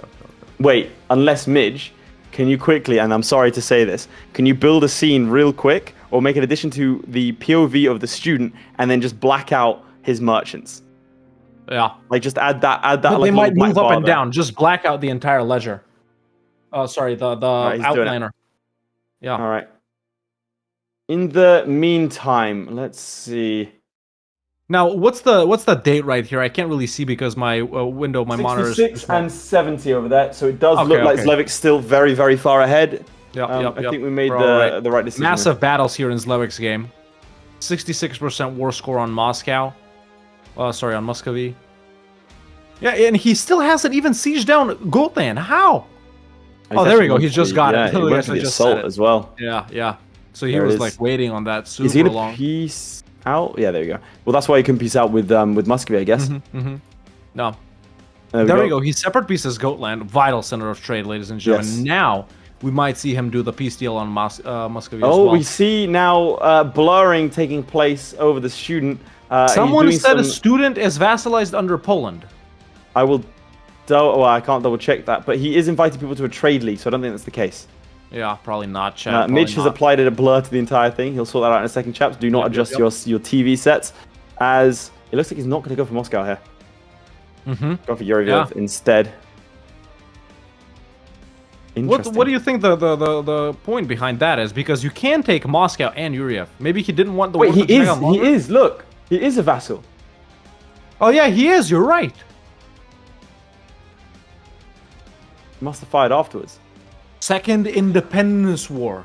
Galaxy brain time. I'm putting up the knee for this one because I'm trying to figure out what the hell he's gonna do here. Okay, so he decks that like he gets people to support him in this war. Yeah. It's objectively a better war, right? Like a better situation because Poland doesn't have the Polish-Lithuanian Commonwealth on them. Nice centers of trade in the Krakow trade node. He can go Yeah, if for he wants to Warsaw, steer him, Lublin, I Krakow don't hate itself. it. I don't hate it. All right, Midge, do you want to go on to Hawk's POV? What's your messing Yeah, around with that? go to my POV. I have hidden Zlewik's ledger just in case, ladies and gentlemen. But yeah, he does pop off that Warman versus Moscow. He's still in this humiliation, by the way, versus... Wait, could this have been an attempt for a regular war? No claims. I don't think so. I think he wants to... So it he was took his a ideas. humiliation on purpose. Still no idea groups. He's holding Tech 4 Yeah. here. Holding So Tech 4. he'll probably want to take admin tech 4 and then take trade, and so he's trying to get 100 in each category. Denmark has broken Just- off the alliance with him, by the way. Yeah. That is the case, and pretty high, actually, aggressive expansion with a lot of these guys here, man. Is Sweden disloyal? Sweden is disloyal, yes. But no real supporters, unfortunately. Nah, just Scotland. Danish allies? Oh. Danish allies, well, it was him up until now, but it's only like the small guys as always. Because, I mean, if he has allies, he could go off to Denmark and then take land in Lubeck. He doesn't have and allies take either. land- That's the thing. He doesn't have allies either. Yeah. I mean, I think Denmark's the play here, guys. I really, really do. I really think Denmark's the play. You take Jarland, you can take a lot of stuff in the Lubeck trade node. So Ooh, that's something how you naval say it. attrition. I don't know. Jaland? Jorland. I always call it Jaland. Copenhagen because I don't know what to say. Can you check his naval attrition, please? Whomst? Zlewikk? Zlewikk.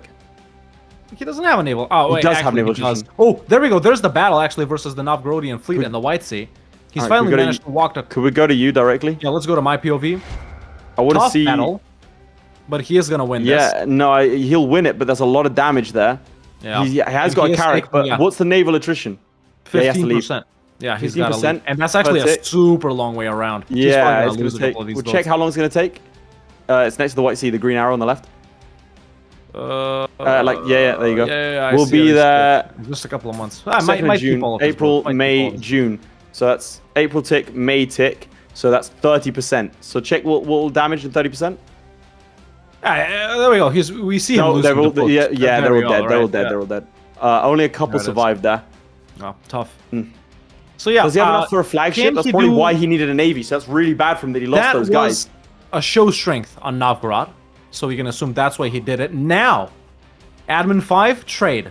He can take 4 here, 3 or 4. I'm gonna give him a 15-minute warning. Yep. So there we go. He's still not racking this up. He has started focusing on Diplo level 3 trade advisor, obviously a must. So yeah, he can get global trade power merchant. He probably doesn't have time to fill it up till the end, chat, if I'm being honest right here, but he could. If he gets to the 4th one, actually, if he gets to the 4th one. But there it is, yeah.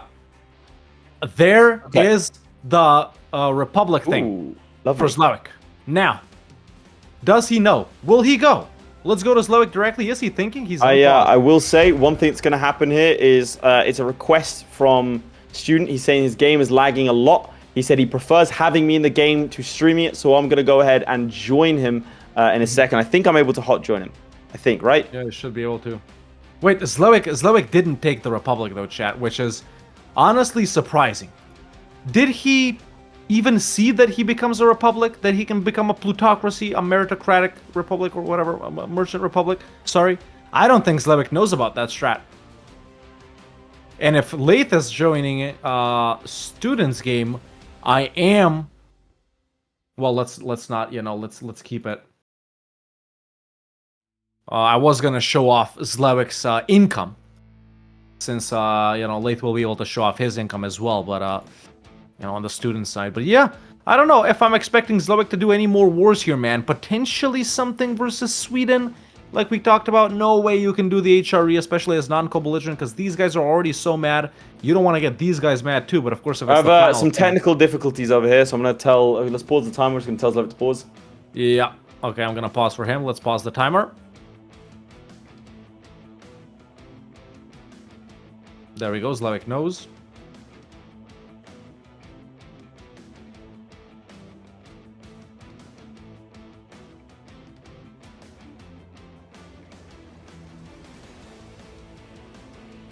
So while the boys are dealing with this technical issue, can I just remind sorry everybody... for both of us. Oh, there's Mitch. Yeah, I was going to say, would everybody mind checking if they've got any primes available? Technical difficulties over here. If you have anything, and if you want to drop those Amazon bucks on us, you can do it completely free. Just if you have a Prime subscription. That's Prime Video, Prime Gaming, any of the above. You probably get a Prime, so check now. It's so simple. You take Jeff Bezos' money and give it to us. It's literally free for you guys, man. So check the primes, yo. Check the primes. But yeah, slight technical difficulties here as Laith is attempting to actually rejoin the students' game, because apparently it's better for him to be observed by Laith rather than him streaming his game to us. So we will adhere to his wishes, obviously. Zlewikk, as we can see him right here, we are in his POV entering a state of flow, a state of meditation. However, I think he is I don't know, man, that not going Merchant Republic thing, he's leaving. That might have been what's gonna get him, if it does get him, chat, because he did have the event, same as the student, except student triggered it like super early for some reason to flip to a republic. He's got a building hat on. What's going on? There you go. He's got the Zlewikk the builder hat is back. Zlewikk the builder hat. Okay, Laith still attempting to join here. In the meantime, Midge, let's go to my POV right here, and I can show off some of the things Zlewikk has done instead of us looking at him and him being all embarrassed to be on camera. So yeah, man, this is a Big Z's game looking right now, chat. A pretty big Danzig right here. The dominant power in the Baltic Sea. Almost the dominant power in Novgorod. Pretty sizable presence in Krakow as well. And, well, not in Lubeck just yet. So, really good. Obviously, Zlewikk was showing it on his screen, so I'm going to show it on mine too. His trade income is currently 10.97. We don't know what the students is. And in fact, once Laith joins up, I'm going to ask him to reveal that as well. By the way, for anyone joining us at the tail end right here, the challenge is Danzig, as Danzig have the highest income from trade. There it is popping up on screen right now. So, yeah, man, this, like we've said many times during today's stream chat, if the student wins today, we have a three-way tie between the student, Florry, and Zlewikk for first place going into our last week before the final. It's gonna mix so many things up, man. It's gonna be crazy. But if Zlewikk does win, that does mean he goes solo at the top of the leaderboard, and he's firmly in the final. Really, it's gonna be up for us to see if, at this point, potentially Florry or the student joins Zlewikk in the final. As we all know, student did lose to Florry, but he's currently playing Zlewikk. So if there's a replay of this whole thing in the final, in the best out of three... Let's restart that timer. Let's get it going. All right, let's go. And I will unpause for Zlewikk as well. There we go. There it is. So the game can continue. Did you tell Zlewikk? Ah, there we go. Okay, good. Yeah, they're both going. So I showed off Zlewick's trade because it was on his screen that we were looking at. It's 10.03 right now. Let's do a final check on the students' trade. Interesting. Over here, you can see 11.22. They're so close. It's going to be a close game now. Let's not forget, chaps, things like devastation. Close the outliner. Yeah. Close the outliner. I'm just going to get rid of the merchants. Yeah. But it's a very, very close game. Two slightly, well, very different strategies, I'll say. Over here, we see a trade fleet beginning to form. Improving relations with Mamluks. Let's not forget, this man is, in fact, a vassal of the Poles as well. Real interesting. We didn't make any specifications about being independent or anything else like that. Yeah, that's true. That's true. It's simple as that. It's the same Midgeman from EU5. How they get into EU4 is an mod. It's an AI voice we rented from Paradox Chat. Yeah. It's a voice of surprisingly AI voice cheap. Midge. They do not respect him. Now, let's see. Can he build any buildings? Can he build some marketplaces? Any The student marketplaces? has reportedly been hired by Gordon Ramsay. That's the kind of reports we're getting out of Chelsea right now, ladies and gentlemen. Restaurant Gordon Ramsay. Nice. Well, let's Best see if he ones can in cook the something UK. up here. Right. So Rebels was not ready for it. Was not ready for it at all. Now, problem with that is even straight in. Check trade company. Impossible. Impossible. For me, Well, impossible. He's a trade. Like he's not like that, bro. He's not. built like that. Zlewikk He's- could, though. Zlewikk could trade company all of his original land, because if he moves his capital to Goatland, it's in Western Europe. Everything else, it's in Eastern Europe. So Zlewikk could potentially trade company everything he has had. That's really. I mean, that would be super powerful, and I think that would win it for him. Easy. But Does he know? do you think he knows? Because he didn't know about Merchant Republic. He just skipped over the event. He went, we're doing Prussia, not no Merchant Republic. But it's Levitt. He'll know. Yeah, he'll know. That's right. Now over here, you see this? Too many diplomatic relations, and the Danziger army strength means that. He's got 992 ducats. Just hire every merc company. Yeah, you'd hope, right? But he's busy building up trade guys, right? He is building up men as well. I mean, he was also making a good amount of money. Like that income is pretty good. So, if do we have Florry, Zlewikk, and the student playing someone else in the final week? So Florry, all of them play other people. So there is a chance that all of them can win their own matches. What happens with that? Well, we're going to discuss that in the after party. So if you want a join the after party knowledge, to figure out what happens if this happens 2 weeks early or 3 weeks early, I should say. Oh, yeah. my God. But yeah, this on screen is the craziest outcome that can happen. 93% chance in the Ottoman invasion of Hungary is a strong Ottomans. Yeah. He's gonna end it. He's gonna end it very soon. He's gonna peace out. I think he's just going for that trench and fort in Slovakia. Yeah, but you get this. This could be big. Minus. Yeah, there it is. The Ottomans just need to peace out, and it's a little scornful as well. They have peaced out. It's a 0 though. He needs another troop. He's hiring something. I'm in higher marks. You can't risk it. Or take this tech. You can't risk it. -2. You can't risk it. You can't risk it, student. Oh, you see that -22 for a second? You see that? You cannot risk it. Surely not. You got to go for a scornful as well. Look, scornful insulted enemies tick down. He got the merge, he got the army. Down. There we go. Ottomans pieced out. Now what is it? Yeah, I know, but they were already pieced out. Army He was on 0 for a second. Army strength. Yeah, I know, but he's not getting any other armies. And he also needs to improve relations with them. He can get it with improved relations, and he can get it with another scornful. He's scornful too early. Does take tech. Does that do it? Brings him up to 0. -1,000! What did I say, chaps? Do we know if he's going for this, though? Risk it. Yes, he absolutely is. There's no way. I can hear him making the same, judgments. That is devastating. He now has to wait for them to go through Bosnia, Scilly, and others. That was a huge mistake. You needed to do the scornful, needed to keep a guy there. Now is losing 7 ducats a month whilst he sits here, and now he waits. Do you give him just over an 8-minute warning? I will. Oh, I'm getting excited, boys, because this is going to be close. That was necessary. That was needed. Because Poland's going to come in and attack him and go after him, and that's going to cause devastation. He needs to be, well, if he wants to be independent, he needs to be independent. I think right now, frankly, screw the independence. I mean really, how does it hurt him? How does it hurt him? It really means he can't go after. I'll let you guys know. Guys he wants. Just a brief flip over to Zlewikk anyway. He goes solo. Jason Derulo riding solo hit. No, Does he have tech? Does he have tech? It's 6 versus 7. It means nothing. This was a mistake. Yeah. This was a mistake. This was a big mistake. No force to defend himself. This was a huge error. What's the army size difference? Tell me the armies. Massive. Almost double, almost triple. This was a big mistake. This was huge. I think this, yeah.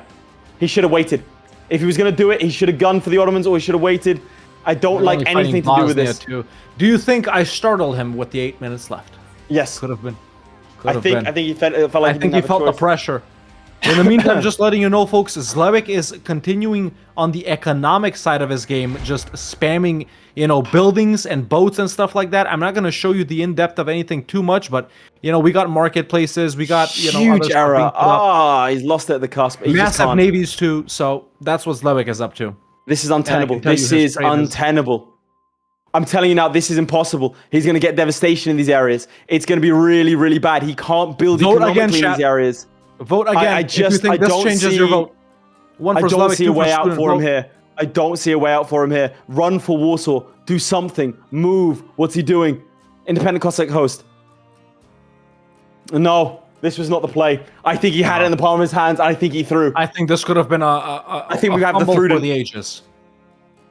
The Frudent? The Fraudent? The Thrudent, bro. The Thrudent. They were coming to attack him. Like he threw. Damn, look at that vote changing in favor of Zlewikk, ladies and gentlemen. Here we go, big battle, big battle. Needs to be a stack wipe, needs to be a stack wipe. Oh no, Isn't a stack wipe. It's over. Ladies and gentlemen, the student with 5 minutes left has thrown this challenge. Thrown it with 2 hands out of the window. He had it. He knew the strat. The Ottomans on 0 to come in. Yeah, no, he hasn't. Just stay on it. Oh, no.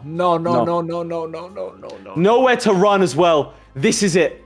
This is a loss. This is him locked out of the finals. Ladies and gentlemen, I think it might be done. He could have done it. He really could have done it.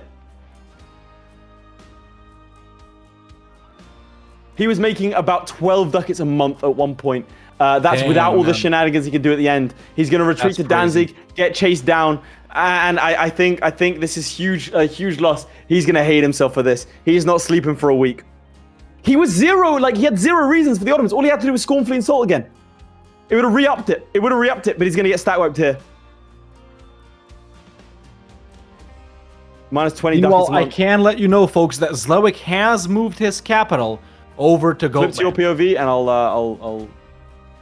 Okay, just getting everything out of the way. So, really, without showing you in depth, there's nothing too much I can say here because I don't want to spoil Zlewick's score. But he has mega navies. Sorry, this is just bad. He scorched the earth and tried to run, but he's run into trouble. And he's not even retreating properly back to Goldingen.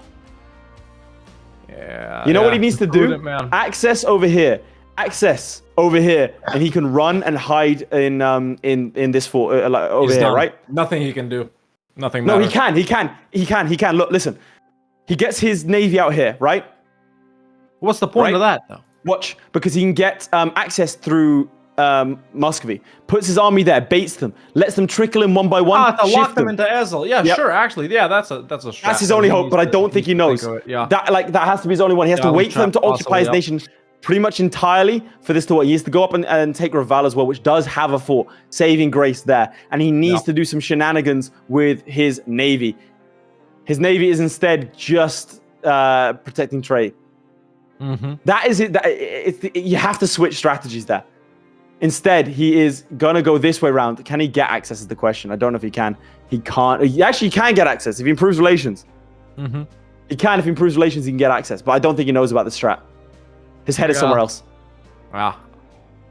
3 minutes left. If you can go ahead and give them a 3-minute warning. I gave him like a 5-minute one. I'll give him a 2. You give them a 5-minute. Okay. I didn't catch you. But yeah, in the meantime, ladies and gentlemen, as the student throws away the game of his lifetime, we go to Zlewikk over here briefly just to show off what he's done. Yeah, I'll let you know. He has moved his capital over to Goatland. We can see that right there. He has trade companied everything over here. I would show you his merchants, but then you'd see the income. 6 merchants right now, man. Nice. Merchants are merchanting. He's got one from here, got one from the Gov Reform, stacking navies. I just gotta say, this is the typical Zlewikk closer. All right, this is the typical. I know what I'm doing. All right, so we'll get back to here. We'll see the score very soon in just about 2 minutes. But can the student salvage anything? He's sitting paused. He's not He's not doing anything for now. He's been sat paused this entire time. Tears dropping onto the keyboard, perhaps making it malfunction a little bit here. I think he's thinking, again, if the Ottoman's in here, makes all that difference. Yeah. He just didn't commit hard Did he enough. really need the Poland independence, though? No. I think he wanted it. Yeah, I agree as well. We'll have to ask him about it in the interview afterwards, but he stays paused as the student is locked out of the grand final. Ladies and gentlemen, this is interesting.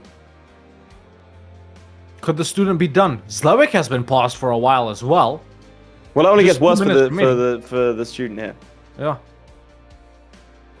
I'm going to go ahead and give them a 2-minute warning and ask them if they're done. Sure. Zlewikk is says done. he's done. Well, And I've got server lost. Oh. Yeah, he might be done as well. I will reveal then. I'll go tell him. Yeah, go tell him and then we'll reveal. Okay.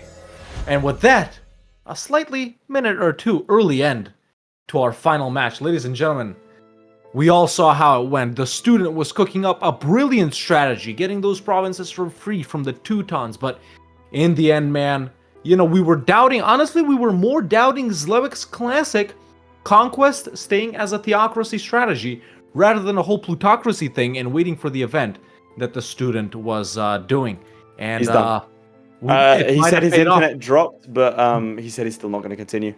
Okay. Let's not Banny. score? Yeah, I've got 10.47 over here.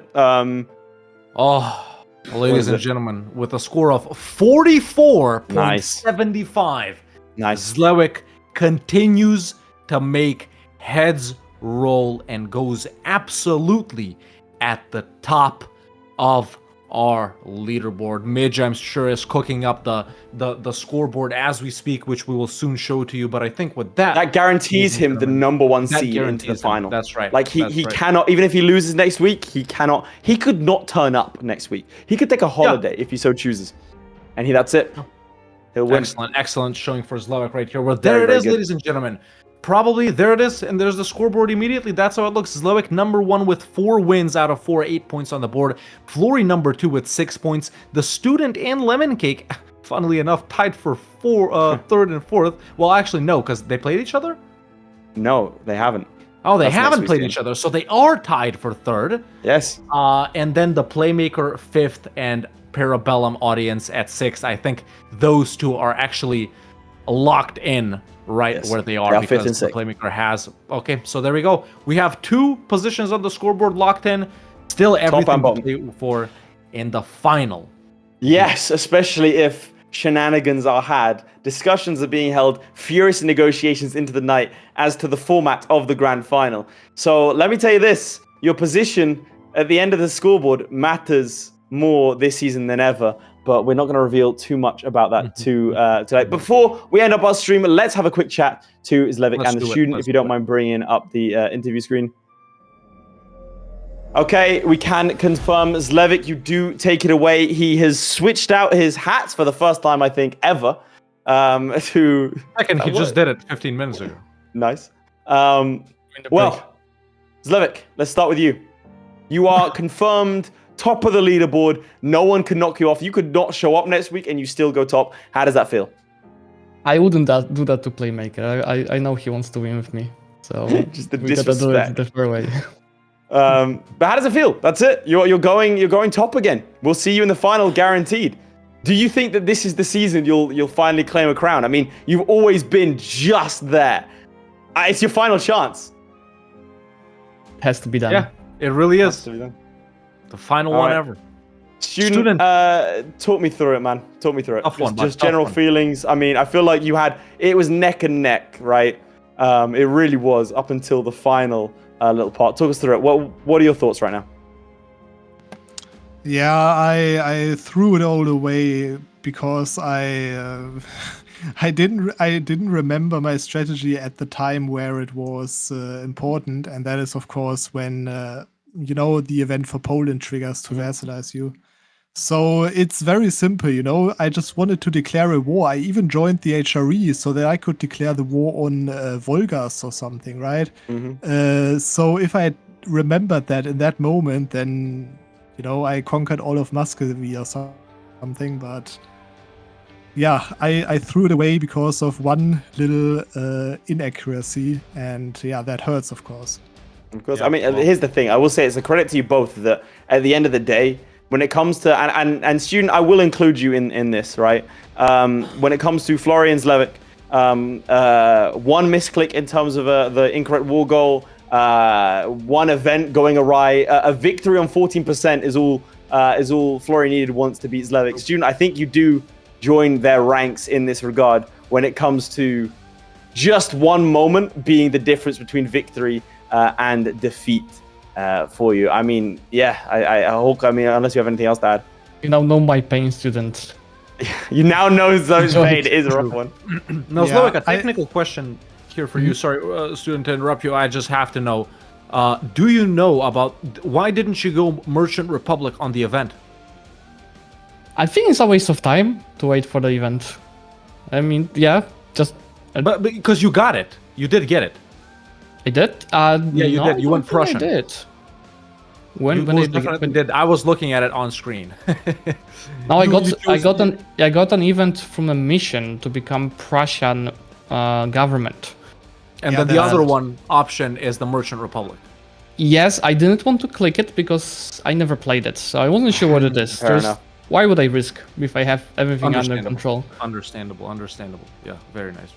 Because the student did go with that strategy super and it early. would have been good. For the first half of the match, he was leading you by far. Even though you I left the trade companies for the ends. Yeah.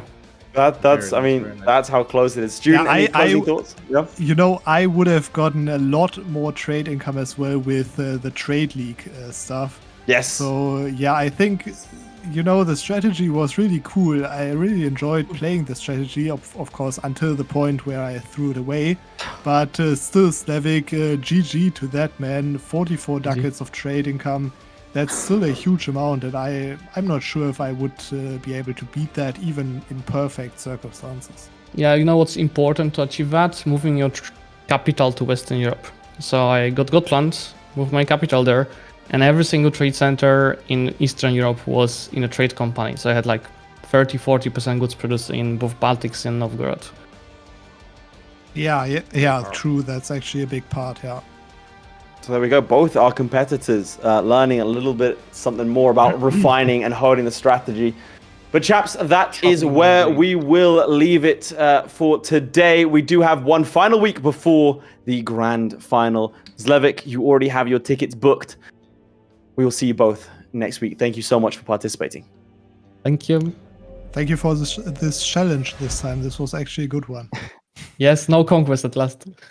Bro said actually a good one. I'm glad he lost. But there it is. We come to the end of our show, ladies and gentlemen. Let's not forget, we will be back next Wednesday. And then the Wednesday after that is the final ever finale. Tearing up finale. More than the final ever last EU4 Hegemon. I'm sad, chat. I'm sad. I'm actually sad. But this is not the end of everything for you at home today. If you are a paid member, if you're a Twitch subscriber, YouTube member, get it in right this second. This is going to be your final chance to then hop into the Discord. If you're a part of Twitch, if you're a Twitch subscription holder, hop into the Discord. We host a little thing there. If you're a YouTube member, that you can watch it live on YouTube. You'll be redirected very, very shortly. My thanks to Midge behind the scenes. My thanks to my co-host here and to our participants, especially Ankara, the audience member today.